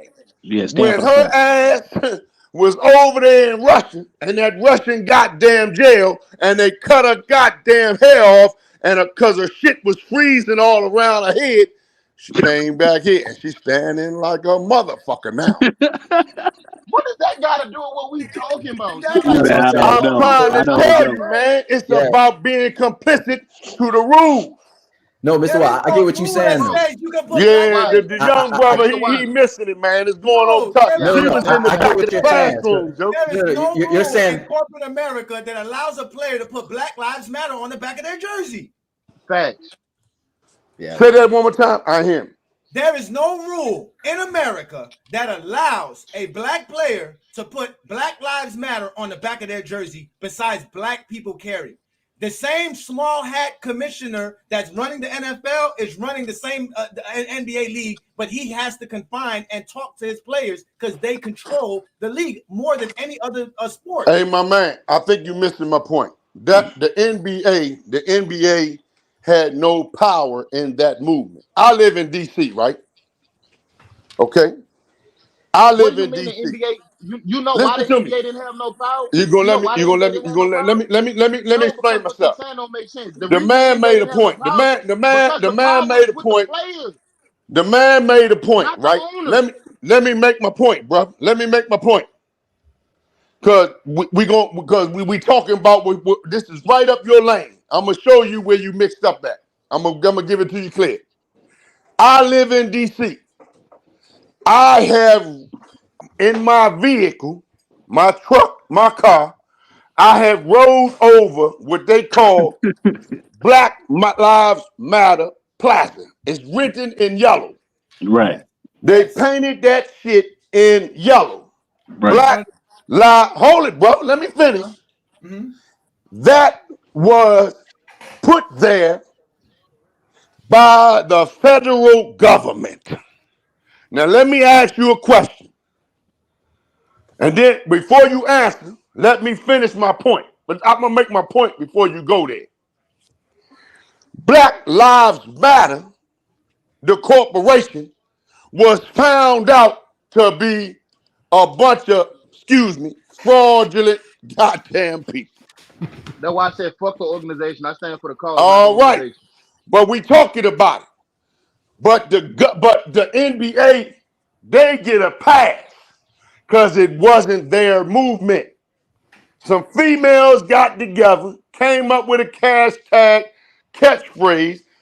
They put it on the goddamn road because they said it was legit. That wasn't nothing but a money grab and some bullshit, right? Oh, I understand that what Black Lives Now, hold. Let me finish, and then you can have the floor. The NBA had to back it because it came from the government. No, it did not. See, there you go lying again. It did not come from the government. It came from, okay, if it didn't come from the government, how was those ladies able to put Black Lives Matter on 16th Street in Washington, D.C., a block away from the White House? We not NBA talking about players' what's going on salary in and DC. We donations. talking about NBA. We talking about what's going on, how it got to the NBA. Professional athletes. It got to the NBA because a black man was killed. A black man was murdered. A black man was murdered in cold blood, and it was I'm about to go. I'm about to go, Mr. Wiley. I got to go take care of some business. But let me ask you this. You all right, let me make go in there and have a good night. I don't come up here this often because I know y'all young boys don't know nothing. Let me make a quick little statement before I go, man. The way we knew that the NBA was different and that the players have more power than in any other league, major sports league in America, at least. I can't speak to other countries or whatever, but is when Donald Sterling got on that phone and talked about Magic Johnson and all this stuff he said, and the players stood up and he had to sell his organization. He is an owner. He is a hold on. He is an owner. He is part of the conglomerate that you speak of. And they took his team because the players were up in arms and people were up in arms. That's how you know that these players have a little more power. I'm not saying they got all the power. I'm not saying they you know what I'm saying, they can make any decision they want. I'm not saying that. But that's how you know they got more power than any other league. Because if that was Jim Irsay or if that was motherfucking any of them any of them Jerry Jones, right? Then they're not moving the needle, bro. He'll tell them niggas to pack their shit up and we'll get some other players. So that's the difference, brother. Well, you stated, hey, brother, I appreciate what you said, and it's not my show, but at the end of the day, racism and again, I said something about being egregious, right? You cannot be egregious in America. Blatant discrimination, blatant anything ain't gonna fly. I don't give a damn where you at, right? So you just really, in all what you were saying, and you made some good points, but what you said is the obvious. That's not gonna be tolerated, brother. I don't give a damn if you're in the NBA or if you sweeping the floors at Walmart. If you egregious in your behavior, your ass gonna get fired. So that's par for the course. We was talking about Black Lives Matter and how the NBA got involved. They got involved because they got a pass from the federal government, and the government, look, that shit was international, brother. It was. That was international. It wasn't just in America. That was in every damn country on the planet. When George Floyd got murdered. Do you know why though? Do you know why? Because it was egregious. It was blatant murder. No, because we have seen acts like that happen in our face before, and it wasn't to that massive effect that people seen it. You know why? It has. Hey, my man. I don't know how old you are, brother. I don't know how old you are, but I'm a vehemently disagree with you. But let me tell you something, brother. Let me tell you something. The only reason why that shit blew up the way it did, the only reason why, hold it, brother. You ain't finna say nothing. You gonna let me speak what I was saying, bro? Nah, man, that shit been going on for years, man. The only reason that shit blew up like that is because that little girl or them people that got out there first put that goddamn. We got cell phones now. That shit been happening to black people for centuries, man. We on cell phones before, and it wasn't that much of an outcry. You know why it was such an outcry? We was locked the fuck down. COVID. That's why. Nobody had nothing else to do. It don't matter. The players. COVID. Put it on COVID. But I'm trying to tell you, wasn't no COVID back in the 60s, brother. And wasn't no motherfucking cell phones back in the 60s. That's exactly why motherfuckers didn't give a fuck. And they was burning niggas, man. They was burning niggas. The fuck down. They was putting niggas at the stake, nigga. And I tell you right now, if you, with all your boisterous talk, you go down to certain parts in the South and you get caught out there by yourself at night, you gonna be the same motherfucking way George Floyd was. Only thing is, ain't gonna be no motherfucking cell phone to catch the motherfucking abuse you gonna receive. Man, I'm in the South. What are you talking about? Well, if you in the South, you know goddamn well what I'm talking about, and you know how to move. No, I know how to. I'm a grown ass man. I move how I want to move. What are you talking about? Now we in All right, 80s. okay. Nigga. I ain't gonna We get ain't into no that 60 ego. no more. I ain't gonna get into that. I ain't What gonna get you into that talking ego. about? I ain't gonna get into that. Hey man, I lived in DC all my life, man. And all the niggas that talk, I'm this and that. And then we gonna get off topic all the way now because I don't want to talk about that. Miss me with all of that. Miss me with all the tough guy shit. Nigga, you in DC, nigga. Hey, Mr. Wallet. How you gonna speak about something in the South? You ain't never been to the South. Who your top Man, two I lived in favorite DC players? when DC was the murder capital, bro. Nigga, and I'm from New Orleans, Louisiana. Nigga, we always had that. Fuck are you talking about? Right. And I know about Louisiana. I know about Louisiana. What the fuck are you talking about? I know about Louisiana. But we ain't gonna talk about that. God, Because all we gonna be doing, look, we getting ready to get into trading war stories. I ain't into that. Because I lived through it. Do that was finna talk. Me and Lamar had this conversation before. I was just finna say, dog, like the only I know. I know one of the most notorious motherfucking killers in DC. I know that nigga personally. We seen motherfuckers on phone, dog, on camera with police and all that. The shit was happening. It was never an outrage or a cry like it was because everybody's life just had to go on, bro. Everybody just like, all right, another nigga got killed. All right, cool. Dismiss it. Just go on with your life. The reason why it was so much of a factor, dog, when George Floyd died, COVID happened, fam. Everybody was locked the fuck up. Cabin fever. Everybody ready to get the fuck out. Hey, my man. Let me ask you a question. Let me ask you. I don't want to disagree with you totally because I feel you, but I'm gonna try to give you some respect. If everybody was locked up, right? How was those people out there, right, to videotape the incident? Bro, you understand what I'm saying, dog? Like the world was. No, I don't understand what you're saying. I want you to answer my question. You just made a statement. No, you just made a statement, bro. You said everybody was locked up and this and that and this and the fifth. What I'm saying, if everybody was locked up, if everybody was locked up, how were those people out there to videotape the motherfucking incident? Bro, people were still outside. What are you? Oh my God! Oh man, you just got to. I don't know what kind of school you graduated from, bro. But what you just said was a contradiction, bro. You got it. I know I got it. But you just contradict yourself. Listen to the question. If everybody was locked up for COVID, I know. How was somebody out there to videotape the incident that the whole fucking world saw? Wiley, when we was on lockdown, was people still not free to move around? You ain't answering my question, Joe. I'm answering your fucking. You're stupid. Man, go ahead, man. Crazy, man. Hey, go ahead. You think yelling and screaming? You think yelling and screaming means something? Wiley, you still have not proved that the NBA players didn't vote for the in-season tournament. Fuck all that. We're gonna get back to that. I want this nigga here to prove to me how in the fuck was somebody out there and all them goddamn witnesses that was out there that testified in court. If we was on lockdown, how in the fuck was the incident recorded? Because it happened before the lockdown. You got it, bro. Hey, don't worry about it. So, it happened before the lockdown. I know. You don't know the fuck you talking about. It happened before the lockdown. No, It it happened didn't. Now it before. happened before the No, it lockdown. didn't. No, It yes, happened George Floyd murder happened before the lockdown.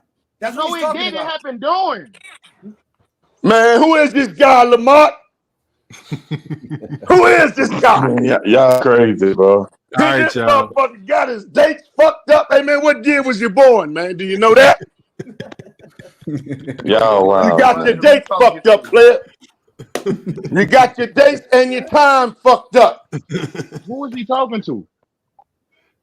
The person that said that we was on lockdown when the people was out there, video, nobody had on a mask out that motherfucker, Joe. You a stupid motherfucker, dog. That's all I'm gonna say, dog. Like you old and stupid, dog. It's all good. It's all good. What I'm saying, Hey, look, that's when you on your come to dumb your ass. senses, when you If come you to don't your understand what senses, I'm saying, that's hold on it. your dumb ass, dog. COVID came out in 2019. COVID lockdowns came out in 2019. So all you gotta do is get on the Google and find out when George Floyd was arrested and murdered, and that's gonna give you your answer right there. You ain't gotta get fucked up with me. You fucked up with yourself because you don't know what you're talking about. This is great. This is classic. This is comedy, bro. It's good conversation. I love talking to niggas. I love talking to young people that don't know what they're talking about. Lamont, this how I know. This how I know that he don't know what he talking about, Lamont. When George Floyd situation happened, did you not talk about it on FYF Sports? Yeah, we talked about it. Okay, what was going on at that time, bro? We was on lockdown, fam. We were still quarantined from COVID. So what is he talking about? And you want to know? Hold on. Hey, oh man, you want to know how I know? I know we was on lockdown. I'm in a profession of cooking, bro. I'm a professional cooker. One of the main things that happened when COVID first fucking happened, bars, clubs, anything socially that was going on around, the shit was locked the fuck down. Wasn't nothing going on. I wasn't working at the time. Yo, you know what? He's right. George Floyd died May 25th, 2020. The pandemic. I know I'm right. I know I'm right. We was locked the fuck down. Yeah, it was 2020. We was locked down in April because of Rudy Gobert. So he's right. Well, I thought it was before 2020, but he's right. Nah, bro, it happened in the middle of COVID, fam. I remember that shit vividly. I didn't start getting on YouTube and going on these platforms until COVID happened. So that's exactly how I know it was in the middle of that shit. Well, I saw the miscommunication. What happened was y'all having two different arguments. What Wally trying to say is, by and large, when it comes to making decisions in the NBA, they're gonna make their decisions regardless to what the players feel or not. And what y'all saying is based on COVID and based on all the injustices that was happening by the players speaking out, by the stuff being so on social media, by everybody being locked down, that's gonna cause more awareness to it. And that's gonna put more light on the NBA to speak for that particular cause. So y'all arguing two different things. But do you not believe, like I said, that the NBA and the NFL is two different entities? Like, if you want to say the NFL really don't care about their players and all that, we understand it because the buck don't stop with them. The owners own their league. We know what the NFL is, but the NBA, even when they went to the bubble, if I'm not mistaken, they had a situation where somebody else got killed on camera, and they started protesting. Look, like, you know I want to what? keep it going, but yeah, we done already got way off track, and I got to get this one shut down too, man. We didn't got so far left as well. I mean, Lamont, this really wasn't a screen with a topic, nigga. You told something about chill on a screen with a topic, nigga. I know that was the topic. That was the topic. And we was Lamont, you good, man. You good, man. They took it left, man. Hey, Lamont. I was gonna say, Lamont, hey, Lamont. What did Chilltown say? What was the whole thing about Chilltown? Because that's what I wanted to catch as well. Yeah. What did Chilltown say that you said there was a goofy take? Is that No. I didn't say he had a goofy take. Oh, you got to read the title. He said. Nah, he said Lamont. He said Lamont had a goofy take. He said I have goofy takes. Oh, okay, all right. And so obviously, I'm just dropping the link because I want to know what these goofy takes are. Oh, okay. Well, hey, let me answer that. What you got, Wally?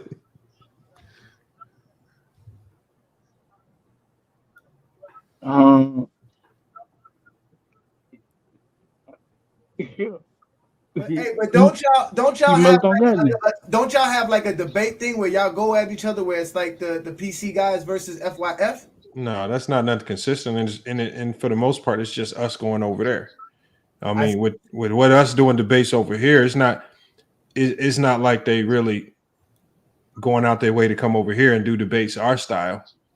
You know, but I mean, that's not required either. I don't expect that. You know, the way we debate ain't for everybody. Everybody, a lot of people don't want to come up here and debate our way, especially when it's hard to predict what the outcome can be. The people who vote here is unpredictable. It's just a little different over there because when I can forecast what the voting is going to be before it even happens, just because of all the bias, then it's kind of, I can see why you want to put out all your takes over there. A lot of people just co-sign everything. That's what I'm saying. Like if you go over if you ask me, if you're gonna have people that actually judge the battle, it need to be people outside of your circle. It don't need to be nobody who's associated with your platform. People that know your platform. It need to be people outside of it. But I think that's kind of hard to find though. Like, it's hard to find. Like I said, you're not gonna find it. Well, all I'm saying is, I'm not even tripping on the voting process because I told you, I knew what it was going over there. I didn't go over there because I was just hoping to beat everybody in debate and walk away saying, "Oh yeah, I beat PC." The main goal obviously is to get everybody together. We linking up, and we collaborating to a certain degree. We putting on an event for the people to enjoy. I don't really care about the results and whatnot, but when I heard Chill talking about the debate. When he sit there and says, "Oh, I didn't watch the debate," but he says Domo is a good debater and he knows how to go against goofy takes, and it's just like, I don't know what you mean goofy takes, because if you heard anything, if you heard our debate, it's a lot of people that would say he did not come close to winning. A lot of people with common sense. I think y'all had the best debate of the show, if you ask me. I don't consider them to be debaters. I don't think it's debaters either. But they platform not set up like that. Yeah, I know. I respect this platform because you have set it up to be a debate platform. Like you said, it's very objective. You have to know how to debate. You have to know how to stand 10 toes down, like we say here in Goat James Kingdom. I don't consider them a debate platform. They're more like just basketball talk. They just have different perspectives, and that's what makes them a little bit better because they have so many different guys. So they get their little, everybody gets to say what they want to say. But I don't think they're debaters, and I don't think that any one of them are really good at debating. As much as I like Chilltown, I've watched Chilltown crumble under pressure as well. So, and look, I don't expect everybody to be a debater. Sometimes I just like talking basketball talk. So my biggest question was, if there's a goofy take out there, what's the goofy take? And just talk basketball. We don't even have to debate it. But I just want to know what the goofy take is. No, but that's a debate. That's a debate starter. If you're going to tell somebody their take is goofy, if you're going to question somebody's take, you're debating them. If we're having a conversation, I'm just going to question you a little bit more, figure out where you're going at it with it. But I'm not going to say, well, that's just a stupid take. That means I'm debating you. That means now I'm going to bring a better take than yours. You see what I'm saying?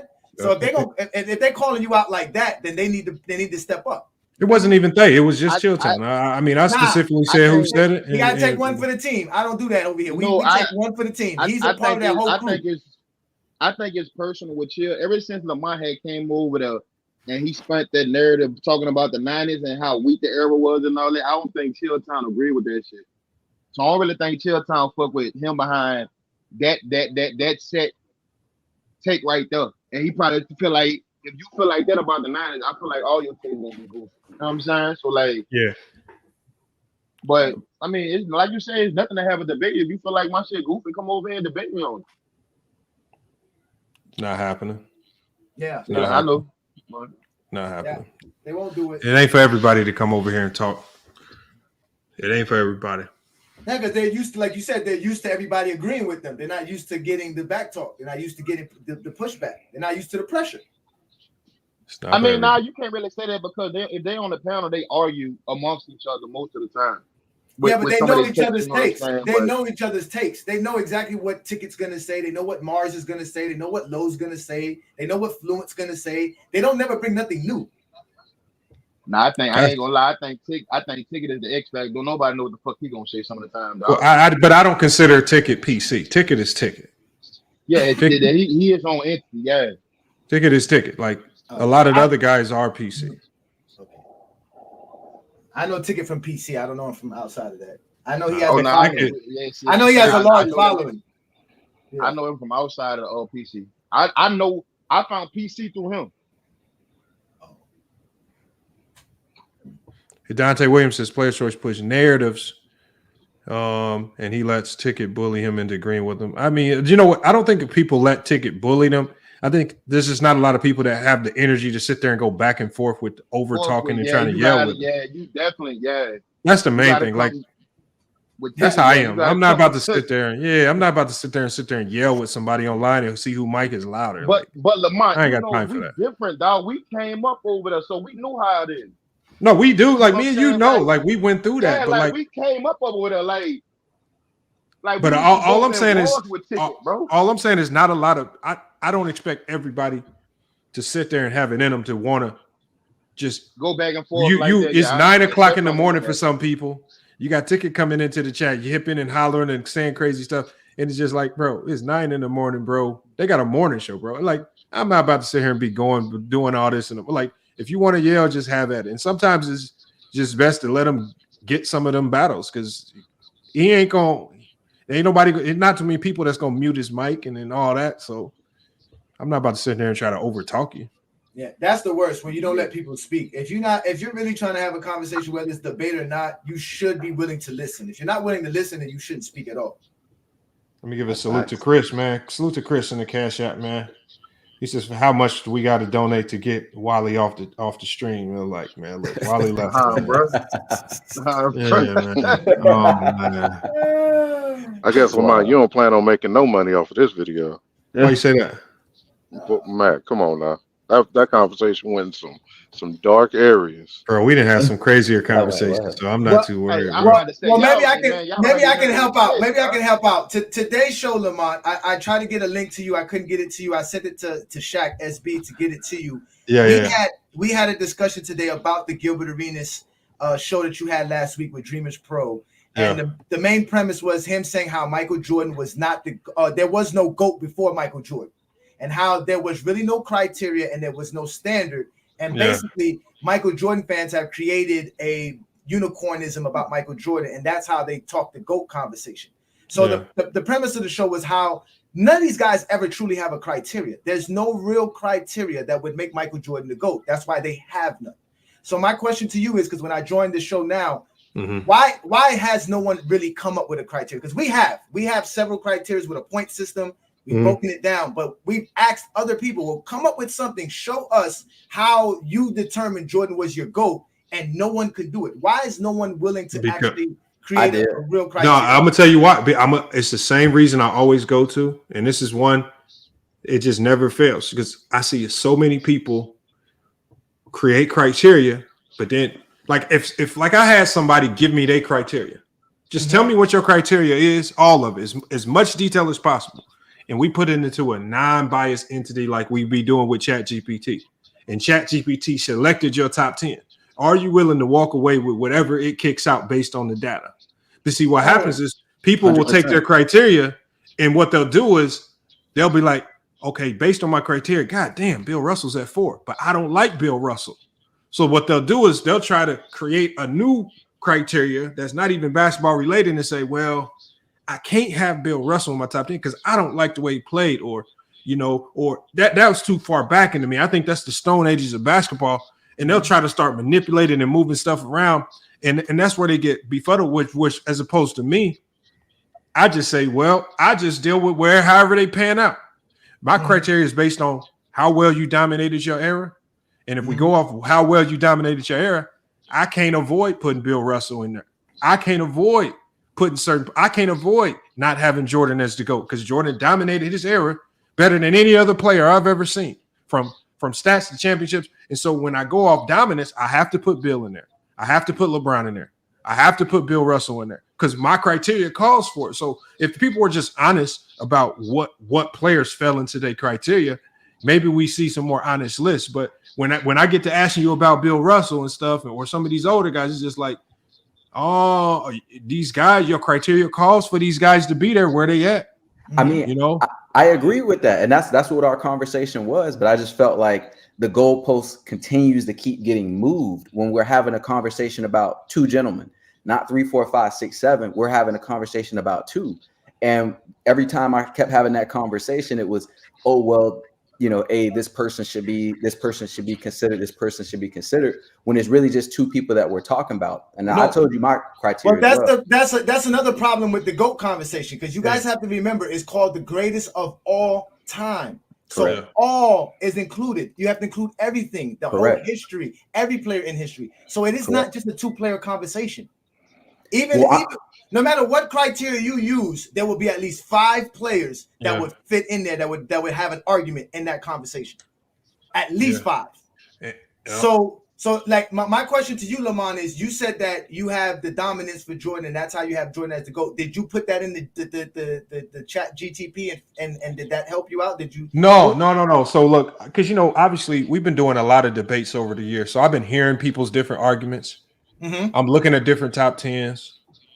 And what I saw was I just saw people consistently punishing older eras of basketball for things they couldn't control. Okay. And it's just like, because the main thing is I got to understand is that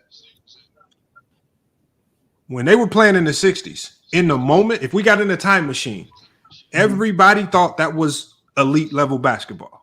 Mm-hmm. The definition of elite level basketball then changed 10 years from then, and then even 20 and 30 years from then. But I don't punish Bill Russell because the game evolved. Just like when I go to other sports, ain't nobody walking around saying, I don't think Hank Aaron can hit home runs that well, because he was playing in smaller ballparks and the pitchers threw a little bit slower. No, we still say Hank Aaron's one of the best hitters of all time.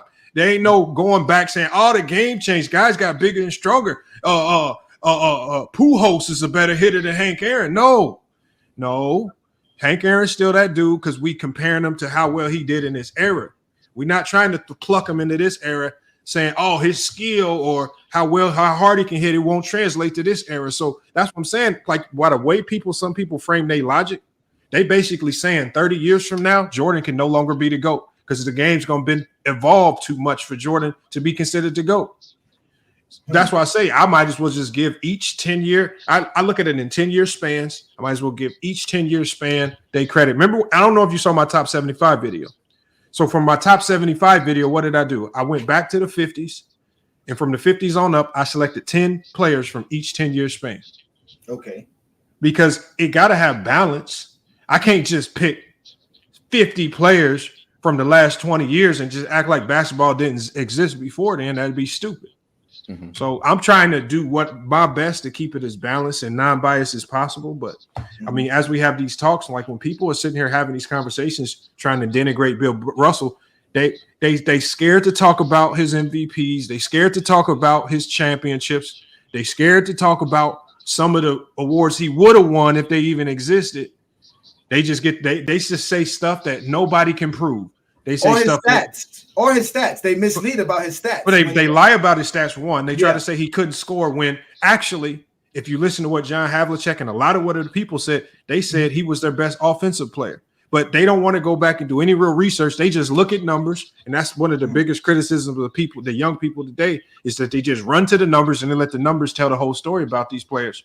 And I mean, weird. I would say this, and I've said this before: 22 rebounds, 23 rebounds per game is just as dominant as 30 points per game.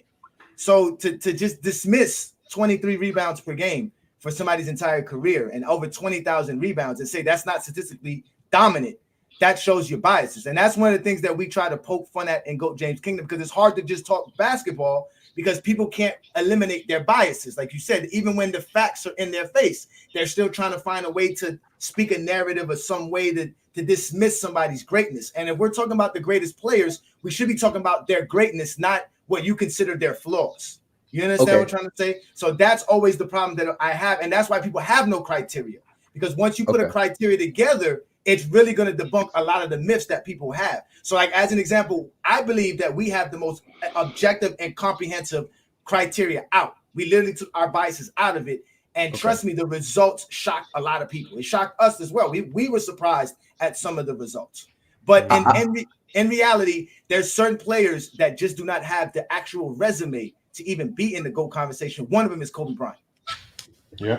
So yeah, I can agree with that. So what you're saying though, I don't know your name, the gentleman below. Yeah, I'm A Johnny. This is the GOAT James Kingdom platform. All right. So A Johnny, pretty Hold much on, what what's the you're name saying. of your platform? GOAT James Kingdom. Wow. Okay, so A Johnny, so what you're saying pretty much, and I actually, y'all are like kind of opening my eyes a little bit to what y'all perspective is, but who is your 1 and 2 on your books? And do you discount the consensus, the majority of actual basketball players, coaches, staff members, and so forth, of what their thought processes is too? Yes. I don't go off of popularity. Polls and surveys don't mean nothing to me in any conversation when we talk about basketball. My 1 and 2 is LeBron and Wilt Chamberlain. Okay. I just had to get that. So can you like explain to me why that's your 1 and 2? Because I really want to understand that. All right, so my criteria is based off of stats, accolades, and achievements. Now, your achievements are basically milestones and records. All right. Your stats is all the stats. We're talking about your per game averages and your totals. And then we obviously talk about all the accolades a player can win. So that's how I judge it. You get everything is put on the table. And when you look at that, and when you look at all the accolades that exist, all the stats that exist, all the achievements and records that are out there, LeBron James has the most. Behind him is Wilt Chamberlain. After that, it's Michael Jordan. Then it's Kareem. Then it's Bill Russell. Okay. That's a new top. I never heard that top 5 like that. Me either. That's my first, but I can see that. Honestly, if you're going to be objective as a basketball fan, if you're going to be objective as a basketball fan, those 5 guys should be in your top 5 in any particular order. So if we're picking the greatest player of all time based off of his resume of what his accomplishments show, I can agree with you on that. Agree with you on that. But if we're taking into account talent, intangible things that cannot be put on a resume, things that you have to look at with an eye test, I have to put Jordan over LeBron specifically for certain criteria. But I definitely got to put LeBron. But LeBron is more talented. And this is great. This is why Gilbert. But LeBron is more talented. He is, because skill-wise, Jordan could do things offensively. No, LeBron is far more talented. He's my favorite player. No, but that's what Gilbert Arenas said. Based on what? Your eye test, right? So your eyes are basically seeing what your mind can comprehend. You cannot comprehend LeBron James is a better offensive player than Jordan. So you don't see. I didn't say that. though. No, I'm just saying because we're talking about skills, right? Because again, you said these are intangibles. We can't use no measurements. You're a hooper, so break down. Let's break down. Because I'm a hooper as well. Let's break down this offensive only. Offensive only. No. Hold on. Don't start with offense because that's the new age go to. Okay, we can go defense. Start with defense. Start with defense. Start with defense and compare Jordan and LeBron. Start, please. You want to go first? You go. Please, you break this down. Please convince me how Jordan is a better defender than LeBron James. Please. Okay. Please. So I'm going to start with what he said, not statistics, but overall accomplishments. So overall defensive player of the year, Jordan. No, you said talents. You said we're not talking about accolades. You said we're talking about talent. But this goes to the talent. You said we're not talking about accolades. I'm strengthening my argument. I'm strengthening my argument about the intangibles. You have to go to intangibles. You just said all intangibles. Hold on. So, intangibles. Okay, so I'll start with the intangibles, and then I'll use this at the end to double up. See how they use them accolades when it's convenient. That's what I'm saying. No, That's what I'm saying. Okay. That's what I'm saying. If we hold on, wait. Let me listen. If we stuck to just the stats and the accolades, you actually have a case for Michael Jordan. But because, I'm just saying for defense. No. Because most NBA fans feel that their subjective take is necessary to have a conversation in basketball, you feel like you must add the eye test factor in it when you didn't need it. You should have just stuck to the stats and accolades, and you had a chance. Now, I start with the eye test. No. So with your eye test, with your eye test, how Jordan is a better defender than LeBron. With your eye test. So I'm gonna start with that. I'll start with that. So based off of like just on ball defense, I'm gonna get at the Jordan. On ball defense. Well, hold on. Why? He's a lateral mover. He moves better laterally than LeBron James. Okay, explain it. Give me. Remember, I'm a basketball player. So hold on. As a basketball player, you need to give me in-game scenario. Who did he defend? Give me a time when he made a clutch stop. Who did he have to move laterally against? Okay. So what I'm going to say against the series, Dan Marley, Craig Elo. I'm going to say this is what I'm going to say. Mercy Hawkins. This is what I'm gonna say. This is what I'm gonna say. Y'all can name drop. Y'all can name drop all day. Y'all can name drop. Yeah, but your defense. Hold on. So it's like this. So I can't just go to the YMCA and be a great defender at the YMCA and then go knock on the NBA team door and say I'm a great defender. NBA. They gonna be say who you stopped. Well, I stopped Fred at the YMCA. I stopped Mingle, Jester, and Anti at the YMCA. I'm an elite defender. So if you telling me, you ain't stopping. So no, who you stopped is relevant. And if you saying he's a great on-ball defender, that means he had to on-ball stop somebody of relevance, not just no scrubs. So you can't just tell me no scrubs. Bro, you're asking me to break down. You're asking me to break down aspects of Jordan and LeBron's defensive game. I'm breaking it down for you, but you're wanting to throw names. Hold on. The chat is giving you some names. How did Jordan fare when he went against Clyde, Isaiah, and Dominique? You don't want to see the head-to-head numbers because Dominique and Clyde both skidded on Jordan on the head-to-head. Isaiah bust his ass. So if you go to head-to-head matchups, go pull up the numbers. Hold on. I just pulled him up. The high average is like 25 a game on Jordan. His career high is on Jordan. 42-point triple-double. He dropped 40 intangibles. Numbers ain't helping him. Bro, the numbers. So if it's about stopping somebody, if it's about on-ball defense, who does Jordan on-ball defense do anything against? We know the best defender on that team was Scottie Pippen. So did I say that though? Ladies and gentlemen, we got him. So did I say that? Okay, my bad. He said you can say you got me, but you really didn't. All right, on-ball defense. You can say you got me. I didn't say on-ball defense. I said lateral defense, side to side, on a guard, 3, 1, and 2. He has better defense than LeBron. I'm gonna say laterally, and I'm gonna say also on skills as well. So I'm gonna give him that. I'm not saying he's a way better defender than LeBron on that aspect. I'm just saying if I have to choose, he's a way better defender than LeBron, bro. Stop the cap. He's a way better defender than LeBron. Bro, stop this. Let me finish real quick. We gotta stop this nonsense, bro. Let me finish real quick. So after that. Hold on. After that, so the next thing, shot blocking, contesting a shot and shot blocking. I'm gonna give that to LeBron James. LeBron James, when it comes down to going to the basket, he's gonna contest a shot. He's not really worried about the left and right. He's like, hey, I'm gonna meet you at the rim, or I'm gonna contest the shot hard and I'm gonna block you. That's what LeBron does better. He's a better shot blocker. I'm gonna give LeBron that edge over Jordan. So then when it comes down to overall defensive on the defensive end, communication. I'm talking about meeting midline, dude over on the opposite side of the court when the ball's over there, communication. I got to give that to Jordan. In the moment, I got to give that to Jordan because you know why? Correct. Time to make a play. You gotta give me some examples, Playboy. I can name a couple. Okay. No example, bro. I don't even need to name them, bro, because y'all seen them. I was a child. Let me ask you this: Who is the better? Y'all know it better than me. Who's the better interior defender? Man, Jordan is a way better defender than LeBron. Bro, that ain't even no argument. Stop it. All right. So we have two factors. Bro. We have two factors in defense. We have perimeter defense, which you broke down with the lateral movement, all that, and all the stuff, and then we have interior defense. So if LeBron is better on the interior side and Jordan is better on the perimeter, who really is the better defender? Jordan's not better on the perimeter. Jordan is a better defender than LeBron, bro. He's a better defender than LeBron. Stop it. Why are y'all struggling so hard to tell us why Jordan's a better defender? So AJ, he's just a better defender. Look at the accolade in the stats. Mingo Jester. Let me put him on the big screen. Mingo Jester. Tell us why, please. Jordan. Bro, I ain't telling you nothing. Look at the accolades and the stats. Ain't that's what y'all do with LeBron?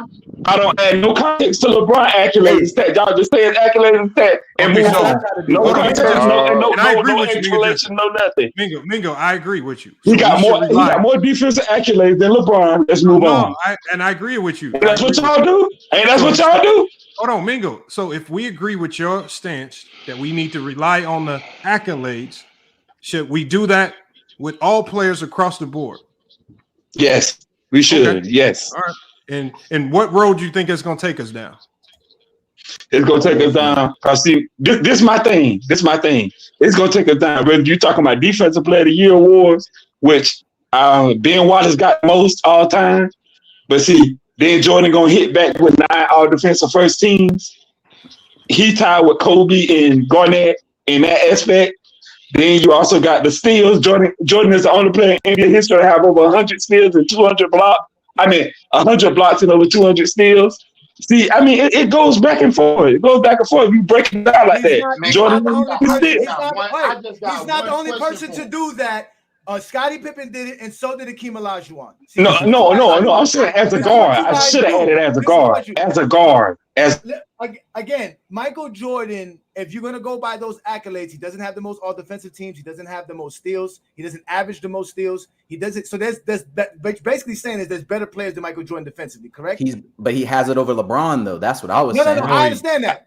That's what I was saying, though. I should have added over a guard. As a guard. I should have added as a guard. I gave you guys perimeter defense because you guys don't count defensive rebounding, which is interior defense. You guys don't the fact that LeBron blocks better. So steals, blocks, and rebounds are the 3 aspects of things. LeBron has 2 of them. Correct. Jordan has 1. So again, we're going to give Jordan and we're going to concede Jordan is the better perimeter defender, but LeBron's the better interior defender. So who is really the better defender? I don't but that's AJ. That is valid. But AJ, what I was saying is that it's so close via talent. It's so close via his interior defense being so great, LeBron, and Jordan's perimeter defense, I think, being pretty damn great as well for him to get on the defensive teams. So I said to conclude this argument, I wanted to go to the awards, the accolades, exactly. I just asked you about that. I just asked you about accolades because you said we have to do intangibles and eye tests. That's what I'm saying. We're gonna stay on this. So let's stick there. But you just said the accolades can trick you. No. So what I'm saying is the intangible. So the intangible talent. But you see what I'm saying about Lamont, why nobody has a real criteria. You can agree with if he had a criteria, I do though. Easy conversation. You don't. Man, somebody throw my man a lifeline. He is getting cooked. Hold on, let me just explain to you. Who is I'm listening. Is LeBron James a better perimeter defender than Jordan is in the interior, or is it vice versa? No, LeBron's not a better perimeter defender than Jordan. No, I'm talking about as far as if we compare Jordan's interior defense versus LeBron you cannot James' tell me why defense. he's a better perimeter defender. Okay, no, listen. We established Jordan's the better perimeter player, but if we take Jordan's interior that's a lie, though. If you I know, but listen, I want to compare Jordan's interior. It's not a lie. Come on, bro. Stop it. LeBron's perimeter defense. Mingo, let me. Bro, don't try to talk basketball with Mingo, bro. He did not know the answer, bro. Yes, I did. What are you saying? Y'all do the same exact thing. Y'all say a whole bunch of nonsense and then leave it like that and move on. Mingo just say stuff and just say it's true. Nigga, y'all do the same thing, Lamont. Stop it. Y'all do the same exact thing. No, we don't. Yes, y'all do. Y'all say a whole bunch. Oh, I want to hear him, bro. Anytime somebody compare Jordan, hold on. Anytime somebody compare Kobe Bryant to LeBron, they bring up all his accolades, finals MVPs, and all this stuff, and leave it just like that and say nothing else. That's not true. Kobe, dog. They don't break down the game. They don't break down the game. They just say accolade and that's it. No, you just get mad. Tell me I'm capping. You just get mad when we break down the game. You get mad when no, ain't nobody breaking down the game. They just throw out a whole bunch of stats. We'll let you chime in, Mingo. We'll let you chime in. I want to hear what good guy season is saying. No, so what I'm really saying is I'm just breaking down overall the talent, like you were saying, AJ, the talent, the on ball, the intangible things that we can't, put a accolade on. That's something that as a hooper, a coach, you can put something on it though, but you can.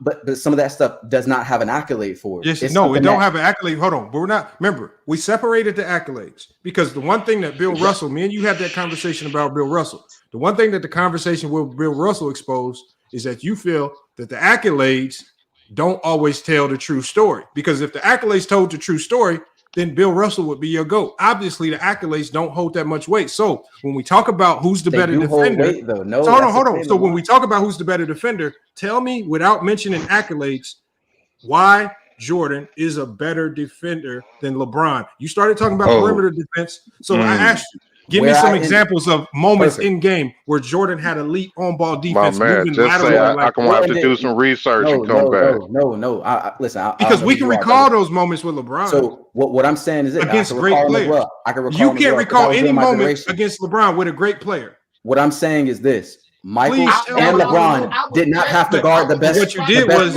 what you did with the defense. LeBron and Michael did not have to guard the best player. Hey, what he did with the defense is, y'all, he went with the consensus. The consensus people say Jordan's the better defender. So he went with the consensus. He didn't do real homework to see who actually is the better defender. Because if you actually see who the real, because just like Phil Jackson said, and just like every other Chicago Bulls player on that team said, Scottie Pippen was the leader on defense and he was the best defender. None of them mentioned Jordan.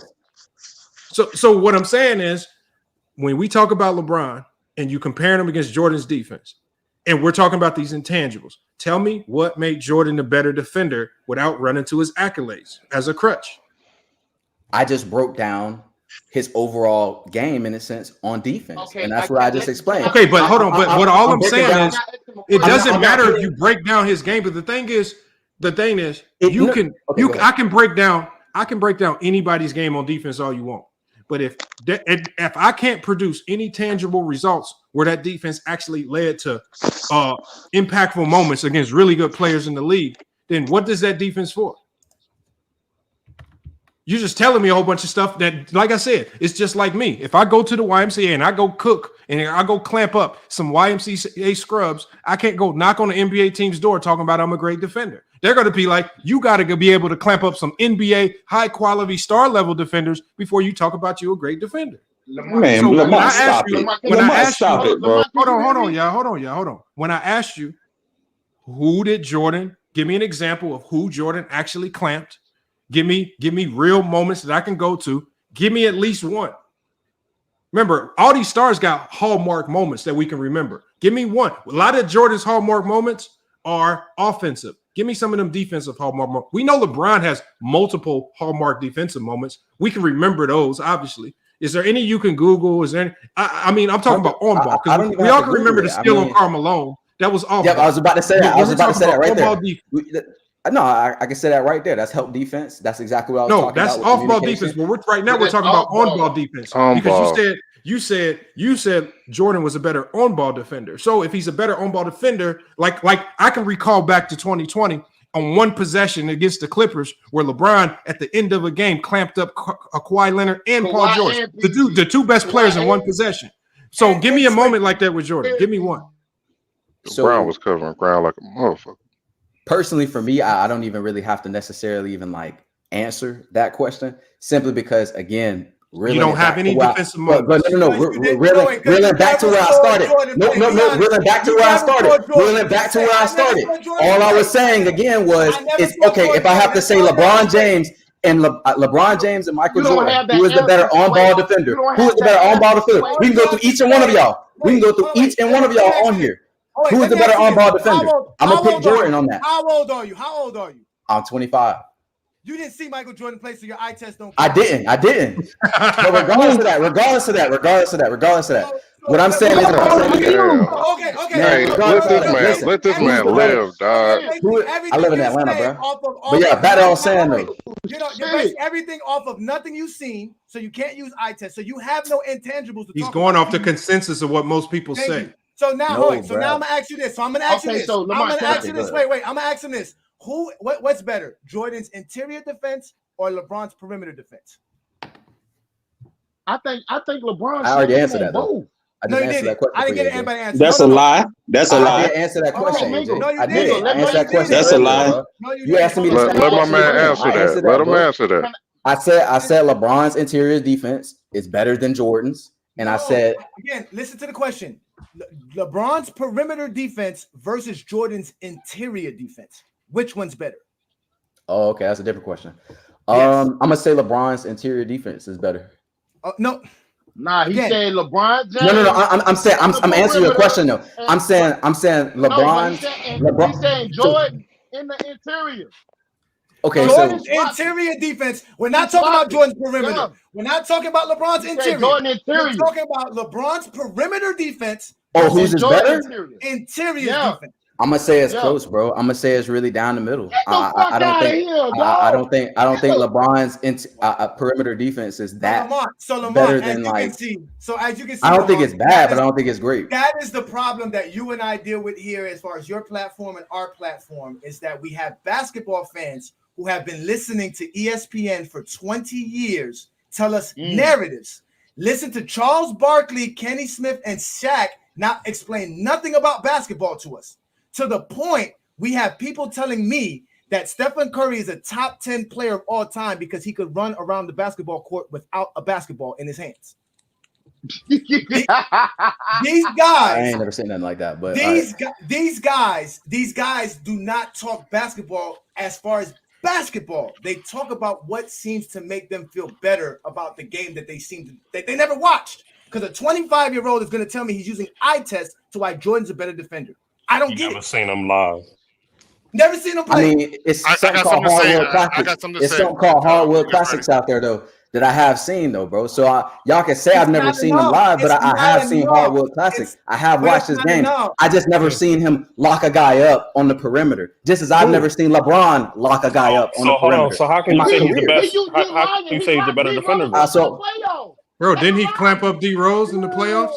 Yes. He clamped up D Rose. He's clamped up Tony Parker. Hold on. That's what I'm saying. You can clamp somebody up and shot block them. I'm not saying you can't clamp a person up because he shot blocked. But good guy season. You said you prefer a player like D Rose over Steph Curry. You hold him in that high regard, and LeBron clamped your D Rose up when he was on fire. When he was prime D Rose. This is prime D Rose. I remember. You remember that? I remember that was perimeter defense, wasn't it? That was perimeter defense. MVP over LeBron James. I mean, speed kills, bro. Nobody could guard Derrick Rose. And I'm gonna be real with you. LeBron was contesting his shots, bro. LeBron was contesting his shots, bro. Can I get a word in real quick? Hold up. Could Michael Jordan? Hold on, Alex. I'm about to come to you next. Hey, Alex coming up for his mic be cool. We about to land with Alex, dog. Hey, the dude at the top. What you said? Do you think a prime Michael Jordan can stand in front of a prime D Rose? Hell no. But you seen LeBron James do it, right? Man, that's hypothetical. You don't know that.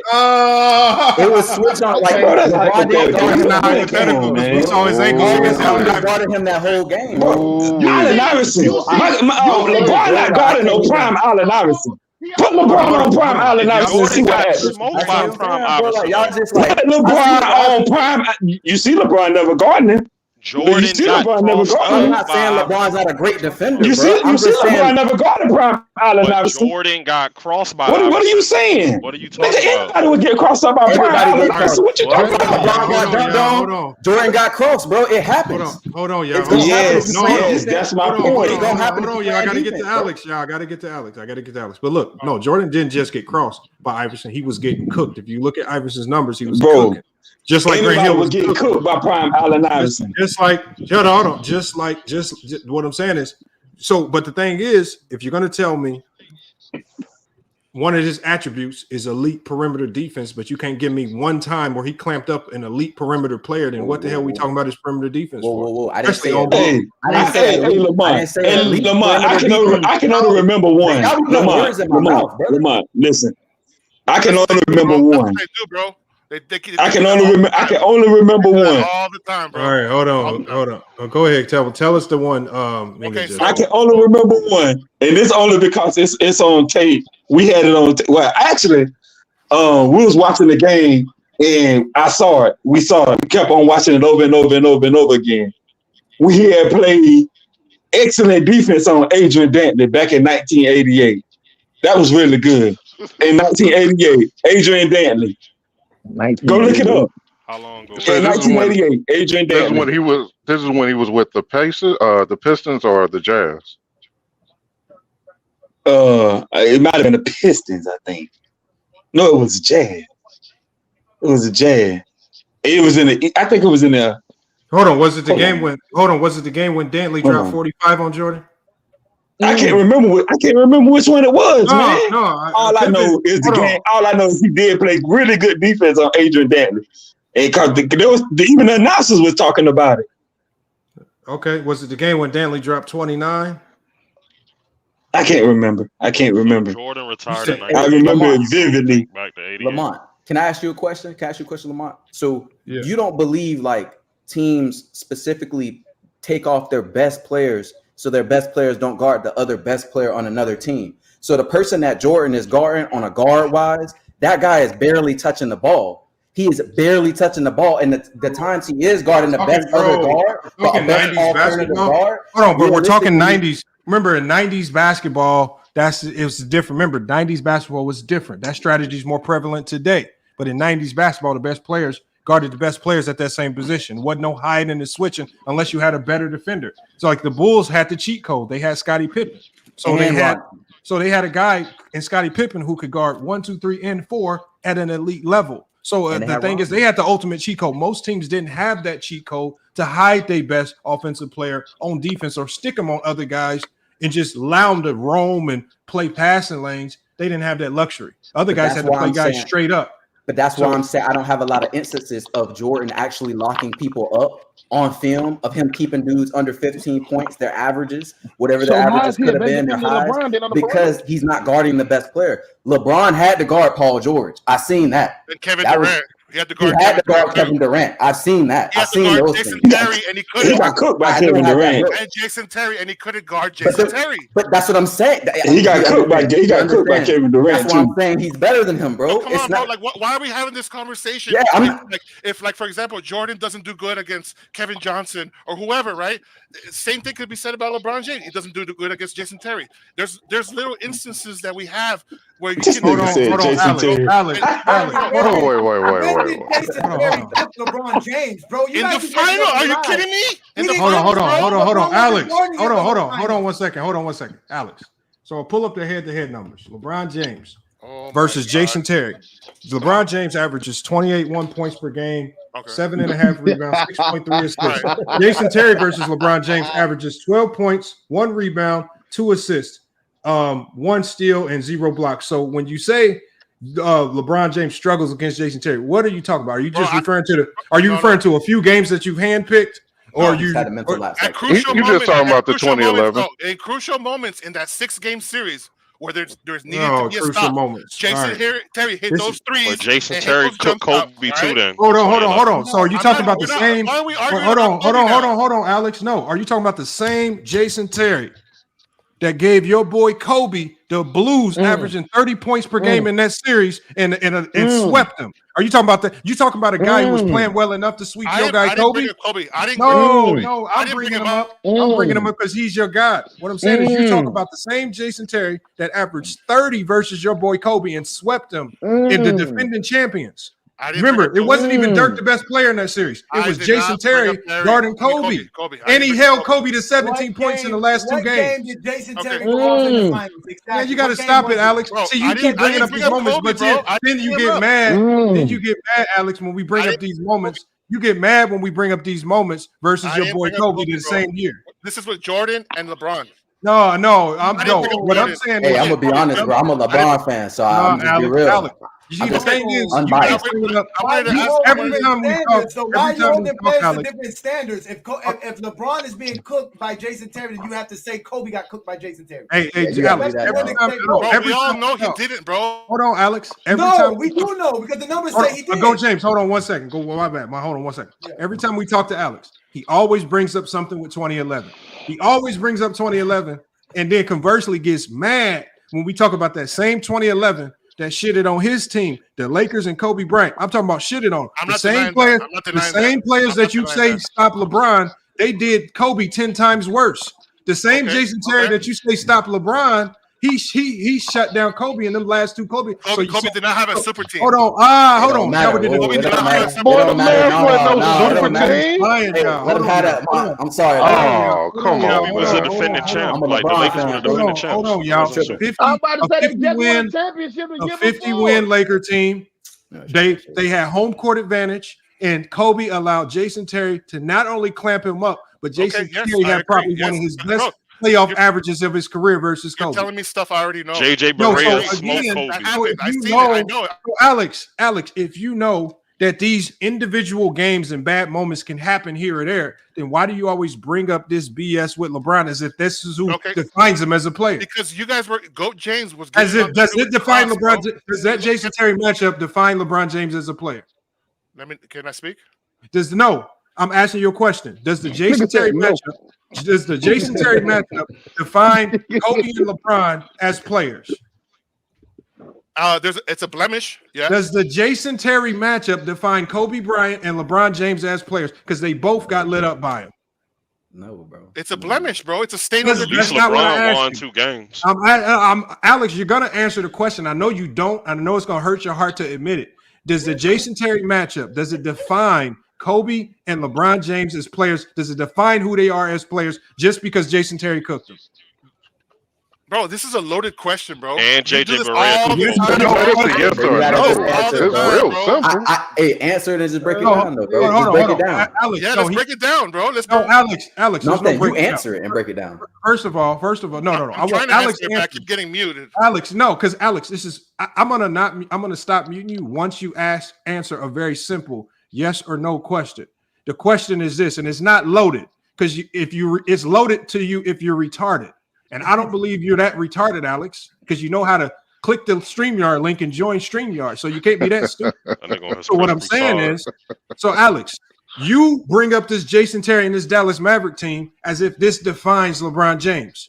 But this same Dallas Maverick team did the same thing to your Kobe Bryant in the Los Angeles Lakers. So since you believe that this defines, it didn't work. Since he believes that this Dallas Maverick matchup defines who LeBron is, does it also then define who Kobe is since he got lit up by the same Dallas Maverick team? Okay. Yes or no? Can I answer the question? No. And explain myself? Yeah, I just need to hear yes or no first, and then you can answer it. Can I explain myself? No, but you got to answer. I need to hear yes or no. Okay. First. Okay. No, it does not define. No, it does not. Is it yes or no? No, it does not define them. So it doesn't define them. So if it doesn't define them, now you can explain it. But if it doesn't define them, then why do you consistently bring that particular matchup every time we talk about LeBron, even if we're not talking about this conversation? You always bring this particular matchup up as if this is the moment that defines LeBron James. Why do you consistently bring it up if it doesn't define him? Okay. One, the Heat were favorites, correct? Oh, yes or no? Alex, I'm putting you on the big screen. No. I'm trying to explain. I'm putting you on the big screen so you can cook. The Heat were favorites. The Mavericks were underdogs. Yeah, the Lakers were favorites. No, the Heat. I'm talking about defending champs weren't favorite. The Lakers were favorites too. Whoa. Okay, the Lakers were favorites too. Yes, but I'm talking about LeBron. See how you guys jump over? You move the whole crazy, bro. You cook, bro. You cook. Nah. Keep going. Let them get it off. Let them get it off. Kobe also got cooked. What are you guys laughing at? Alex, it doesn't take beat Kobe and Alex, 2011 is not rocket science. Anybody with a brain is going to say, yes, LeBron got cooked by the Dallas Mavericks. We're not dumb, but you bring it up as if it defines who they are and their legacies. So the thing is, even if you want to label us as LeBron James fans, at the end of the day, don't take a rocket scientist to say, yeah, LeBron got cooked by the goddamn Dallas Mavericks. Hey, he let everybody down. That's so all again, saying, what is? Hold on. No. You don't have to keep. Saying. Hold on, but why do you keep saying it if you have no purpose to saying it? What's the point you're trying to push? Is it a narrative you're trying to push about this series? Is it a narrative you're trying to push about LeBron? What are you trying to say? Because you already just admitted that this don't have any impact on who he is as a player. Yet you bring it up every time we talk about LeBron. Bro, just because I say that Jason Terry cooked him or that Dallas did doesn't mean he's a shit defender, bro. I didn't ever said he's a shit defender. Does it define his legacy though? That's exactly what you were I said trying it's to a do. blemish. I said it's a blemish, bro. So Just hold on, it's for Kobe. It's for bro. Come on. So it is for Kobe. I can see what he's saying. I never said it wasn't. What was you just said it wasn't? Why did you bring it up? Why did you bring it up today? Because you guys were getting on dude about when you asked. I think Goat James asked him about name an instance where Jordan guarded somebody, right, or something like that, right? There was Alex, you tell us an instance where Jordan clamped somebody up, right? Okay, well, no, that wasn't the question. Lamont, they can't, Lamont. The clamp. That wasn't the question, bro. So but hold on, Lamont. You say that, but at the same time, you're penalizing a player for having a great GM. So because his GM put Pippen and Rodman on the same team, so he never had to guard. He just had to focus on what he was great at. That's just like him having. That's just like you penalize. Yeah, but you can't penalize a player because he doesn't have to guard the best player. But the unfortunate reality is this. The unfortunate reality is this. If you don't have, it's like this. I could run with the excuse that because Bill Russell had so much offensive talent on his team, right? You want me to run around saying, no, I believe Bill could have scored 35 a game. He just had a lot of help around him. Y'all won't let me run with that. So because Jordan had a lot of defensive help around him, and when I get to asking y'all about Jordan's defensive prowess and y'all start getting stumped, y'all can't run to the logic, oh, he had a lot of defensive help around him. So, no, that's not good enough because I can't do it with Bill Russell, and I can't predict that he would have dropped 30. So why is y'all running around predicting that Jordan would have clamped up the best scorers in the league? Even when he was matched up with them, he wasn't clamping them anyway. Drexler had his career high on Jordan, a 42-point triple-double. All these players had Adrian Dantley career high on Jordan. So what you talking about? Lamont, why is it when we asked him for like scoring highlights and stats and games where he dropped 60, they can give us all these games, right? We're asking for moments where he clamped up negative one about player. LeBron, they got it photographed. No. We asked him for any moment of Jordan clamping one person, and these niggas can't give us one name. They can give us all the games he dropped 50, 60. You can't give us one name. They ran straight to Jason Terry. It's not Dave. It's not Dave. The funny thing though? You know what's the funny thing? If they really knew Michael Jordan's career, they could easily go to certain Detroit series where Isaiah Thomas shot under 40%. I'm gonna do this. Under 40%, but they can't even do that because they don't know Michael Jordan's career. They know how to argue he's better than LeBron. I'm gonna do this. They know how to argue. They know how to argue. Hold on, wait. It's a quick second. I'm not gonna take too long to say this. They know how to argue how Jordan is better than LeBron, but they don't know how to explain why Jordan is good at basketball. I can give you one instance to answer your question that you asked maybe 15 minutes ago. Did you Google it, Alex? No, I didn't get a chance to go back, but you guys were asking for an instance where Jordan, I guess, was guarding somebody that kind of like, that he, made some plays or something around that, right? So I'm gonna tell you this one, bro. See, look, once I answer this question, you guys are gonna jump to something. He about to say the steals. He said primary defender. Alex. Y'all do that, man. Alex, go. All right, so wait, hold on. Let me get it. So the last 4 minutes of Game 6 against the Utah Jazz, Jordan had 2 steals. And the second steal was before he hit that shot that we all know him in Game 6. There you go. Again, was that on ball? Was that on ball defense? Was that on ball defense? Now we're gonna jump to something else. Alex. The question we've been saying on ball defender though. We've been saying locked up. Again, the question was, who did he stop? So who in that 4-minute stretch did he stop? I believe those 2 passes were, or one pass was towards Carmelo and he played help. Jordan. He was playing free safety. Wait. So it wasn't on-ball defense. It wasn't his on-ball defense. It wasn't his on-ball defense. No, because the conversation evolved into that, bro. No, it did not. It started from that. Alex, you guys do this a lot. Just listen so you can answer. So you're stating the 2 steals are off of help defense, not on-ball defense, correct?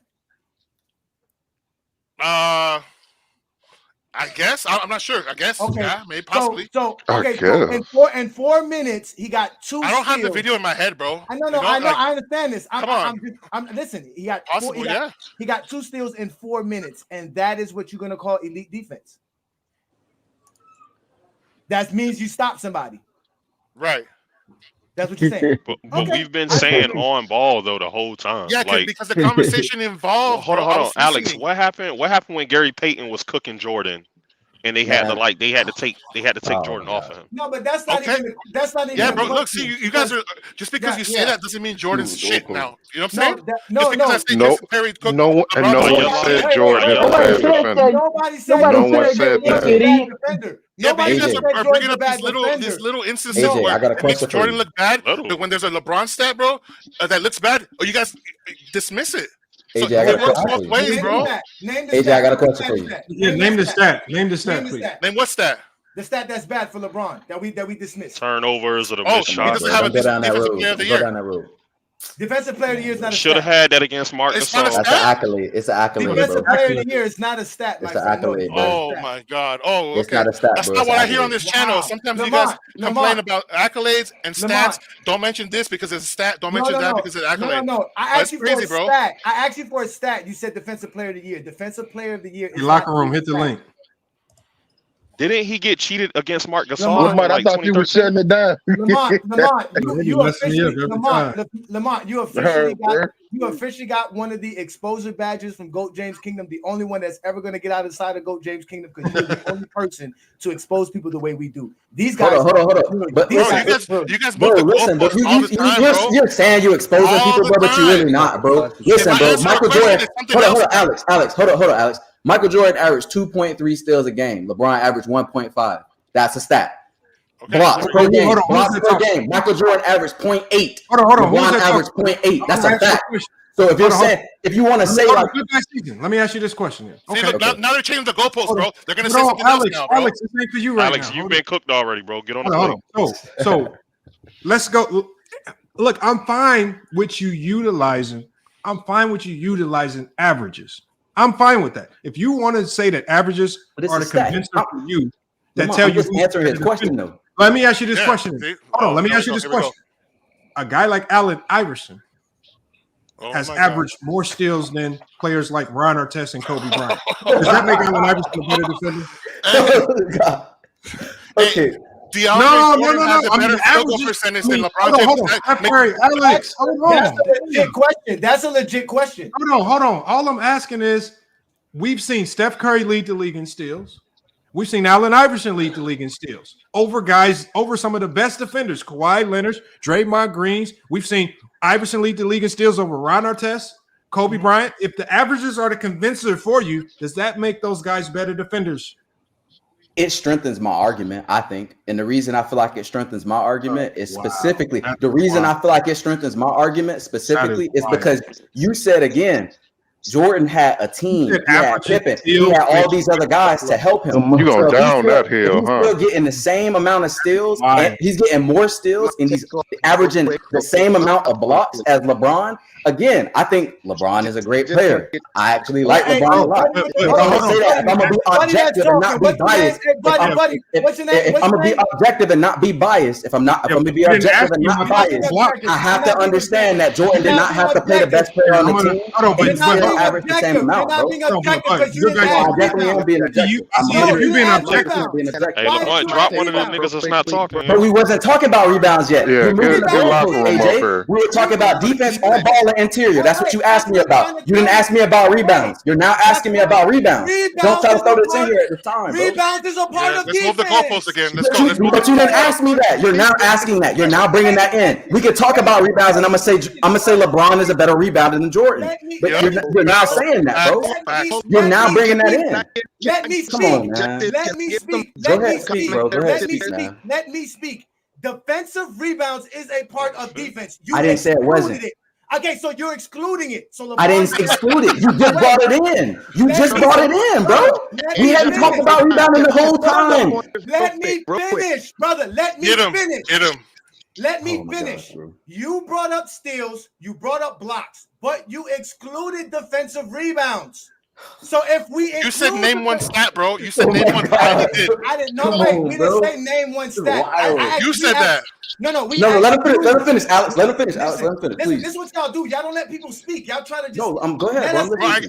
You have to be willing to listen if you want to speak. So just listen for a second, and I'll let you speak because I've heard your takes. That's why you're getting exposed by the exposer. So relax. You'll get your chance to speak so you can expose yourself. I'm gonna explain this to you again. You're using a stat. I agree with you. Jordan has more steals. No one ever said that. But there's other defensive stats. And like Lamont said, if we're going to be objective, we have to use them all. So if defensive rebounds are included, doesn't that make LeBron James also a better defender than Jordan? Is that now your question, or is that something you thought you asked earlier in the conversation? That's my question. Now you're adding something else in there. So I'm just like being like, I want to be specific. Like Did you say that before you asked him that question? Did you say that before you? I'm asking you a question now because I let you talk. I let you talk. Did you say that before you asked Alex that stat? Did you say, "Oh, give me a stat that's better than Jordan"? That's what you said, right? No, that's not what we said. That's not what we asked him for a stat. That's not what we said. We told him to give us a stat for what he was talking about, and he couldn't do it. So what I'm saying is, and again, like the rebounding, I already said LeBron is a better rebounder all the way around than Jordan. I never negated that. I never said nothing about that. We were talking about to reel it all the way back. We were talking about the defense on ball and interior defense in the paint. That's what we were just talking about. We were breaking that down. We were breaking down. Wait, man, your mic is messed up. Something's wrong with your mic. And this is exactly what LeBron fans do, bro. When you answer, Alex, man, can y'all please stop doing this to Alex? I don't want to mean to mute you, but hold on, Twin, something's wrong with your mic. You got to fix your mic, bro. All I'm saying is this, Alex, just because we don't, y'all, this is where y'all really start to expose yourselves. Anybody that says anything positive about LeBron James, y'all just label everybody as LeBron James fans. It don't matter what they track record. Like I have a track record of really being highly critical of LeBron when it calls for being critical.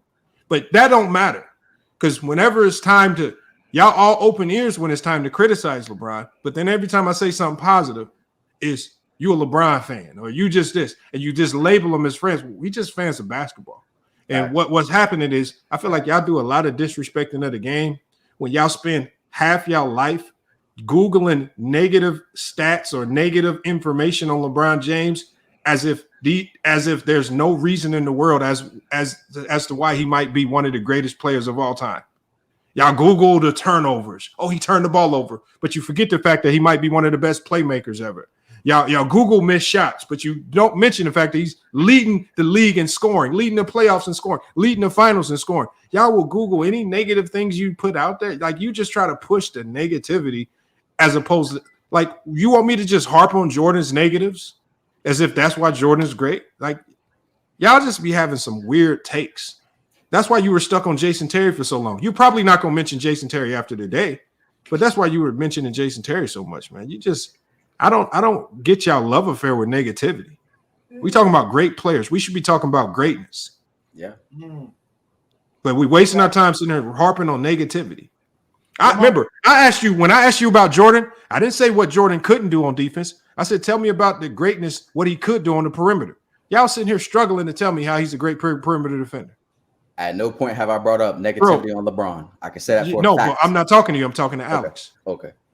That's all I'm saying. That's Alex. That's his go-to MO move. And look, he was on the locker room the other day. That's all he did. Locker room. If I said something wrong about Alex's takes, you let me know. But we got the locker room here, man. I know Alex hates him, man. But it is what it is. Nah, I mean, what is he talking about? Same shit. The same nonsense that he always talks about. Jason Alex, Terry, Cook, LeBron. You said what? He said Jason Terry, Cook, LeBron, and all that shit. When did Jason Terry cook LeBron? 2011. 2011. 2011. Game 6, fourth quarter, 1 3-pointer. That's not what I said. That's what I heard. I didn't say game 6. See, look, this is what I'm talking about. I didn't say that, bro. What game did you say? Words in people's mouth, bro. Let's let him talk. Go ahead, Alex. What did you say? Explain your point, bro. Bro, oh my God. Okay, here we go again. So my point was, you guys were talking about the better defender, right? Between Jordan and LeBron. So with Jordan's Chicago Bulls, if they're playing the Dallas Mavericks in 2011, who would Jordan be guarding? What the hell are you talking about? Jason Terry. JJ Barea. Probably Jason Terry. What is this? What are you talking about? I don't even know right now. Now you guys don't. Now you guys want to play dumb like you guys don't know what I'm talking about, right? Okay, hold on. We're gonna put you on the big screen. You tell us who Jordan would be guarding. If we're talking about who is the better defender, if Jordan was on the Heat, who would he be guarding? I don't know. You tell me. No, you guys are the LeBron fans. You tell me. No, hold on. Hold on. See, Alex, I hate it when people try to ask questions. Can I get it? Can I get this? Can I get it? I got him. Please let him ask me these questions. Go ahead and ask James King. I already asked it. So you asked if Michael Jordan was on the Heat, who would he be guarding? Right. Sean Merriman or Deshaun Stevenson. Next question. Really? So who's Rodman guarding? Rodman's not on the Heat. No, I'm talking about the Bulls. What? Rodman's guarding. Hold on, wait. I got it. Rodman's guarding Dirk Nowitzki. Rodman's guarding Dirk Nowitzki. Okay, who's Pippen guarding? Pippen's either guarding Sean Marion. Oh, or Jason Jordan Kidd. was. Sean Marion or Jason Kidd. No, you said the Heat. You said if Jordan. Yeah, you said he was on the Heat, bro. Put Jordan on the Heat. Now we're talking about Chicago. Michael Jordan would either be guarding Deshaun Stevenson or Jason Kidd. More than likely, Jason Kidd. I mean, no, my bad. Matter of fact, no. See, here we go. Wait. They would put Here we go. Wait. Jason Terry. Jason Terry. Never mind, bro. Hey, okay, that's fine. Jason Terry comes off the bench. I'm done. But if you're the Jordan fan, why do we have to tell you and who I he can't would guard? answer it. That's what I'm saying. How you gonna let me? I can't even answer it. Let me answer it, Jordan fan. Again, Scottie Pippen would be sticking Jason Kidd because they used to put him on point guards. That was his job, to slow down the offense. So he would slow down Jason Kidd. They would put Michael Jordan either on Sean Marion or Deshaun Stevenson because they also had Ron Harper. So it would be a vice versa. So more than likely, he would be sticking Deshaun Stevenson. When Jason Terry got on the court, more than likely Jordan's not going to be guarding him either because Jordan was getting breaks on defense so he could be Mr. Fourth Quarter and shoot all his shots. I'll be back. Jordan never had to actually play defense 48 minutes or the 40 minutes he played. That's what you guys don't understand. He got a chance to rest, put his hands on his hips, put his hands on his knees while other players was playing defense. But why do we have to tell a Jordan fan who Jordan would be guarding? He said because you guys are LeBron fans, so tell me who Jordan. Why would we have to do that? Why don't you tell us who Jordan would be guarding? I don't know. Like what? Cause he don't know. No, I want to know this. Know. I want to know for everybody. I want to know for everybody who has a problem with the 5,000 turnovers to tell me who on that turnover list is a bad basketball player and can't handle the basketball. Hey, no, listen. Including Kobe. Hey, no, listen. They use longevity when it comes to the scoring, so we have to use longevity when it comes to the turnovers. He's been playing 21 years. He's a ball handler, so I would expect him to have 5,000 turnovers at this point. So we're not about to do that. It's not even that. It's like Lamont said. What does it mean? What is the purpose of bringing it up? Why are you bringing it up? It means nothing. No reason to. It literally means nothing. So real quick. When your first things Hey, first, bro, your mic fucked Oh up, bro. man. Your mic Your messed mic up, is brother. messed up. You in the Matrix, guy? Yeah, you're in a bad area, twin man. You got to get into a better. Might area. want to turn your router off and turn it back on. Hold on, wait, Alex, you done? I'm ready for any questions. Hey, no, Alex said he'll be back in 15 Alex is minutes. Googling. I heard him typing something, man. Alex is Googling.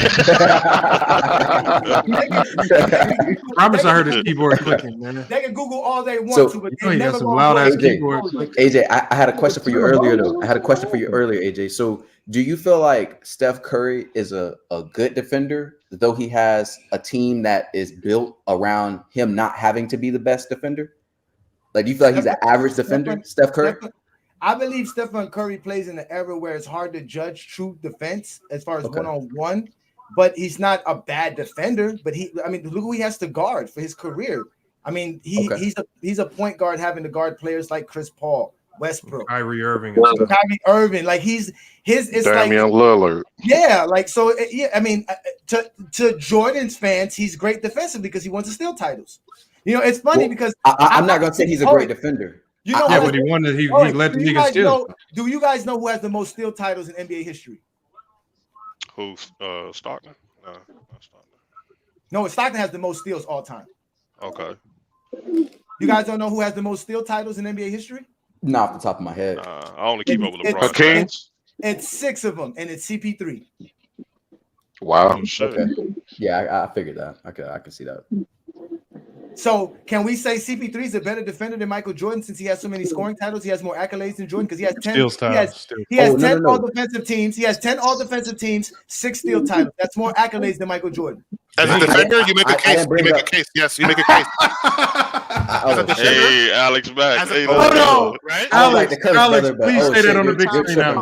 What are we talking about? Are we talking about Bro, defender? please hold on, Alex. So you telling us that Chris Paul has an argument to be a better defender than Michael Jordan because of his defensive accolades? There's a case, bro. A case. Boy, you must. I'm not saying yes. This is what I mean, y'all. Hey, bro. You messing up my Hey, argument. Lamont, let him make his point. Lamont, let him make his point, Lamont, please. you're welcome. We gotta Lamont, hear you're this. welcome. No, we gotta hear this. I gave you a gift. Give him He some throwing rope. up lobs and you Give him some rope. Go, James. That was a Keep good him one. on James. keep You him on a guys big act like screen. I Let him said cook. yes. That's crazy, bro. Cook. Go ahead, Alex. Explain. There's Explain a why. chance, bro. Why? Explain. What? Explain. Terry, So you think Jordan's just an overall Hold on, better y'all. defender? 100%. That's it, right? Yes, the CP3. Hell yeah. Okay, I'm wrong. Let's move on. Let's go. Yeah, you better get off that conversation, bro. Oh my God. Okay, let's move on, man. And look, this is coming from the so-called LeBron fans that you sitting here talking about. Chris Paul could be a better defender than Michael Jordan, man. Hey, God Lamont. damn, Hey, Lamont. What the hell? I think who was debating last night where they was debating if Kobe was a better scorer than LeBron. Yeah, that was locker room in Africa. Yeah, I think Kobe is a better scorer than LeBron. That's ridiculous. I can see that. I can see that. No, hold on. Hold on. Look, I believe. Hold on, but I look. The reason why, look, I voted locker room won that debate, but I believe based on my criteria on scores, based on what I believe makes up a good score, I believe Kobe's the better scorer. But the locker room did make a hell of a case for LeBron. But remember, it was all based on his criteria for what makes up a good score versus my criteria. My criteria, I've told you guys, is based on my preferences, versatility. Locker room's preferences, get the goddamn job done. I don't care how you fucking score. Right. Which both again, respectable though. Really, both of them. I can't really knock either one, but both of our preferences stem from how we played the game and how we our own biases and preferences. So I like versatility. He just like guys that get the job. Like as a coach, shit, I want a guy that could just score. Like if you tell me as a coach, I'm getting a guy that's shooting, that gonna make every goddamn layup at the rim, contesting, bro. I'm taking him all day over a guy that's shooting jumpers. So I mean, I respect it to a certain degree, but yeah, because I think it was a point made like the LeBron being an all-time leading scorer, and I'm thinking about I think Kobe's ranked number 4 on that list. But you got to think I think his first 2 years he only started 7 games. So imagine if he had the same freedom that LeBron had when he came into the league. Where would he be at on that list? Who's that? And then hold on, and then if we think about it, we celebrate LeBron for his stats at 38. Kobe I think dropped 60 his last game at 37. So it's I don't know. After an Achilles though too. That was impressive. After Achilles, that was impressive. Lamont, can I ask you this, Lamont, about go ahead. Versatility? So when you say versatility, that would eliminate players like Kareem and Malone. Yeah, like when I did my all-time scoring list, guys like Kareem wasn't on there, unfortunately. I had guys like Melo, Chamberlain as well. Melo Anthony. Yes, I didn't have Will Chamberlain up there. I didn't have no Bill Russells, none of that. I had Jordan at 1. I had Kobe at 2. Yes, sir. Oh, I think I had LeBron at 3. Versatility wise, who? That's impossible. No, just scoring versatility. We weren't talking about offense. Okay, if you just talk about pure offense, it's a different conversation. No, explain your criteria so I can understand. So my criteria, when we did a stream, we actually broke scoring down into 8 different bullet points. Okay. And when I made my list, you got to watch the video because I don't want to quote my list wrong. But what I did was, if you met more of that criteria, then you'd be higher on my list. And so guys that made my list are players like Kobe, Jordan, LeBron, Carmelo. I'm trying to remember. KD made the list. Curry made the list. So it's just your ability to score the ball in a multitude of ways at a high level. Now, again, guys like Shaq didn't make it, Kareem didn't make it. The bigs that just scored one way, they didn't make it. Who? T-Mac. I can't remember my list per se, but my list was more so it ended up having a lot of wings or big forwards on it. Paul Pierce, T-Mac and all them. Yeah, even if you look at a guy like Chris Webber, to me, he's because of his versatility, that makes him a much better scorer than a lot of people. Hey, was Chris Webber a bust? No, hell no. No way. No way. All right, never mind. I'm chilling. Hold on, locker room. What's up? What up, locker room? That's kind of a disingenuous argument to not have LeBron in that same conversation. Because I had LeBron number 3. He said LeBron. Okay. He said LeBron. No, I had LeBron number 3 on my list. It was Jordan, Kobe, LeBron. So let me see if I can get some of these pointers. So we got at the rim, right? So right close up at the rim, right shot ability, mid range, 3-point shooting, and then I know Gilbert Arenas was saying post up and isolation, right? And I also include how you can score coming off pin downs, how you can score with the ball in your hands coming off pick and rolls, how you score in transition. So it's just it's a versatility. Like when you talk about bigs offensively, they can't handle the ball as much. They can't push the ball in transition as much unless you're talking about a guy like Jokic. So there's limitations to what the centers can do, and the centers are heavily reliant on having a quality guard to consistently get them the ball in the right places. Mm-hmm. And so, but as opposed to some of the bigs we see now, they're more versatile, which makes them better scorers because they don't need that. Giannis don't need it. He can work from the outside in. Kind of like that with Olajuwon. He still had his limitations, but Olajuwon's up there too. Okay. So would hey, you locker room. Oh, go ahead. Locker room. What up? You got what debates you got this week, bro? I got the pull up podcast, the Shaq versus Kobe debate. You trying to add one more? Who is this? It's minor. Nah, man, I'm done. I'm done. I'm not doing no more unranked opponents, man. You gotta get crazy.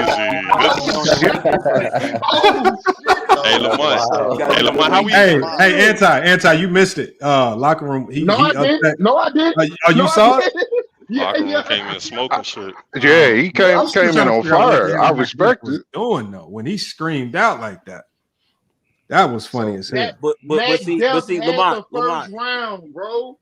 He had the first round, son, and he oh my he God, blew it. Bro. Oh man, he blew it. But if anybody would ever debate why the 90s is the worst era ever, I'm down for it. So we can do that. Hey, you want to debate? You want to debate Jokic being the most dominant big ever over Shaq? Y'all were having because I think it's funny. Me too.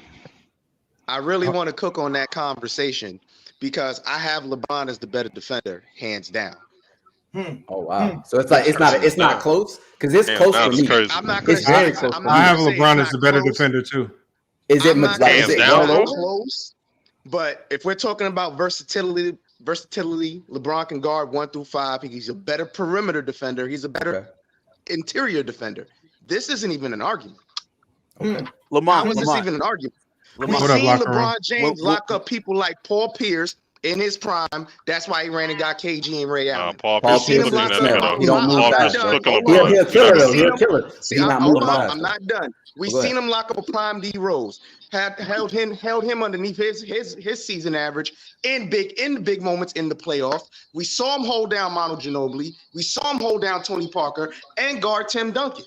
What are we talking about here? But Paul Pierce was giving LeBron work though. Like we not about to act like Paul. Like, I don't know. Y'all niggas be acting like Paul Pierce. What's the head-to-head between Paul Pierce? Nah, he's not a Paul. He's not a scrub. Paul Pierce. The defensive rating's pretty close. That's his nickname. Jordan and LeBron.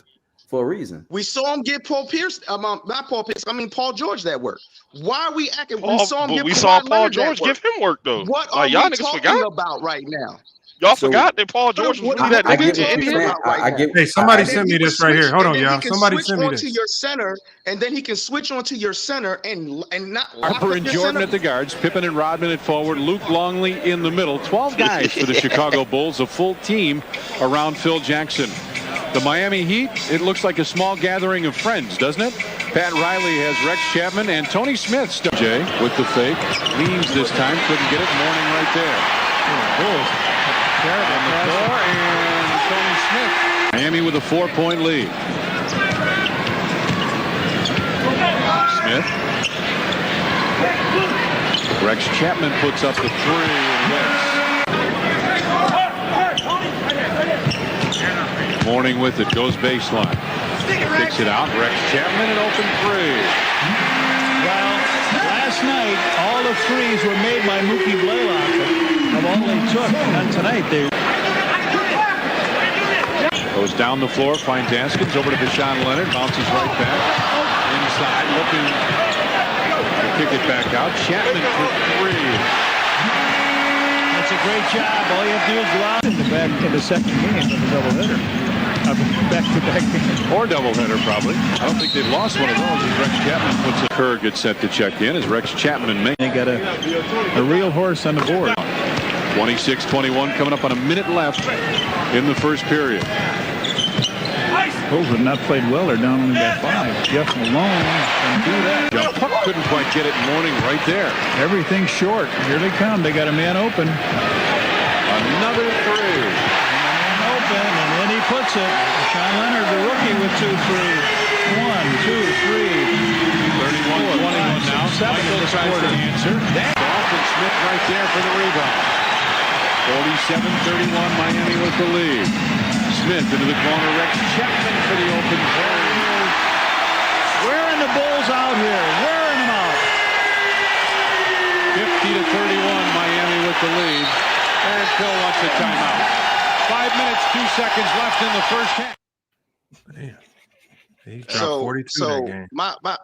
My thing is this. Like I was just saying though, like Jordan could never though. He just couldn't. He's not a more versatile defender than LeBron James. Why is this even an argument? Why is this even a conversation? Hey, the defensive rating stats are close. They're like Lamont, 1.4. I'm asking. Y'all sat here and talked about versatility. Because that's one of the things I heard up here was versatility. No, that was me. That was us. That was my Jordan criteria. had problems. Jordan had problems guarding bigger guards like Penny Hardaway, Grant Hill. He couldn't really guard them well. A lot of people had problems, not just Jordan. Well, hold on. That's now not. a lot of people had problems. I thought we was just talking about Jordan and LeBron. Yeah. But I mean, even with that, I mean, that video you just sent, Lamont, how many times did Rex Chapman hit a shot actually on Michael Jordan? Oh, hold on. I think I counted like twice. No, there's more. Hold on, y'all. Do you want me to play the rest of the game? That wasn't the whole game, man. Hold on. You want me to play the rest of the game? Bro. What's the point of the video, though? Well, hold on.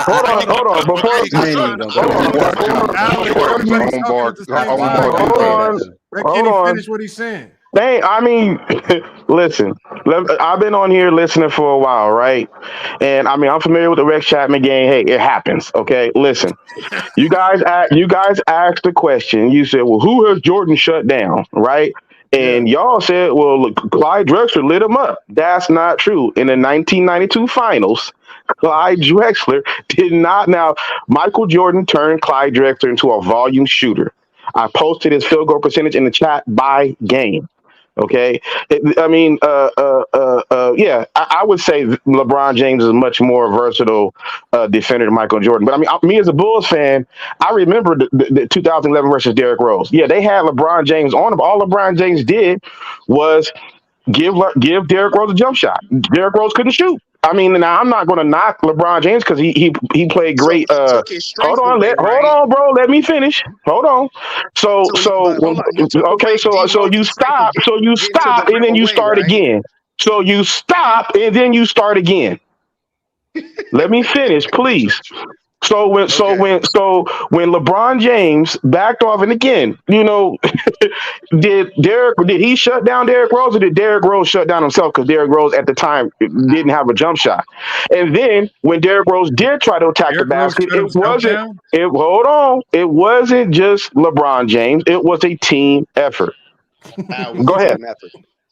So if I'm now y'all want to say team stuff when it involves saying something positive about LeBron is team, but whenever we get to talking about LeBron's individual stats and stuff, it ain't. Series. Come on, man. Lamont, real quick, because I just want to answer that real quick. Whenever they lose, it's on LeBron. Whenever it's positive, it's team.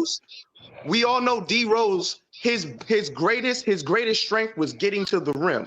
So if I can stop you as a small forward / power forward, that should be a mismatch. As the point guard, I should be able to run around you, run past you easily. So if I can stop D Rose at the time from getting to his strength, which is getting to the rim, is that not shutting you down by forcing you to take a jump shot? I already addressed that, and I'm gonna tell you a big difference in that series was Udonis Haslem. When he didn't play in the first game, the Bulls dominated the boards. When Haslem came back in there, and they turned it into a slow-paced game, half-court game, right? And so the point is, listen, like I said, I acknowledge that, hey, LeBron James played smart defense on Derrick Rose, but I'm not going to say that's not LeBron James shutting down Derrick Rose. Heck out of here, man. How's that not shutting down Derrick Rose? Because he did it. If Derrick Rose, hold on. If Derrick, he asked me a question, let me answer it.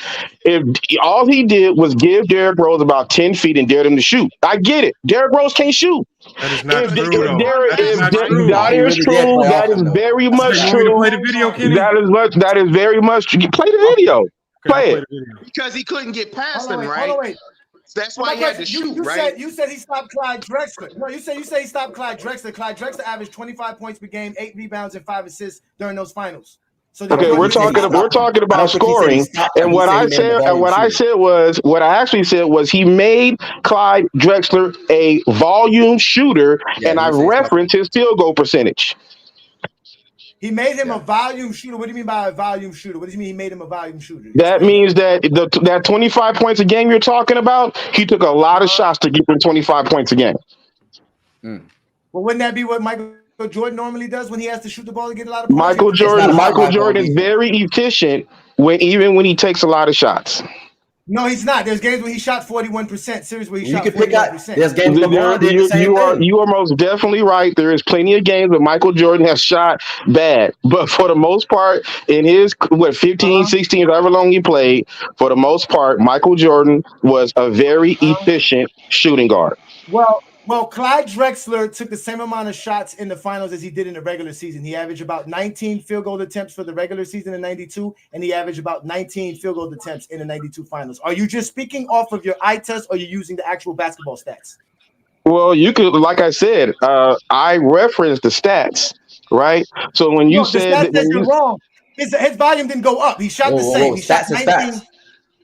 Okay, so you asked me a question. Was I going by the eye test or was I giving you stats? So I said I gave you stats. I gave you Clyde Drexler's field goal percentage. All I'm saying is y'all asked the question. That was Michael Jordan's man, and I'm not going to sit here and say that Michael Jordan didn't also have help defense if Clyde Drexler got past him. But for the most part, Michael Jordan did a great job on Clyde Drexler. He did. I'm saying, so 25 points per game, 25 points per game, 8 rebounds, and whatever. 25 points on 41% shooting is Michael Jordan being good defensively. That's what you're saying. What was Clyde Drexler's field goal percentage during the regular season? I didn't look that up. His regular season field goal percentage was 47, so it went down in 92.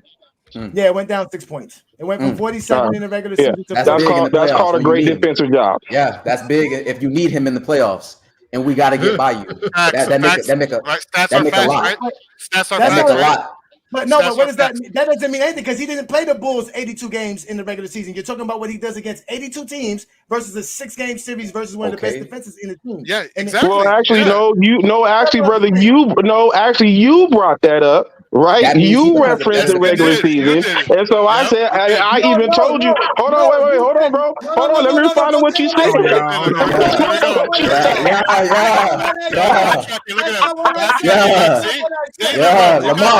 Lamont, you better hop in here. We got one. He understands what I'm saying. His volume went up in the finals compared to his normal output, and that wasn't the facts. Okay, I just pointed out that you lied because he didn't. His volume stayed the same. Hold on. Okay, fine. He became inefficient. If you remember what I first said, I did not reference his field goal attempts. I said he took a lot of shots, right, and he was inefficient. That's what I said. Facts. So you say Clyde Drexler was inefficient? You said you turned him into a high volume. That's what he a volume shooter. I did not say high. I said a volume shooter, which means he had to take a lot of shots, right, in order to get that 25 points. That's high volume. That's what high volume means. No, because he was inefficient. That's the point. But he took the same amount of shots. Hold on, Kenny. When you say volume, you're saying he took more shots. Thank you. Bro, no. Hold on. Listen. No. Kenny, hold on. Go ahead. Hold on, Kenny. You said Jordan made him take more shots to get to the numbers. No, I did not. Yes, you did. I did not. He didn't say that. He really didn't. He didn't say that. No, he just said he's a volume shooter and he left. Hold on. As we get into this, Hold on. At the beginning of this, he said Jordan He made turned Clyde Drexler. Yeah, they're trying to find a little thing to discredit this guy. Hold on. Can y'all hold on one second, please? Please hold on 1 second. He said, because we asked you, what do you mean by volume? He said Jordan made Drexler take far more shots to get to his points. And when we pulled up, no, Lamar. I did not say far more. Kenny. It's like, bro, you gonna sit here and lie on me and Kenny, bro. Can I finish what I'm saying, bro? And I'm not lying on you, bro. Like, I don't want to have to sit here and rewind the tape just to prove to you what you said, my guy. I'm not gonna put no words in your mouth that you didn't say. I got a very good memory, bro. You said volume for a reason. When you said there's volume and efficiency are two very different things. Now, if you wanted to say that Jordan made him inefficient, I'll take that. If you want to run with that because he did lower his percentage points from the regular season, well, you said he made him chuck up a whole bunch of shots. You increased his volume, and he made him do a whole bunch of things as far as getting to his points, but he had to take a whole bunch of shots together. You said that, and when we looked to the numbers, it didn't suggest that. And then I think Goat James made a very good point. You're comparing his regular season numbers, what he did against all teams, versus his numbers. What does he normally do against the Bulls? Maybe we should look at his regular season numbers versus the Bulls to compare those regular season numbers versus the Bulls to what he did in the finals. If the regular season shows that he shot around 40% versus the Bulls in the regular season, then he didn't make him any less efficient. He did what he normally does against the Bulls. But Lamont, if a person shoots the ball and they're not making the same amount of shots they usually make, then you just say inefficient. The volume shooter? You just say inefficient. You can say inefficient. Bro, y'all just volume. Hold on. We know volume on that. The reason why we know what he meant is because he explained it, and he was wrong. No, hold on. This is always what you do, Lamont. With y'all get nervous, you want to start muting because you know you guys are wrong. Let's go back to what he said. Hold on, Lamont. Let me. I mute because when y'all start lying, y'all just start. Nobody's lying. Nobody's lying. Hold on, Kenny. So let's just do this. If you are right, if you did not say that, let's bet $100 right now that I can't pull up the film and you didn't say that. Bet. Tell me exactly what I said. No. You know what I said. I don't have to repeat it. If you didn't say it, bet $100. Yes, you do. Because I already feel you a liar. So I want you to come back and tell me what I said. No, Kenny, tell me what I said. Tell me. You said that Clyde Drexler, that Jordan forced Clyde Drexler, and he had to take a lot of shots to get to his points. Bet 100. You didn't say that. Hold on. Let me finish. 100. No, let me finish. Yeah, let me finish. Hold on. No. Hold on. Let me finish. When the brother, I think Goat Jams, I can't see your name because the t-shirt's in the way, right? He said, I initially said that Jordan made Drexler inefficient. All I said. Nothing else, right? Okay, so you said, let me finish. Listen, hold on. You can't hang with me. You gotta start muting me. You gotta start questioning. Bro, let me finish. Why are you so scared? Let him finish. We wrong. But y'all did the same thing. He's saying the same thing. Let me finish. You guys are getting away from the point. You're getting away from the point, bro. You're getting away from the point. Hold on, y'all. Y'all trying to make it messy. Hold on, go, James. I'm telling you, Lamont is thick shit, bro. He don't want to sit here. Hold on, Kenny. If we're wrong, just bet 100. Just say bet. Just say bet, please, Kenny. Just please say bet, Kenny. No. Hold on. Wait. No. I'm clarifying what happened. Bro, you don't have. Why won't you allow me to do that, Lamont? Why won't you allow me to do that? Because they're trying to disprove your point, bro. We're not trying to disprove a point. Yeah, you are. Jordan fans, listen. I am willing to do the bet as long as we are on the same page here. Before you do the bet, answer this question. Why did I go look up field goal attempts instead of efficiency? Because initially you said, well, Clyde Drexler scored 25 points against him. That's when I said that. But initially, I said, he did say 25. He took a lot of shots that was inefficient to get those 25 points. He wasn't taking like 10. It doesn't matter. His field goal percentage went down, making him inefficient. And that was false because he still took 19 shots to average 25 points, which he averaged in the regular season and in that series. So you guys are not knowing the numbers. You're just saying stuff without knowing the facts. Regardless of that, his he shot scored percentage went 25 down, points a game. So Regardless Jordan didn't stop him. And that's his regular season average. He No, averages bruh. 25 points per game in the regular season. So Jordan didn't do nothing. Regardless of what you're saying, his field goal percentage went down, and because his field goal percentage went down, overall he had to take more shots to still get the same average. That's all he said. He just said volume. He left it vague. He didn't say. I'm not saying y'all not right or what y'all saying. I'm saying he just left it vague. So you're wrong. He took the same amount of shots. So he didn't need to take more shots against Jordan. So you're So how did his field goal percentage go down? How did his field goal percentage go down then? He still scored. He still put up 25 points per game. He got But you're trying to get over the field goal percentage. But You have to either take more shots to get them same points. You have to take more shots to get. Listen, math is going math. It's not. You can't get around that. The percentage is still lower than his average. If his average was 25 and he took this amount of shots and shot 47% from the field, then that means, okay, if he's shooting 41% and he's still getting 25, what do you think has to happen? It's not what I think. He's either shooting more free throws. Right? That's what he has to do. He has to make free throws to make them points up. Okay, all right. So you are you done? Can I explain? I'm done. Okay. The whole point was the question was, who did Michael Jordan stop? Clyde Drexler's 92 finals was brought up. I went to go see how many points he averaged. I just wanted to see what he did. I brought up what he averaged, 25 points per game. I asked, is that stopping him averaging 25?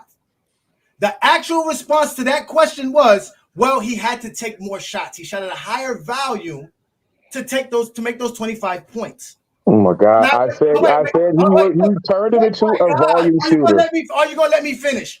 When I went to go see what the volume shooting was, it was identical to his regular season numbers. So that was also wrong. So not only did you choose a wrong player and a series to say that Michael Jordan was a good defender on, you can't even prove it. Now you want to go to the field goal percentage as if it matters that he averaged the same amount of points on the same shots. Okay. So James Harden dropping 50 or averaging 20 points a game and not having to go to the free throw line, but averaging at 20 points. That's what I'm saying to you. He had to go shoot free throws. I don't even need to look at the stats. If his field goal percentage went down and he averaged the same amount of points, he would have had to either take more shots or he had to make more free throws. That's the only thing, bro. He would have had to make more free throws. And 8 in the playoffs. There you go. 5 in the regular season and 8 in the playoffs. Divide 118 by 6, and how much is that? Y'all got that? What's that? Divide 118 by 6, please. 118? Divide 118 by 6. We're doing numbers now. You guys are not great with numbers and math, so I'm helping you. I'm A. Johnny from Goat James Kingdom. You are now being exposed by the exposer.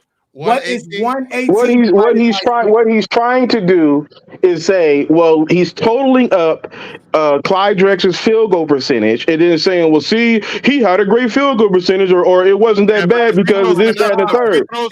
And that's what I'm saying. You can. That's what I'm saying. You can't. Okay, listen. All right, listen. 118 divided by 6. That's what I'm saying, bro. 118 divided by 6 is 19.7. So that means Clyde Drexler was taking 19.7 shots per game in the NBA Finals. Okay. During that same NBA season, Clyde Drexler was shooting, let me go make sure I get the numbers correct. Add free throws too. 19.4 shots per game.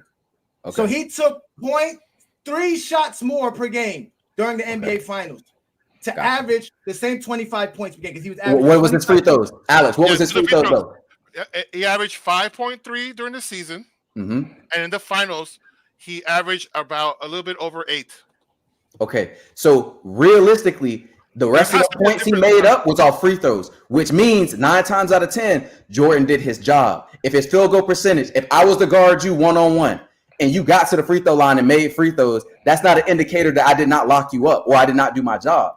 But realistically, if his field goal percentage is down out of the rest of the games he played throughout the regular season, that's just like I don't even want to be arguing about this. Come on, bro. He did his job. I mean, I'm surprised. I'm saying he did his job. That's all I'm saying. He did his job. You're discounting Jordan's performance, bro. Anyway, You're discounting his performance, bro. He Anyways, did. y'all, I'm gonna hop off, man. Come on, bro. He made that man shoot free throws. Did we ever get the numbers for Lamar, the thanks for letting me. Bulls when they played the Bulls in '92 during the What do you regular mean? season? What exactly? What do you mean? I can do that. If you guys want the exposure to continue, just go ahead and keep hitting the like button, y'all. Keep hitting the like button. Thank you, Lamar. If y'all want the exposure, I can find those numbers very easily because that's what I do. I keep telling you, we talk stats, accolades, and achievements. We don't bring up narratives and myths and eye tests. None of that matters. But what the numbers say. Men and women lie. Numbers don't. Oh my God! You said that with so much conviction, brother. Why don't you do the free throws? Why don't you do the free throws? Why don't you do the free throws? Because he don't want to acknowge it. We've already told him. Okay, all right. Let me ask y'all. He's stuck in neutral. What does the free throws matter? He averaged 6.6 free throws for the season, and he averaged about 8 during the finals. So it's actually 5.3. I'm looking at it right now. No, he made 5.3. He averaged 6.6 per season. As did the attempts. So that nets to roughly rounded up another 3 points. Wait, are we talking about made or attempts? Well, he made 50. He's talking about made. If he made, then yeah, he made more. Yeah, he shot better from the free throw line. Which Jordan shouldn't have been fouling him so much then if he's making all these free throws. How do you know? I mean, without actually watching the game, like sitting down with you and watching the games, right? Are you prepared to sit and say that every time Clyde Drexler fouled him? Every time Clyde Drexler got fouled, it was because of Michael Jordan? Well, isn't Michael Jordan the primary defender on Clyde Drexler? Doesn't matter. That's not what I asked you. Oh, Kenny, you want me to play this for you, Kenny? I'm going to ask you again. Yes. Okay. Yes. Well, I mean, let me mute. Hold on, go, James. I'm gonna mute you real quick. I got something for Kenny. See, Kenny be like the finesse. Oh, you're gonna find one video. And I reference his field goal percentage. He made him a volume shooter. What do you mean by a volume shooter? What do you mean he made him a volume shooter? That means that that 25 points a game you're talking about, he took a lot of shots to get him 25 points a game. Uh-oh. Wouldn't that be what Michael? Okay. Well, hold on. Is that bet good, Kenny? Was that? Yeah, that's great. Is that bet good? Hold on. That doesn't disprove his point, though. No, it doesn't. He took a lot of shots. Okay, now let's do this. Hold on, let's do this. Let's see. All right, I got you. He didn't say nothing about taking it over his career average. Hold on. We talking about this bet. First of all, the context of that conversation was, and this is why Go James Kingdom went and looked up how many shots he took. We're not talking about right or wrong. We're just talking about what Kenny's statement was. Kenny said volume. And then specifically, Goat James said, what do you mean by volume? And he says, what I mean by volume is, even though Clyde got to his points, Jordan made him take a lot more shots to get to those points. And what we found out I did not say a lot more. Play it again. I said a lot. Play it again. That's the whole argument. You would have lost $100, Lamont. It's not the same thing. He didn't specifically say that. Oh my God, bro. Kenny, first of all, Kenny said he didn't say it at all. What are you talking about? He said he didn't say it at all. Hold on. You keep saying a lot more. All right, Kenny. I said he took a lot of shots. Hold on. I'm finna end this right now. I'm finna dead this right now. Hold on. Give me one moment. Yeah, I'm finna Google. Hold on. Kenny, man, can I get paid, man? Kenny going down that hill. I ain't mad at you, bro. Hold on to your money. Bro, he didn't say that. Now, Kenny, I told you said it, Kenny. I said, Kenny, you said that. That's why we were talking about volume. That's why you weren't talking about efficiency. He wasn't talking about efficiency. He said Jordan's defense made Clyde Drexler shoot a lot more shots to get to that. And then when he looked at the numbers, again, Lamont. Play it. When did I say more? Hold on. The point you were trying to put again. Hold on. I'll play it again. But we all know the point that you were trying to push is that you were trying to make it seem now like it's the point. Hold on, Kenny. Kenny, you're just trying to be distracted now. That's why you ain't letting me talk. What Kenny was trying to do, Kenny was trying to give the impression that Jordan was forcing Clyde into shooting like 28 shots or something to get this. No. And when James looked at the numbers, Clyde shot the same amount of shots he normally take. That ain't volume. When is 19 shots a game from a star been looked at as a whole bunch of volume? Man, get out of here, man. Stop it, Kenny, man. Now, Kenny, man, Look, you can donate that to the GCU club basketball team, man. You don't even have to give it to me. I just dropped the link for GCU men's club basketball, man. You can just donate, send a donation to them, man. Look, you could just drop them $10 or something, man. You don't even have to do the whole 100, man. I'm gonna put the link in the chat. You could just support GCU men's club basketball with a little $10 donation. I don't even want the whole 100, man. That's wild, man. Look, I'm gonna put hold on, bro. Hold on. I'm finna show you. Kenny, man, just when you get jammed up like that, I told you I got a good memory, man. And you trying to talk about I didn't say it at all. Yeah, you did say it, bro. Link is in the chat. Man. I did not say Link more. Is in the chat, hold man. on, Link is in the chat, Kenny. And GCU club basketball need a donation, bro. Bro, can I just say, listen, man, Clyde. Bro, we need it, bro. We need the travel fees and everything. But you got to support now. Now you don't even have to give it to me. If you feel bad about losing to me, you don't even have to give it to me. Just donate to the GCU men's club basketball team. The link is in the chat. Hey, I got them regular season numbers if you want them, Lamont. Go ahead, Ralph, with them numbers. Kenny tried to finesse, man. I told you, Kenny, we remember everything you say. And then you try to flip up what you said. I was talking about efficiency. No, you wasn't, man. You were talking about volume. This is two different things, man. You get jammed up on volume and he switched to efficiency. That's what I was talking about. No, you weren't talking about no efficiency, man. Clyde shot 55%. Now he Googling. You can't Google your way out of this one, Kenny. Second game, he shot 43%. Hold on. What was his percentages again, Ralph? I'm sorry. Say that again. It was 55 the first game, and then 43 the second game. What? Just run off all his percentages for all the games, all 6 games. All right. No, that was you said the regular season. So in one regular season game he dropped 55%, and the other one he shot 43%. 43. Yeah. Right. So one game he probably had a really good game. The other one he probably had like a. Yeah, he dropped 38 that game. You want to know the finals though? Where he had the field goal percentage? 35% first game, 40% second game, 52.9% the third game, fourth game, 40%, fifth game, 42%, sixth game, 33%. I know. Field goal. That's not bad being the only. That's not bad. Though. Look, I mean, look. I'm just saying Jordan did his job. That's all I'm saying. Bro, if you told me that Jordan made Clyde inefficient, I'm not going to argue with that. I know Jordan was good enough to defender to make a Clyde Drexler inefficient. But to come out here and say that Clyde Drexler was a player that was going to chuck up shots just till he got to his 25 points and be a high volume scorer. No, Clyde Drexler was never that type of scorer. Clyde Drexler was going to kind of take what the defense gives me type of player. He struggled going left, so that kind of hurt him offensively sometimes. But other than that, man. Struggle is an understatement. Yeah, no, he definitely couldn't go left. No. Is it Julius Randle can't go left? Or Jaylen Brown? Damn, Kenny, closer to Jaylen Brown. Sammy just said you spent the $10 on our OnlyFans, man. God damn. That's wild, Kenny, man. That's wild. Oh man. Kenny been excited. That game tomorrow, Lamont. Oh, hold on. Who playing? Lakers and Sixers. Damn, the Lakers playing well. This is gonna be a tough one for them. This is gonna be a true test for the Lakers. Who you got in that one? I got the Lakers actually because Embiid coming back off injury and they just was losing lately. Like they dropped to like the 5th or 4th seed, even though this is a tight pack race. The Sixers, it's still not good.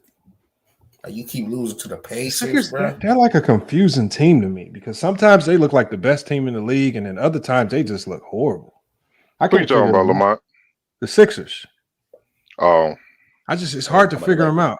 It's hard to figure them out, man. Like I want to believe in them, but then it's just like, man, it's just like then I can't believe in them, man. Yeah, I mean, look at their point guard. That's why. That's why it's inconsistent. It's because of Maxey.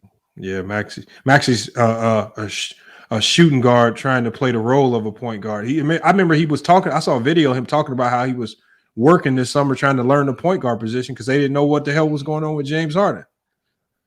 Yeah, they got this man all confused. So, shout out to him. He's doing the best with what he got. He is, but I mean, I just feel bad for the Joel Embiid because they completely throwing his prime into the garbage can. Yeah, for sure. God damn. All right, hold on, Lamont. Hold on. Okay. So here we go. I got it now. All right. So for 1992, okay, these were the league leaders, right, in the for the regular season, since that's y'all argument, and field goal attempts per game. Michael Jordan, 22.7. Tim Hardaway, 19.7. Chris Muller, 19.6. Clyde Drexler, 19.4. Karl Malone, 18.7. I'd say the average looking is probably like around 13, maybe 12 to 13 field goal attempts per game. That's the average for an NBA NBA player, right? So when that brother asked me that question, right? I think if he took 19 shots a game in the NBA, that's a lot of shots.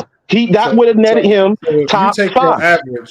Okay, so oh my God, now I can't go to the average. All right, man. All right, bro. All right. No, I believe you. No, hold on. What I'm saying is, if Clyde Drexler averages 19 shots per game, and you tell me that's a hell of a defender, he made him a high volume scorer, I'm gonna assume, well, he probably made him shoot more than 19 shots per game if his average is 19. If that is top 5 in the league. I don't understand. How is that? I mean, you understand that how do we make a determination? Hold on, Lamont. How do we make a determination as to what is a lot of shots? Kenny, that only makes sense if you actually knew that information without Googling it. You didn't. You had to go Google it. And then you try to come back and actually use it as a justification. This dude's talking about is on his computer Googling stuff. How come you didn't tell him that? Kenny, but you said it earlier like you already knew. You didn't. You just made it up, and you didn't think we would go check. Hey, and I went and checked some more. So relative to an NBA player, 19 shots is a lot of shots. He took a lot. Now, what you lied on, Lamont, is when you said Kenneth said when you said Ken, he had to take a lot more shots, right? Which is what you throw in more. I said he had to take a lot of shots to get some points. He turned into a volume shooter. Yeah. How did he turn into a volume shooter when he was already a volume shooter? If 19 shots is a lot of volume, then how did he turn him into a volume shooter if he's already a volume shooter? Because he asked the question. He scored 25 points a game. And stop it. Because he took a lot of shots. What kind of shooting was he before? I don't know how you can't. Was he a regular shooter? What was he not a volume shooter? He asked the question, well, how did he score 25 points a game? I said because he took a lot of shots. Anytime if the amount of shots he took, that is what he asked me. That's not what he asked you. He said, why did you use volume if you were talking about efficiency? And you said, I know volume. This one. Okay, how about this, Lamont? How about this? Because you ain't gonna do it. I'm gonna have to open my own account. You come on in because you too chicken shit to go back and play the whole thing from the beginning. You want me to play it? He asked me. I started off with field goal percentage. He said, "Why did he score 25 points a game then?" That's exactly what he asked. That's it. He's very efficient even when he takes a lot. What's the point of the video, though? Hold on, Kenny. I'm gonna play it for you. Let me find it again. Hey, Kenny. Yeah, what's up? Do you do the debates? I'll debate you on Saturday. What do you want to debate? Man, it don't make me no difference. I'm ready to give some workout. So whatever. Well, I know one thing. I know somebody's supposed to be debating Scottie Pippen and Havlicek, and I'm a Scottie Pippen fan, so and it sounds like he's already conceding. So I'm nervous about that. Kenny, can I play it for you, Kenny? You sure can. All right, hold on. Let's just gonna let it ride. Shots in the finals as he did in the regular season. He averaged about 19 field goal attempts for the regular season. No, Lamont, go back to the beginning. Field goal attempts in the 92 finals. Are you just speaking off of your eye test, or are you using the actual basketball stats? Well, you could, like I said, I referenced the stats, right? So when you said you're wrong, his volume didn't go up. He shot the same. He shot 19. Okay, so you asked me a question. Was I going by the eye test or was I giving you stats? So I said I gave you stats. I gave you Clyde Drexler's field goal percentage. All I'm saying is y'all asked a question. That was Michael Jordan's man, and I'm not going to sit here and say that Michael Jordan didn't also have a help defense if Clyde Drexler got past him. But for the most part, Michael Jordan did a great job on Clyde Drexler. He did. He did. I'm saying, so 25 points per game, 25 points per game, 8 rebounds, and whatever. All right, 25 points on 41% shooting is Michael Jordan being good defensively. That's what you're saying. What was Clyde Drexler's field goal percentage during the regular season? I didn't look that up. His regular season field goal percentage was 47. See, y'all see what he tried to do. He tried to flip everything into percentages.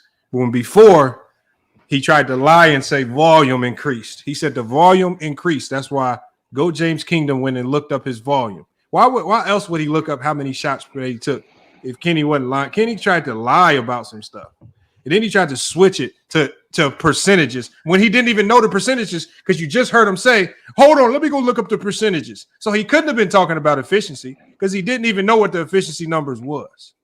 He was just lying his way through it. And then when he got jammed up, he said, let me go look at the numbers. Let me go look them up. You didn't even know. You didn't know. You actually didn't know none of the numbers. You didn't know how many shots he was taking.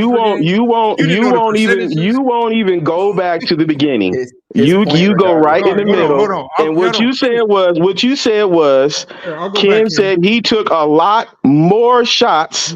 Right. And all I said was he was a volume shooter. He took a lot of shots to get them 25 points. I mean, I don't know, bro. This is hilarious.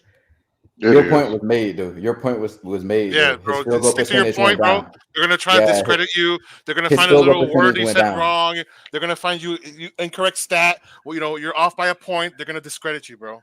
So just it's these straw man arguments, man. It's these straw man arguments. That's what it is. That's that's all they got. This is why I like FYF Sports Debate because everything. I agree. It's recorded. It's you are on record saying all of this. I am, and like I said, I never said he took more shots. I said he took a lot of shots. Yeah, and then I went. Hold on, bro. And then I went. I looked up right what we consider a lot of shots at that time. Okay. 19 would put him in top 5. So I mean, he's one of them. He still took a lot of shots at that time. You said it turned him into a volume shooter. I asked you specifically to define value. You stated he needed to take more than he normally takes. No, he said I did not say that. That's not what I said. Regardless, it's not what you said. It's we're gonna play it from the beginning. We're gonna play it from the beginning because Kenny can't remember what he says every 2 minutes, so we just got to remind him. So I'm just gonna play it. I'm just gonna let it ride. All right. 25 points per game, 8 rebounds, and 5 assists during those finals. So we're talking about scoring. Still didn't go to the beginning. He made Clyde Drexler a volume shooter, and I referenced his field goal percentage. He made him a volume shooter. What do you mean by a volume shooter? What do you mean he made him a volume shooter? That means that that 25 points a game you're talking about, he took a lot of shots to get him 25 points a game. Well, wouldn't that be what Michael Jordan normally does when he has to shoot the ball and get a lot of points? Michael Jordan is very efficient even when he takes a lot of shots. No, he's not. There's games where he shot 41%. Seriously, where he shot 41%. There's games you are most definitely right. There is plenty of games where Michael Jordan has shot bad. But for the most part, in his 15, 16, however long he played, for the most part, Michael Jordan was a very efficient shooting guard. Well, Clyde Drexler took the same amount of shots in the finals as he did in the regular season. He averaged about 19 field goal attempts for the regular season in 92, and he averaged about 19 field goal attempts in the 92 finals. Are you just speaking off of your eye test, or are you using the actual basketball stats? Well, you could, like I said, I referenced the stats, right? So when you said that's wrong, his volume didn't go up. He shot the same. He shot 19. Okay, so you asked me a question. Was I going by the eye test or was I giving you stats? So I said I gave you stats. I gave you. Y'all heard it, man. Yeah, I heard it, man. Like I said, man, Kenny got to stop it, man. Oh man, Kenny, come back, bro, so we can Kenny iron out left this now. Now he debate. left. You can't leave, Kenny. You can't leave. See what, and then when I try to Come play on it, he back, just tries to Kenny. yell and try to distract. But by the way, you know That's what? wild. Though, to be honest with you, Lamont, this is why you have a great platform. This gives you a platform because you have people like this who cannot explain basketball to you. They can't explain their takes, but they want to debate a lot. So you're gonna have plenty of content, brother, because there's so many people like Kenny out there for you to just bring up. They just keep. They don't use no stats. That's why I say we use stats, accolades, and achievements. Because if you go to that, He did use the stat. What are you talking about, AJ? He used the but you field goal cannot. percentage. AJ. Hold on. I But understand what y'all saying, though. Good guy. Okay. Let's say I'm talking about you, good guy, season. Let's say me and you normally play each other in high school. And you go through an entire season. You the team's leading scorer, and you taking 18 shots per game. And then when we play you guys, you take 18 shots per game and still get your 25 points. But I walk away saying, well, shit, I made that motherfucker take a whole bunch of shots to get his 25. What you gonna say to me? That wouldn't be the word I use. That wouldn't be the word I use personally. Because what would you say? I know what volume shooting really is, and I think you know, and AJ know. I wouldn't use that, but what I would say is he left it vague. And so what I would say in that case of scenario, he left it vague. He plays out like an attorney. He was like an attorney. He gave himself an out. Wait, He did. That's what I'm arguing for him. I'm like, that's my point. You guys don't know how to talk basketball. So instead of him saying, I won't say you guys. Oh, wait, listen. I'm listening because you're arguing for him. So you have to take one for the team. Instead of him saying volume shooting, like Lamont said, he should have just stuck to efficiency. He should say he just made him less efficient. But his argument sticks though, AJ, and that's what I'm trying to explain to you. No. Just because he used the wrong word. I'll let you talk, AJ. AJ. You're not letting me finish.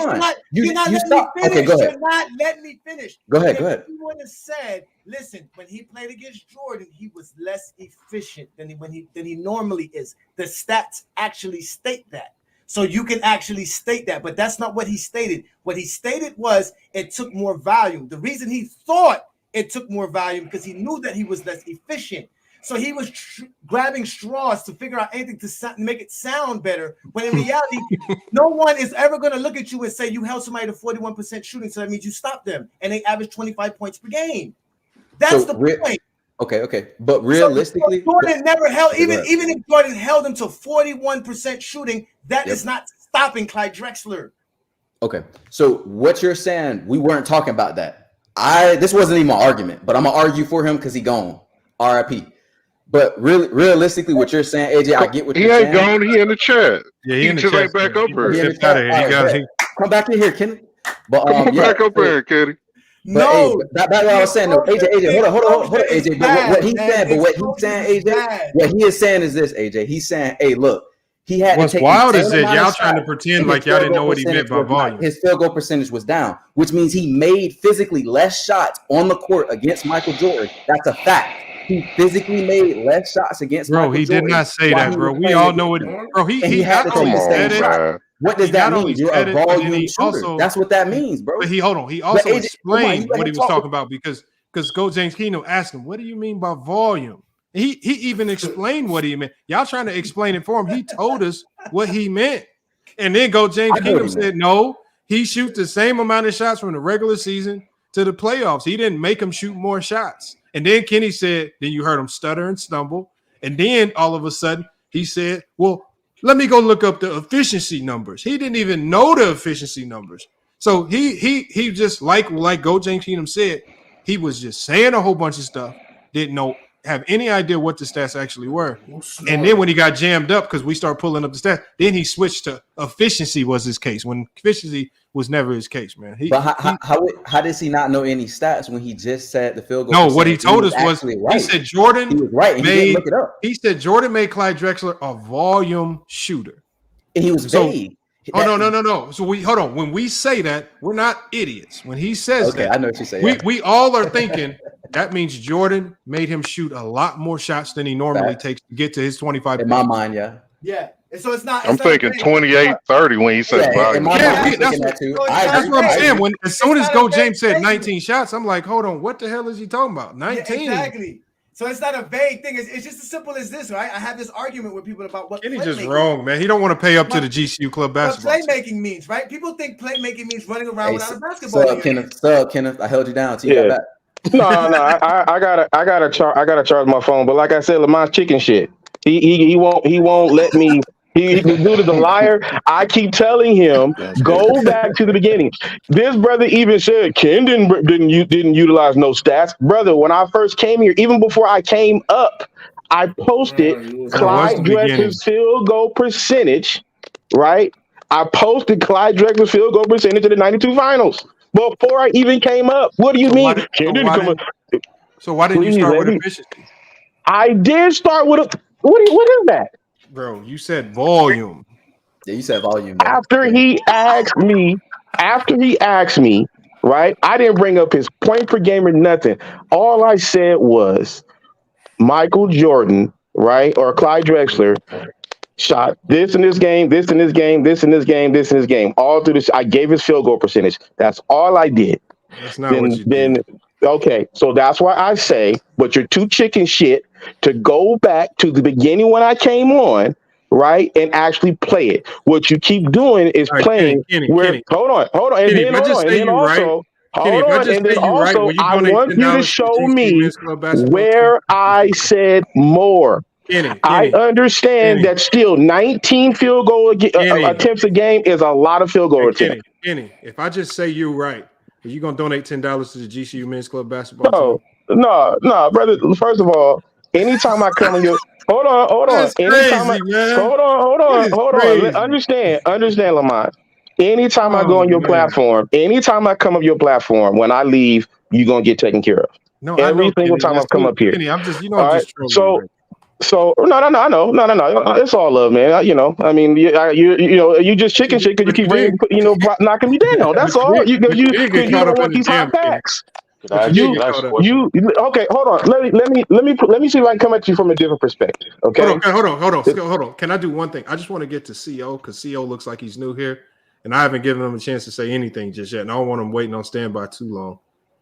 So I want to get to CO because he did pull up, and I'm not going to be live too much longer, so I want to let him get his take in, and I'm gonna let you and Ace 30 finish it out. CO, what's good, man?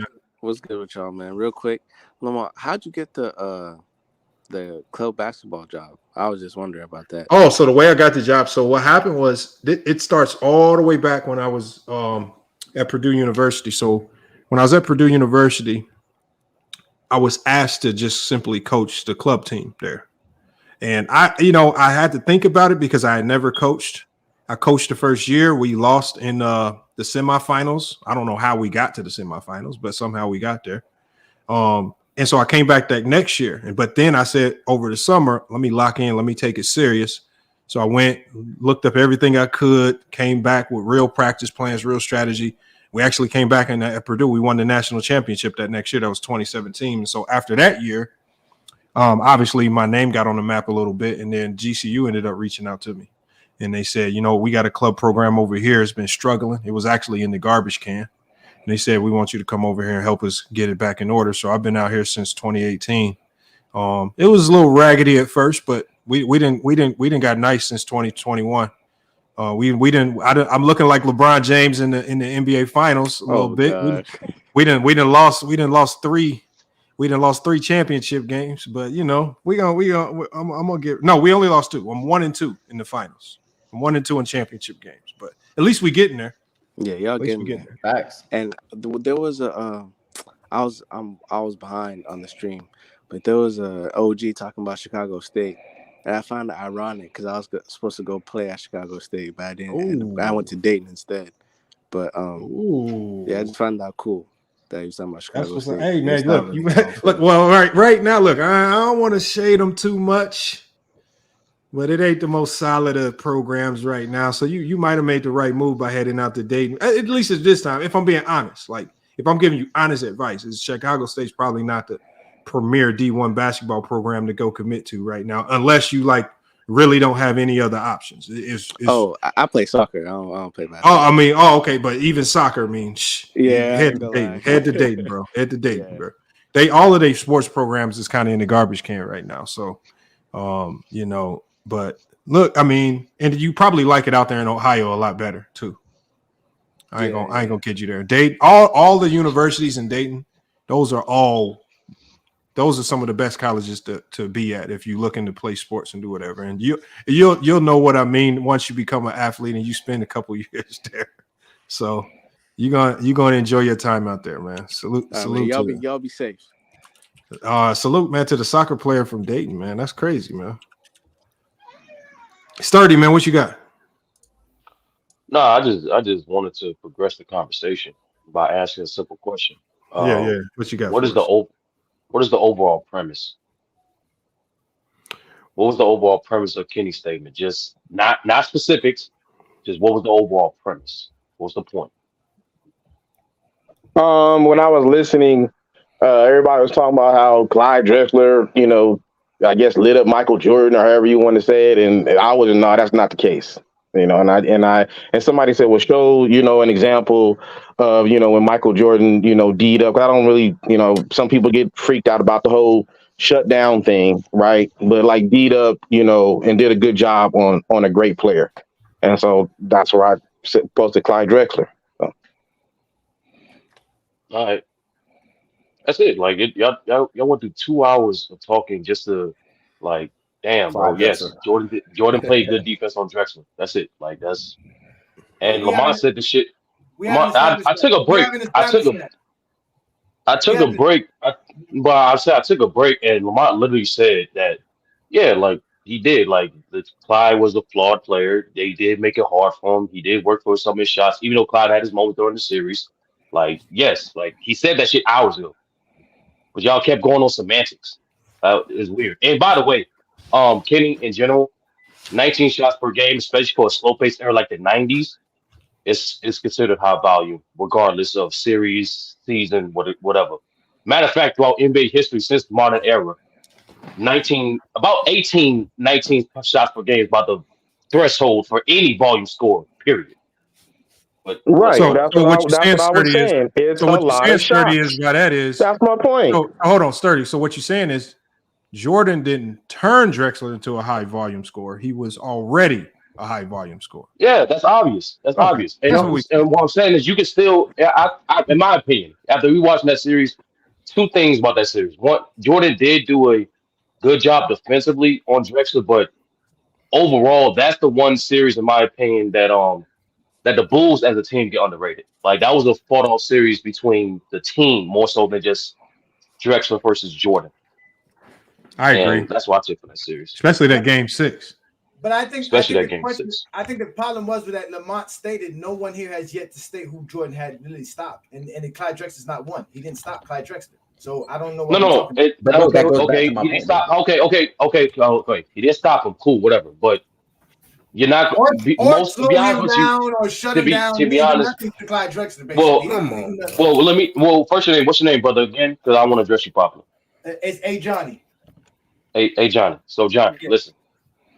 Whenever you have reduced a high volume scorer's efficiency, you're doing your job as a defender. That's all you can do in the NBA. So the fact that Drexler accuracy and efficiency did go down that series, Jordan did a good job. Now, if I'm not gonna say shut him down, no, but in general, you're not gonna shut down. 9 times out of 10 in the NBA, whether it's playoffs or not, you're not gonna shut down a high volume score because they get too many attempts. It's the NBA.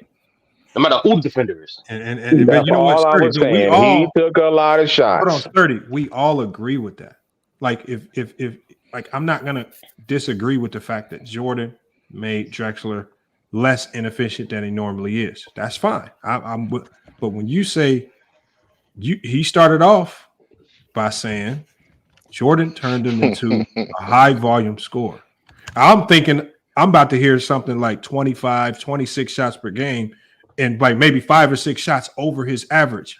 When Coach James Kingdom came back and told me the man shot the same amount of shots he normally takes, it's just like, well, that's not true. That volume thing that you were talking is not true. But then Kenny tries to make it seem like we're all dumb and that his volume means efficiency, and we're just supposed to get that. Hold on. Let me just respond to him really quick. Kenny, no, my nigga, my nigga. Because if Y'all you're been gonna doing keep this shit. lying on me when I didn't say that. Bro. Go ahead. Bro, my nigga, y'all been going to carousel for 2 hours, bro. Let's progress the conversation, nigga. So, in general, Lamont, yes, like for those who don't know, in the NBA, for a high volume scorer, your job is not to limit his attempts. You're not going to limit his attempts. Their job is to make him. The objective is to make him more efficient, make him work for more shots. Obviously, I give you that. Make him less efficient. Yeah. Perfect example. I think like a guy like when you go back and watch OKC versus Jazz when Russell had Paul George, right? That particular series. Ricky Rubio didn't necessarily stop Russell, but he did a good job defensively because he made him work more. He increases the attempts per game that entire series, hence taking more shots away from his teammates. That's the point, bro. Like we got you. But remember, even in that conversation, early on in that conversation, I said Clyde wasn't even that type of player to go chuck up a whole bunch of shots. He's not. No, he's not. Like there was never even a stop. Like more than 5. What are you talking? Hold on. What I mean by that is he wasn't the type of player to go chase shots and shoot up more than what his average is just to get to his number. Because remember when Coach and Kingdom said, yeah, he still averaged 25 a game. You said, but he did it on higher volume. Because you kept bringing up volume. Now, if you just said he got 25 points on less efficiency, you could have chose those words, but you said volume. So we keep looking at volume.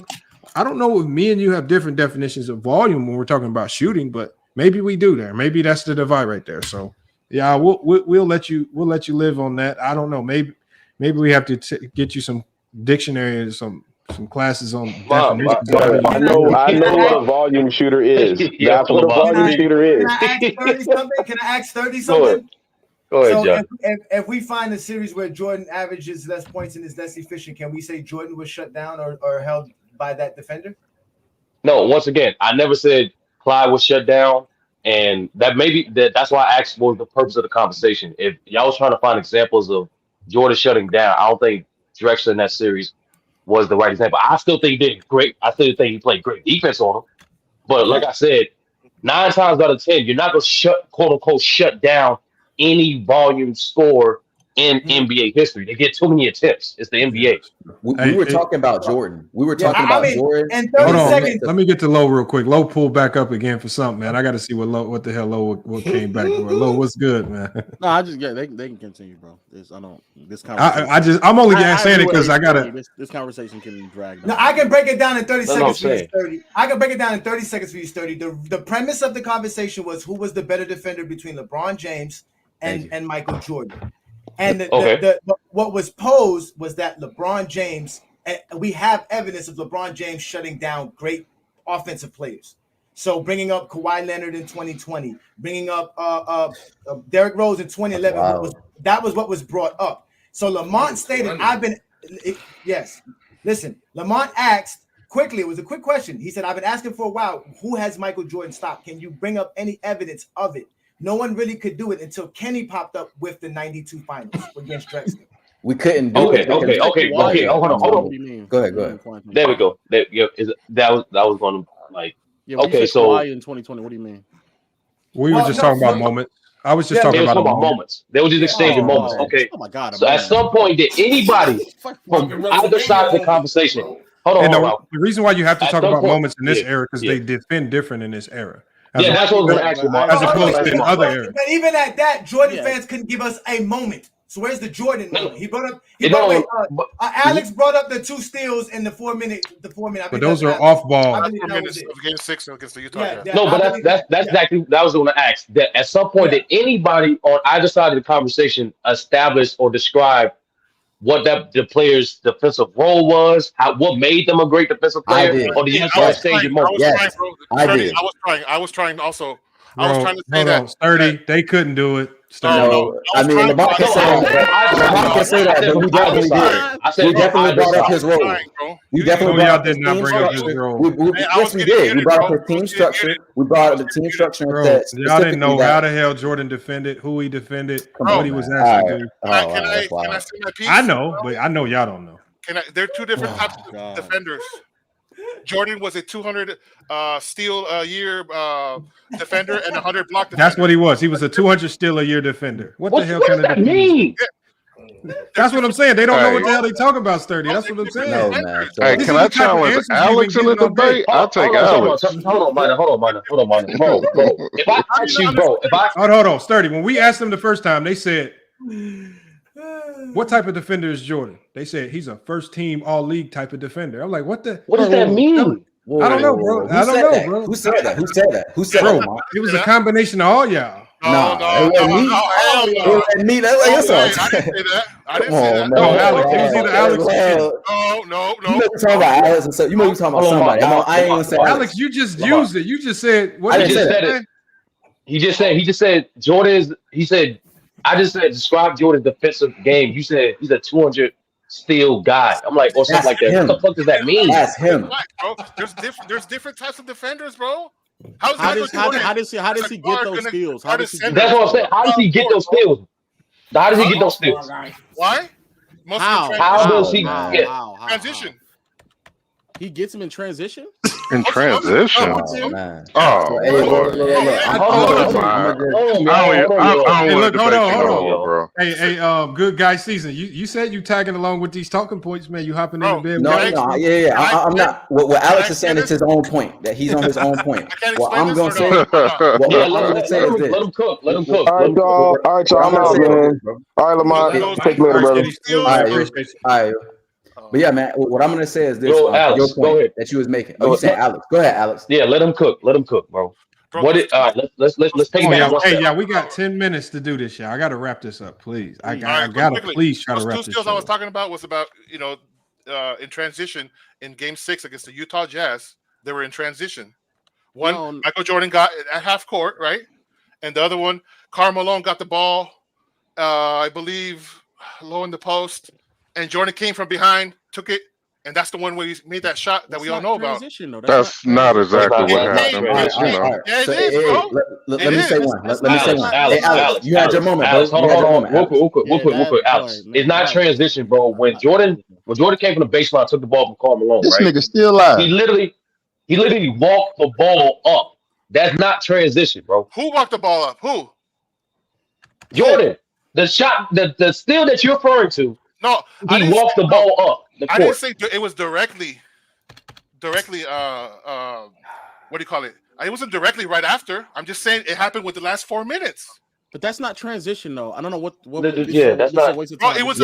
Bro, look at. Bro, it's on YouTube. You can see it right now, bro. The last 4 minutes. You can see it. Everybody's seen it. We've all seen it, bro. That's not a transition play. Okay. So Lamont. The steal at the half court line is not. It's not a. No, the steal. The steal. That's not the transition. The steal off of Karl Malone in the post is not transition. That's not transition. Right. Okay. But what about the other one? I don't. Did you still missing the point? Somebody asks you to describe how he defends. Describe it. Is he how? A defender, nigga? If I said is he point of attack? If I said describe Dikembe Mutombo, rim protector, right? Post what describe paint presence. Paint presence. Describe Michael Jordan defensively. I would. I don't have the words, but they involve steals and blocks. Whatever you want to say. Hey, man, you killing my argument. Hey, y'all stop doing that, bro. He's killing my argument right now. He's killing my argument. Alex. Hey, that's your boy. You standing with him. That's your man. Throw me the ball back. Throw me the ball back, Alex. Throw me the ball back, Alex. Thank you. I appreciate that. Swing it back. Swing it back. Look good, guys. Put the starters back in, Alex. So real quick, put the starters back in. Shit, Lamont. So you were saying that like what was a moment because that's what you were talking about with what's his name, LeBron. So on January 29th, I had to look this up though. So I'm gonna be honest with you. I did look it up. January 29th, 1988. Michael Jordan had 10 steals in one game. LeBron's never had that in one game. He had 10 steals in one game. That's a moment in time where whoever was on the court, he was locking up, getting steals, whether that's passing lanes, on ball, transition, however you want to get it. He was getting it done. So that's I'm just giving you that 10 steals do not. 10 steals do not equal somebody locking up. I've never considered steals locking up. Steals is one of the most flawed stats out there because steals is one of those stats that he got some on ball. The reason why I say steals is a flawed stat because you can say blocks is kind of it's the same. No, blocks. Hold on. Block somebody. Hold on. I've already good guy. You got to listen to my takes. I've already said I don't believe steals and blocks are as hold as much value as that people give them. Like, no. Hold on, Alex, because I'm about to shut you down. Because I talked about Jaren Jackson leading the league in blocks. Go ahead. But when Jaren Jackson led the league in blocks, the first thing I'm looking at is I don't know if he's the best defender in the league, even though he leads the league in blocks. Like I can name a lot. He gambles too much, and I just think blocks don't translate to the best defenders always, and like steals don't always translate to the best defenders. This is why Iverson and Curry can both lead the league in steals, yet they are either average or below average defenders most of the time. So, and even the same thing with Magic. I believe Magic's even led the league in steals, but nobody looked at Magic. It's that sometimes steals are a byproduct of the better defenders around you, because it's you just kind of cleaning up the mess or getting the tip balls and things that the good defenders create. That was without Pippen, though. That was without Pippen before he got on the team. It doesn't matter, though. It doesn't matter. That does matter. No, you're lying. 1988, Pippen was on the team. Yeah, he got drafted in 87. Dang, my bad. Actually, 88. I thought he got drafted. Why do y'all just say I thought he got drafted after that. My bad. True or not? That's what the whole premise was. That was my whole premise, that these dudes just say things and never really know the stats, the actual achievements. They don't know Jordan's career. They do regardless not know. He was about to argue that. Hey, look, Pippen wasn't on the team. That was a mistake. Hey, but look, good guy. Hold on, good guy. I appreciate you. Look, I appreciate you pulling up, man. Just staying up here in the fire. I know we was kind of being petty with your takes a lot today, man. So I appreciate you just staying up here, allowing us to just kind of be petty with you. You know, it ain't nothing personal. No, I know. It's just let me give Kenny his shout out. Kenny did hit the cash out. Kenny has always been a huge supporter of the show, man. So Kenny did come through and make that donation to the. At least I'm going to make sure it gets there. But he did donate. I'll make sure it gets to GCU Club Basketball. He should tack on another 80 though, because he definitely lost that $100 bet. But we'll take the 20 that Kenny sends over, man. So we got Low here, Low. Can I put some pressure on you, Low? About what? It's not too much pressure. It can never be too much pressure. That is actually the pause because that was going to sound crazy. Oh, man. That was about to sound. Hey, yo. Hey, yo. That sound insane. So let me not crazy. Yeah, Low, can we get $10, man, to donate it to the GCU Men's Club basketball team? Link is in the chat, man. Can we get 10 out of you? God damn. All right, 5 Low. God, what do you think? I got money or something? No, that's what I'm saying. I'm asking. Look, it's Low. We just need the name on the list. Like, look, just click the link in the chat. Hold on. click the link in the chat. Write it off on your taxes, Low. Write it off on your taxes. Hold on, you can't write off $5. Hold on. They will give you a donation receipt. You can. But look, it's on the website. It's on the website. You just click that link in the chat. It's gonna take you to the GCU website. It's gonna help us out, man. And again, anybody that can click that link and donate to GCU Club Basketball is gonna be much appreciated, man. This is your club basketball? It's just Grand Canyon University. So no, the funds don't go to me; they go to GCU. I need to support some brothers playing basketball. Do you want me to put it on the screen? Yeah, man, I need some proof of that. And we need more basketball players out here to give us our takes because we can't have takes. We don't play ball. I can't believe Lowe said that, man. That's wild. I'm going to, and it says, this is you the coach, so that's why your name is on there. I was like, I see your name bigger than everybody else's name. Each player. So what happens is each player, because what they want is they have a donation goal that they want each player to hit. So each player has their own link to each team sponsor. So they want everybody to hit a certain goal. And so I'm out here just trying to I'm trying to scrape pennies from y'all, man. Trying to get to the goal, man. To help So your us goal out, man. is what, 400? The goal is obviously more than that. But everybody's individual goal is $400. Yes. Why did you say? I don't need 400 from one person. I need $1 from everybody. That's but what. Why you're saying zero though? You ain't got no money at all. No, for this year. I just started putting the link out today. We just started our fundraising. So again, damn, boy, you putting it all out there. Hopefully we can get the link. It's on the link. When you click the link, you see it. Yeah, it's public. No, that's good. Like the link is up on the chat now. It's in the chat. He put it in the chat. It's a public link. Yeah, go ahead, hit it up, guys. I see I can scrape a couple of dollars, man. I'll see what I can do, man. Lamont trying to just hit me over the head with something crazy. At the last minute. I owe you one. Here, I'll give you that one. I owe you one. Jeez, man. I don't know what I can give you in return, but I owe you one. Yo, Hey, Sturdy. Yeah, what's good? Oh, pause. That's a pause. That was Sturdy. There was not a pause. Man, why everybody ducking the smoke, man? Well, who's Sturdy? Nobody ducking Sturdy, man. Let's stop it, bro. Oh no. Hold on, Lo. Can we get you in our weekly debates? Do you think you can crack the rankings? No, I can. I know I can crack it, but no, I can't, bro. I got other obligations, man. Oh my god. Also, this is a minor leagues, man. What are we doing? Hey, first of all, It's the minor leagues. It's the minor leagues, but like he gets Jalen got number packed one up. guy all the time. You know what I'm saying? Bob got packed up. Bob got. Yeah, I'm just telling. Lois used to his celebrity status in other places, carrying them in the votes, as opposed. Oh yeah, to you're right. You're right. You ain't got no following. You're not Jalen qualified. getting packed up. Jalen is like nowhere near in contrast to me, so him getting packed up isn't like that's not really. Jalen is not bad though, Lo. Jalen's not bad. You'd be surprised, bro. Like the first time. I never said he's bad. Jeremy Grant is not bad, but when you compare him to like Jokic, my God. It's not a come on now. Come on now. Bit much, Lo. A bit much. Is it a bit much? Wait a minute. Who is debating Grant versus Jokic? That was a debate? No, what I'm saying is I'm not calling somebody bad. No, hold on, but we did have somebody debate Draymond versus Magic and almost win. That's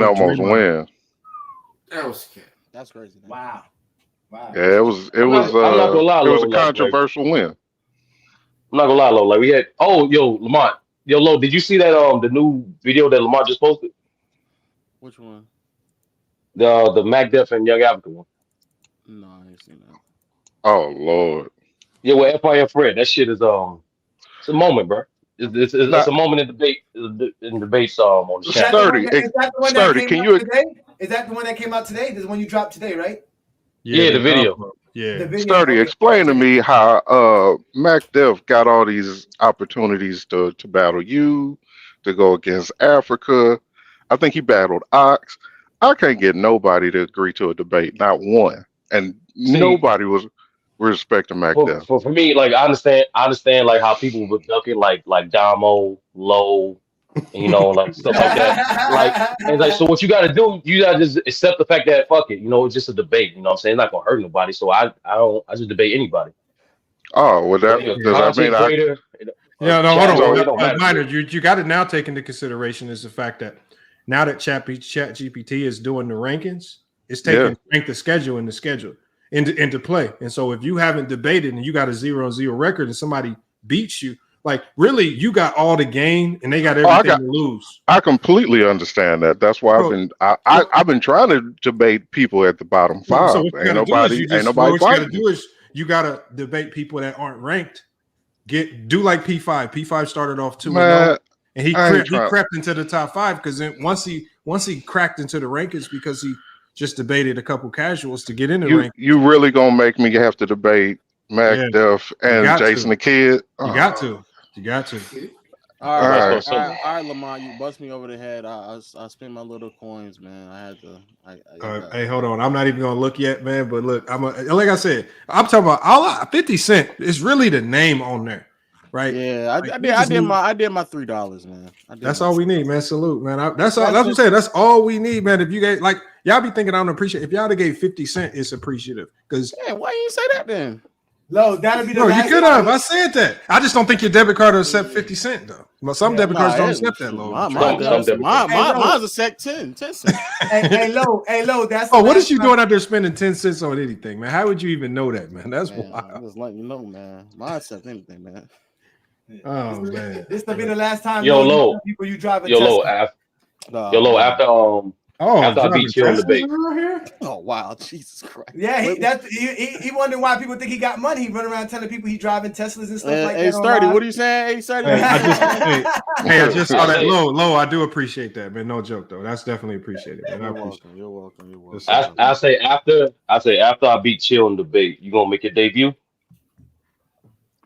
Chill is not. I just beat Chill the other day, man. These are not. It's not really comp to me, man. No. Well, first of all, Lo. Let's not say that. Low. I gave you the biggest challenge of them all, and you kind of turned it down. I said I wanted to do Domo. No, I said no, and I mean I said I wanted to do you versus Gil, and I didn't lose to Domo. Oh, Gil, yeah. Gil will be actual comp, but everybody else is not really. It's not really comp, man. Come on. Gil, Lo, I see you get cooked, bro. Hold on, Low. Who was the voters? Who were the voters, Low? Mars got you. Mars got you on the Larry Bird I shit. think Mars is the only one who can actually beat me. No, Mars got you on the Larry Bird shit. Chill got you on the Wilt Chamberlain first conversation. Are you saying you can beat Sturdy with completely neutral debaters that have no idea who you or Sturdy are? I don't think you could. I think Mars and I, that's like a toss up. Let's say that's no. I'm saying you versus anybody else. Mars and I 45-55. Sturdy. Neutral voters that don't know who you are. Let's say Sturdy and I 70-30. Bro, it's not that far apart. That's why. Nah, I wouldn't go that far, Lo. Well, not with let her finish. I guess most of y'all just don't know, man. I guess most of y'all just don't know. The other problem is that most people who are actually really good at debating and know basketball, we just agree on way too many things anyway for us to. Yeah, that's the fact too. That's what I find too, because then when you go into debates against somebody that is on the same level, I think one person's ending up having to debate something that's much more difficult to debate than the other. Yeah, that's what really ends up happening. No, but honestly, Lo, I think for Chill, if like y'all debate 10 times 10, I think it'd be 60-40. You like you said for Mars, I think Lamont. No, real talk. I think Lamont, especially Lamont not trolling, 50-50. You don't believe that. I'm dead serious about that one. And I think Lo does not believe what he's saying, yo. No, I think Africa can get you. I think Africa can get you. But like, he really don't believe that. He does not believe that. No, I think it depends on the topic. Oh, okay. Very good. Believe that. But believe it or not, Lo, I think another guy that's completely on the radar yesterday. I think we got a dude that you don't know him, but like he's definitely qualified to beat you. I think Mahari can beat you. Oh, Mahari would be good. I think Mahari can beat you. Mahari did a hell of a job with Draymond Green the other day. That was wild. I guess. I mean, y'all know my work, so I mean, I can't really speak to these up and coming people y'all referring to. These ain't up and comers, man. These are seasoned vets. What? They seasoned. You just said Mahari.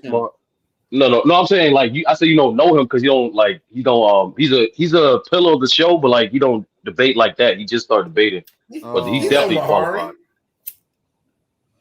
I mean, he sound cool. He sound cool. I mean, I can't really knock it. I mean, but it's just not me though. You know. But like everybody else now. Let's be honest with ourselves. Where would you think I would rank on that list? 1 through 3. Yeah, always top 3. All right, let's like real talk. I mean, come on, let's be honest with ourselves. We know you're elite, Lo. That's why a lot of people want to debate you. They know you're elite. They want to lose. That's crazy. No, it's not about that. But like that's what I said before. I don't think a lot of people really care that much, unless you're talking about like Young Africa or True the King. A lot of people don't get too pissed off about the losses. A lot of people just want to get up here and just cook on basketball. That's why a lot of people just want to get into debates. Or get cooks, but I guess. But Young Africa, he take them losses. Young Africa might like every time he lose, he disappear for 2 weeks. Hey, speaking of, have y'all heard from Young Africa? I haven't, man. Nah, he'll come back. But Lo, why you pretending like Lamont didn't beat you in that event, bro? Like how he didn't beat you and Chill back to back? and then he got What robbed. event? What event? What event? What was that? King of the Court. Oh, the FYF King of the Court thing. Yeah, You mean the event that I was literally sick in when I was literally driving around trying to get Oh medicine? man, that is wild. That is crazy.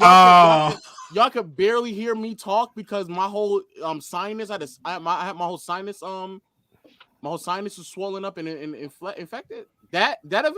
You gonna use the injury excuse, man? I gotta win when I'm injured. God damn. That's crazy. I mean, if you suited up, Lo, you suited up. You was out there. You was out there. Hey, You was out there, Lo. If Lamont wants to take a win with me barely being able to talk, You was in the starting lineup. Were you in the starting lineup?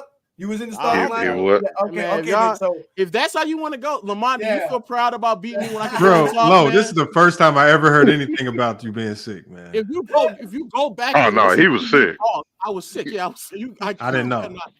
Oh, you didn't know. I didn't know, bro. I would have sent you home and brought somebody else up if I'd have knew. If you go back and watch that video, as soon as he popped on the screen, everybody said, "What the hell is wrong with Lowe's voice?" Yeah, my whole voice is messed up, man. But it's cool. Hey, Lamont, Sturdy, you want to give him that win?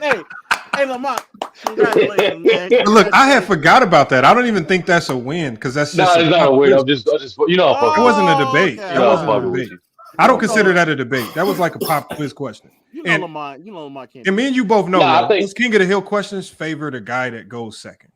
That is true. Yes. So, it does. Again, you guys were just kind of like whoever goes second is just at a natural advantage because you got time to formulate and the other person has to think more on the fly. But hey, man, shout out to Lamont, man. Yeah, man. Congratulations to everything you've done, man. And for beating me with a messed up voice, man. And I'm just all I'm saying is again, most people they're gonna agree with me because it's not like I say anything crazy. Hey, Lo, but I do have a track coming out featuring you. It's coming out soon, man. Remember when Dreamers Pro said Lo about 25 times? Oh my gosh. We remixed that into a beat, man. We got a song dropping. What's wrong with him, man? Yo, Lamont, if you can, play that video of the Mac Def shit, bro. Oh, hold on, I got it right here. I'll play it real quick. That shit is classic. Does Lo know who Mac Def is? Yeah, I've been in here with Mac Def. Oh yeah, you definitely talked to Mac Def. Oh, here it is right here. Remember, Lo, that was the first time Lo ever heard someone say Curry's the GOAT. That was the first time I ever heard that. Wait, hold on. He said what? Curry's the GOAT. Yeah, that's fucking crazy. I can't believe y'all be bigging up Stockton, though, man. That's freaking crazy. I think you'd be killing him. You'd be killing him. I'm about to take care of that. Stop. You don't want y'all that be smoke, overrating Stockton. Y'all just be overrating them. No, you don't want that smoke. Yeah, you're right. I'm kind of tired of talking about Stockton. He's a loser. I don't want to talk about that man. That big loser. Don't care about. He's definitely a loser, but I think y'all killing him. Hold on. Here's the video. This is what happened with Mac Def yesterday. Now, again, we had to use ChatGPT to figure it out, but we figured it out, man. But this is what happened in the debates yesterday. This was wild. Let me move this comment too so you can see it.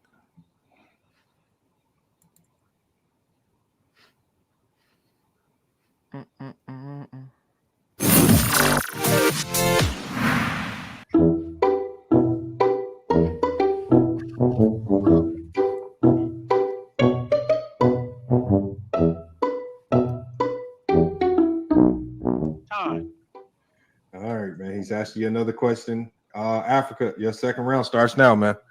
The hypotheticals are ridiculous, bro. If you got to go to hypotheticals to back up what Dennis Rodman could be because he wasn't what he was when he was in the 90s, that's cap, bro. Hakeem Olajuwon in this era, when Rudy Gobert out here getting defensive player of the year was on strictly blocks alone, shows you what Hakeem would do. He'll be the most dominant defender in the NBA, bro. So let me say something, bro. That's stupid. Hey, look, when we talk about versatility, right, and coaching, understand this. Your interior presence in the 90s was so important because the paint was packed. You didn't have stretch bigs in the time. You had play. What's up, Mac Def? What's up with Mac Def, man? I'm frying you that bad, man. You screaming out loud. Look.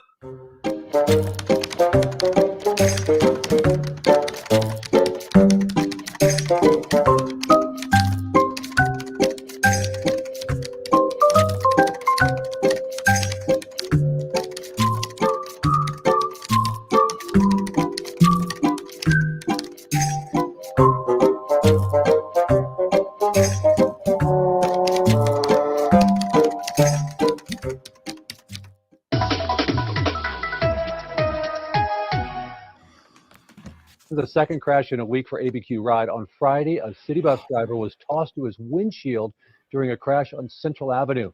Action 7 News was the first to show you video from inside that bus.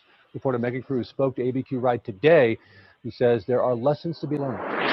Rudy Gobert out here getting defensive player of the year was on strictly blocks alone. Shows you what Hakeem would do. He'll be the most dominant defender in the NBA, bro. So let me say something, bro.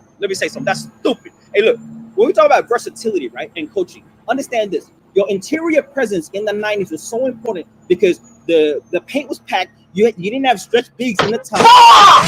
You had what's up, Magnus? In the 90s was so important because the paint was packed. You didn't have stretch bigs in the top. You had and captured the crash from the air. It happened last Friday. Albuquerque police say this silver truck ran a red light on Central Avenue, striking the bus, which was heading south on Unser. Crash that was unavoidable. If you take a look at the video, there was nothing he could have done to prevent that crash. Officials say, surprisingly, neither of the drivers were seriously injured. Albuquerque police did not ticket the truck driver. Investigators believe neither alcohol nor drugs were factors in this crash. Despite doing other things behind the wheel, a spokesperson for ABQ Ride says, It didn't appear to me that he was distracted. However, he says he was thrown through the windshield because he wasn't wearing a seatbelt. He could face some sort of discipline for that. But aside from this crash, He's an outstanding driver and an outstanding employee. city officials say this video will now be shown to all their bus drivers. There's a reminder that you should wear your seatbelt at all times. In Albuquerque, Cruz, KOAT, Action 7 News.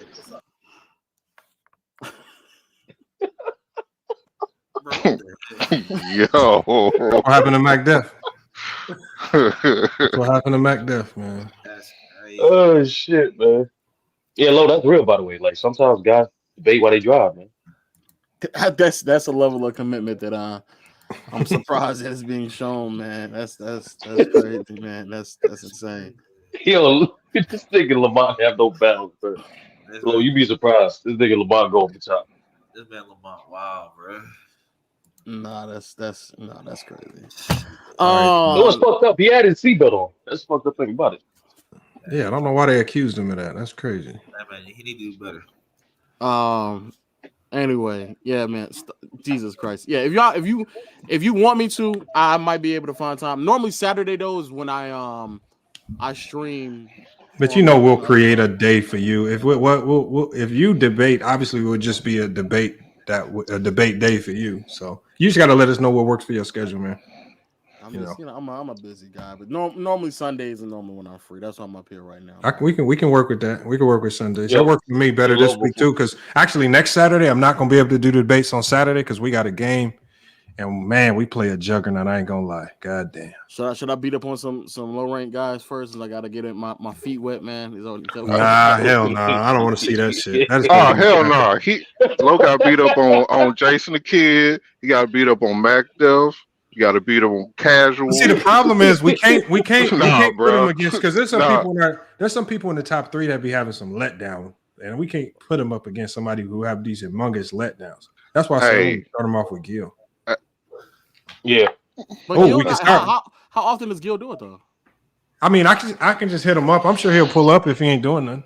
Sure. Just or I can get Dreamers Pro.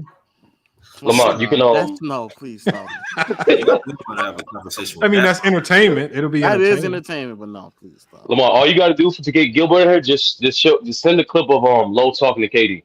That's all he needs. Oh, okay. That's all he needs. I think he already knows who Low is though. When I talk to him, I think he most likely does. Yeah. Most likely. Oh shit. But Lo, before you get out of control. Before you get out of here, like honest question, because I noticed this conversation been happening a little bit picking up in basketball discourse last 6 months. You think Curry can catch Kobe? Kobe what? I think he already passed him. That's the shit I'm talking about. That's the shit I'm talking about. Well, for me, okay, to answer the question, can he pass him? Yes. The likelihood of him passing him, I know, is kind of up in the air. The way that I view it is, like I think I've explained it before, a bit better. Oh my god. It really has a lot to just do with like how great you are and how long you're able to sustain that. And what that looks like, and even at your best, like how like how were you able to cover up your flaws, or how flawless of a player you were. And Kobe, in reference to Kobe, I mean, we're talking about like 13 years. It's kind of hard to catch. And Curry, this is 10th. So yeah, Curry's at his to be fair, Curry, he is on his 10th. But I mean, I've voiced my opinion about Curry. I think Curry's like arguably a top 3 offensive player all the time. Like I think his value is like immense, but I just don't know if he's been able to sustain that long enough to into those conversations. But he's, in my opinion, he's more in the Magic conversations than the Kobe ones. No. Curry, somebody said Curry lost any chance of catching Kobe. I don't believe that one. I just think Lamar, like when you take into fact of Kobe's longevity, he's not gonna catch him accolades. That's not gonna happen. But like the thing is, the peak is comparable. It's like if not slightly in favor of Curry, but everything else as a player, longevity, accomplishments, like everything favors Kobe. And like the chances of him catching Kobe at his age and stage of his career, and now I'm saying it's slim. Yeah, but it just depends on how you view it, though. That's all. I'm telling you, Curry don't. But that's the problem is Curry don't look like he's slowing down just yet. He don't, though. That which is crazy. So it's just like, I mean, how many more years? Like if he can, he might have 3 more years of this. I'm gonna be honest with you. But I don't see like normally we see signs of a slowdown. Like I don't like you see small signs of a slowdown with LeBron. Curry damn near getting better, which is the crazy. But do you trust the Golden State to build a team around him? Like last 3 years, these dudes they've been performing at a high level, of course, but they still been injured. That's the main thing. Yeah, but he hasn't been injured this year. Well, the other thing is, Sturdy, do you consider? Because if the 13 year for Kobe, you might be able to even stretch it out for 11 for Curry right now, because 2013 I think is comparable to some of those worst years of Kobe, if that makes sense. No, I'm starting from 2013 to now. It just he got hurt, and in 2020. Yeah, I think 2013 will make this year 11. 2019 he got no. This year will make it 10 because I don't count 2020 because remember he got hurt. He missed the season with his hand. Yeah, but even if you don't, like right now he has 9 All-Star appearances, but 2013 he wasn't an All-Star. Should have been. You talking about All-Star caliber? Okay. No. But for Kobe, because I don't think Kobe was. Long story short, who Curry was in 2013 is comparable, in my opinion, to some of those years of Kobe that we're referring to. That's what. Of course. So I still don't think. Yeah. But 2013, he wasn't. What I'm saying is, you tally it up, he has 9 All-Star appearances, right? Those are the 9 years, and you're saying that this year would be the 10th year. What I'm saying is, technically speaking, you could potentially say 2013 is also another year as well, because I think 2013 is not too far removed from who Kobe was in 2000. That's all I'm saying. Okay, so it's like more so. He's potentially on his 11th year. That's what I'm saying. Yeah, I take it a combination of both. I take a combination of who you were as a player, and also like where would you rank among your contemporaries. So like for Kobe, it's for 13 consecutive years, he was a top 5 player. On top of being a more complete player, you know what I'm saying? So it's like I don't know if in 2000, he was a top 5 in 2001. He was top 5 2001. In 99, 2000. The second chip. Not the first chip. The second chip, I think he was. He's probably at worst top 7 in the second chip. Okay. I think second chip to 2013. That's his prime. That's fair. I think that's all relative to the era you played in. But I mean, everything is all relative. Yeah, but I'm crazy when I say relative to the era. Yeah, you saw the era though. Yeah. Sure, I think being top 5 in today, like right now, is much more difficult than being top 5 in a lot of other eras right now. Not in Kobe's era. From 2000 to 2013, it was hard to be top 5. In that era. Hey, look, low and sturdy. I would love for y'all to keep this going. I'm sorry. I always normally keep it going when Low is up here, man. I always try to extend. Yeah, I don't want to withdraw. Yeah.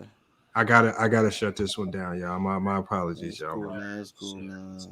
But we are gonna sneak Low up in here. What's gonna happen is we're gonna catch Low with an L, and it's gonna make him want to come back. And so we'll keep him in the rankings. Low petty. So now you already telling me that you about to rig it, just like no, we're not gonna rig it. It's already in. You already said it. The fix is in. The fix is in.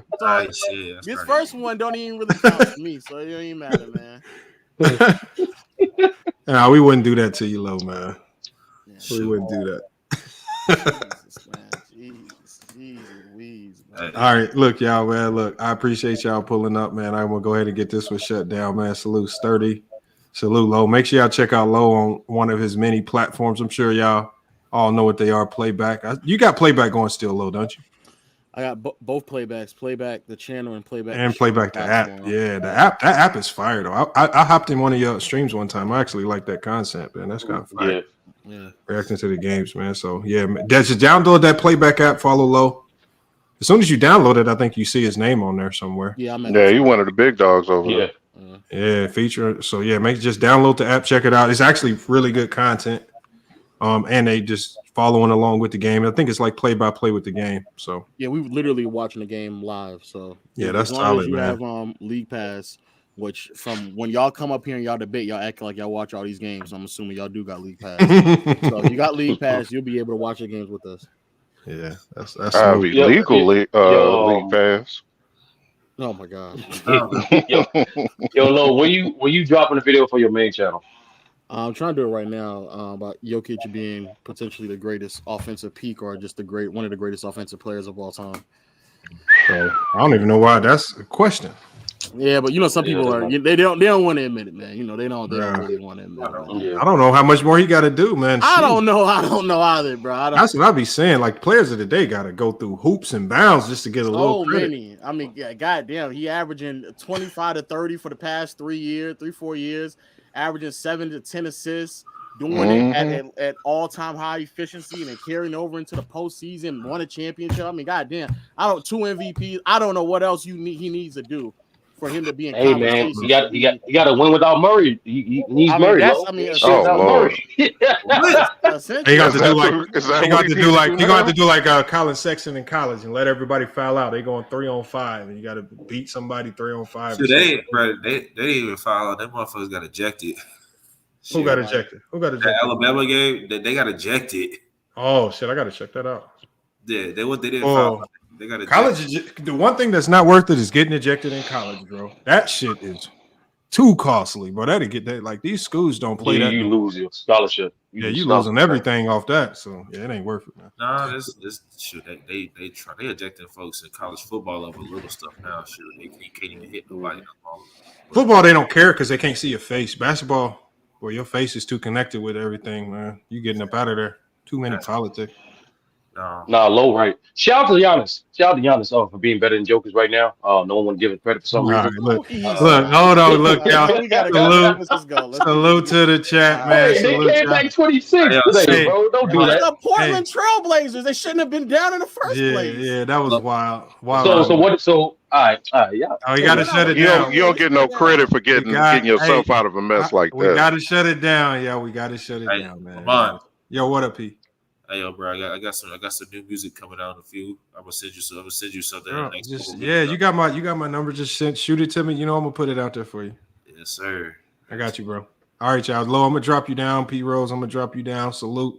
We're gonna catch you on another one. Low, Minor, and we got Goat James Kingdom. Make sure y'all check out Goat James Kingdom, man. Hell of a channel over there.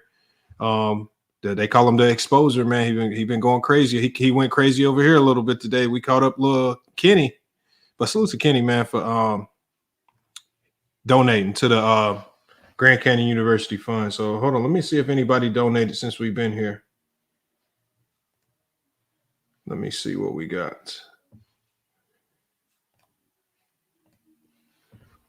Let me refresh my screen.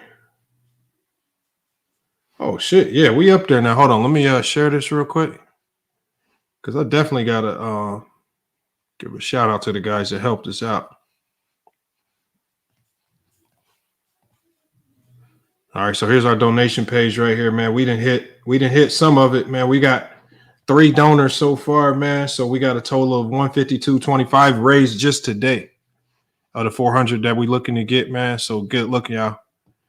Appreciate y'all. Yeah. Appreciate y'all for coming through, man. Khalil, for Low coming through, supporting. For everybody that jumped in here and supported, man. Like, it don't seem like a lot, man, but man, I'm telling you, this stuff get costly, man, with us having to travel and all that stuff. And anything y'all do, man, it definitely helps out a ton. Yes, sir. They go to GCU. I'll put that link in there one more time before we get up out of here. Salute to Tiffany. Did you donate too? I'll run through the names. I'll run through the names, everybody. I can't tell who donated. I only just see when the donation comes through. So if y'all do donate, y'all let us know. Let me know, man. I'll give you a shout out. One more time, the donation link is in the chat, man. I appreciate y'all for helping us out. Oh, shit, I got this on the screen. But yeah, we almost there, man. We almost there. I think we can get there pretty soon. This week is going to be a pretty busy week. Practice tomorrow for me. Got games Tuesday, Wednesday, and Saturday. So there's just not going to be debates Saturday. We're going to have to move the debates this week to Sunday because we have a game Saturday in Tucson, Arizona. Yes, sir. Rest in peace to Oscar Freyer, man. That was my homie, man. That was the homie right there, man. He was man, hey, Samuel, Oscar was a guy that was just kind of misunderstood because he had his little troubles here at GCU. But look, he took a year away from basketball. He had to redshirt a year to kind of get his act together. The school didn't give up on him. I mean, there was actually moments in time where the school really could have gave up on him and took his scholarship and kicked him out of school due to a few incidences. But GCU, they stuck it out with him, and then we saw the benefits of that his last year. We got to the NCAA tournament, and that was a hell of a year, man. So, salute to number 4, man, Oscar Freyer, man, the homie, man. It just when it happened, it just didn't even seem real. It was crazy. But I remember that's one of the moments where you remember how you found out. And Oscar Freyer, man, I remember I saw the news and I'm like, this got to be fake. And I even start texting other coaches like, is this real? And because it happened in Cali, the car accident happened in Cali, it took a while for the news to filter back to Arizona. But yeah, just wild right there. Wild situation to the homie Oscar Freyer, man. But even on our jerseys, we even got our number 4 patches on our jerseys, and we got our number 4 t-shirts that we use, man. Because, like I said, if you even look at the practice gym, if you look at the GCU practice gym, before he even passed, if you look at everybody on the practice gym, they have a painting around the entire practice gym. And everybody in the stands has the number 4 on. And this was created before he even passed. So it's just wild how things just kind of come to, because now you're looking at practice gym and it almost seems like that practice gym was just like a mural that was for him before he even passed, because everybody wearing a jersey in that arena on that mural around the entire practice gym has the number 4. So, man, salute to the homie, man. Oscar Freyer, man, one of the best players of GCU history, man. Got to give him his props for that, man. Died in an unfortunate car accident, man. And then that just brings it back, man. I know we made the joke about Mac Def with the car crash, but, man, make sure y'all definitely not debating on the phone, man. Because when I first heard Mac Def screaming, I heard that horn hitting, I really thought the man was in a car accident. So it was kind of low-key a relief to hear that man actually say something, and we could joke about it, man, because sometimes it ain't a joke, man. So salute to Mac Def, man. Salute to Mac Def. But y'all, FYF Sports, man, another great podcast episode. We're going to be back with more sports and news, y'all, man. Again, appreciate everybody that donates. Look, if you don't want to donate to GCU, you can always hit the Cash App to support FYF Sports. Both of the links are in the chat. Anything y'all give is much appreciated. And it's FYF Sports, another great podcast episode. We're going to be back with more sports and news. Until then, it's FYF Sports, and we out.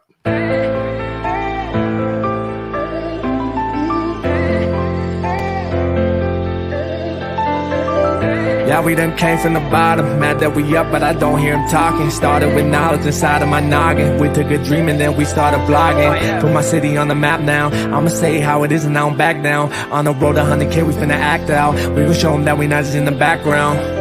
We the main event, we the main show. We the one that people always gonna pay for. FYF, we the best, no debate though. Number 1 sports channel, every angle. I'ma show them all how we ride. Best sports talk show, we not like them guys. We playing it safe while they feather the lines. We pushing the narrative all the time. Like who to go in the game is not MJ. Kobe Bryant top 10, not what we say. I keep my life, you want is very overrated. Keep it real, if it ain't fact, we don't say it. Now it's stable, we won't be ignored. Missing the liquor, I'm missing the drugs again, a hell of pain. I got a lot to deal with and my mind is kinda slipping away. What's on the line? I made up my mind, so shit, I'll just taste it at great. Whatever it is, whatever it was, it's never gonna be the same. How do I explain what's been going on with me? You say that I changed, but you didn't know the old me. I think that I saved you. Tell me who gon' save me. I'm way too fucked up in this club. I'm ashamed, baby. You say that I changed, but you ain't really know me. When I'm around my dogs, girl, they just can't control me. Trying to spend my time right, using every second of it. Trying to spend my time right, using every second of it. Before it's too late, girl, before it's too late. Can I speak my mind right, girl, before it's too late? I've been moving backwards, rolling up the backwards. Out of being dash. Do you have my back, girl, before it's too late? Can I say my piece, girl? Girl, know what you mean to me. You just keep it real with me. I've been moving backwards, rolling up the backwards. Every time I'm backstab, missing the liquor, I'm missing the drugs again, a hell of pain. I got a lot to deal with and my mind is kinda slipping away. What's on the line? I made up my mind, so shit, I'll just taste it at great. Whatever it is, whatever it was, it's never gonna be the same. Floating again and I'm running the map. They say the best defense is just to attack. Hopping through too much, it's hard to attach. All this bone on is being hard to relax. Gotta get up, gotta get it again. They ain't get the message, we spinning again. I feel my back, I'm just leaving it in. Get what they want, then they leaving again. I cannot act like this ain't nothing new. Been getting smarter with all I've been through. Nowadays, I'm more rewarding than truth. Tired of keeping energy just to lose. Let it all out when I step in the booth. We're dead for some months, now it's time to recruit. Met the investments, it's time to recoup. It's time to recoup, but how do I explain what's been going on with me? You say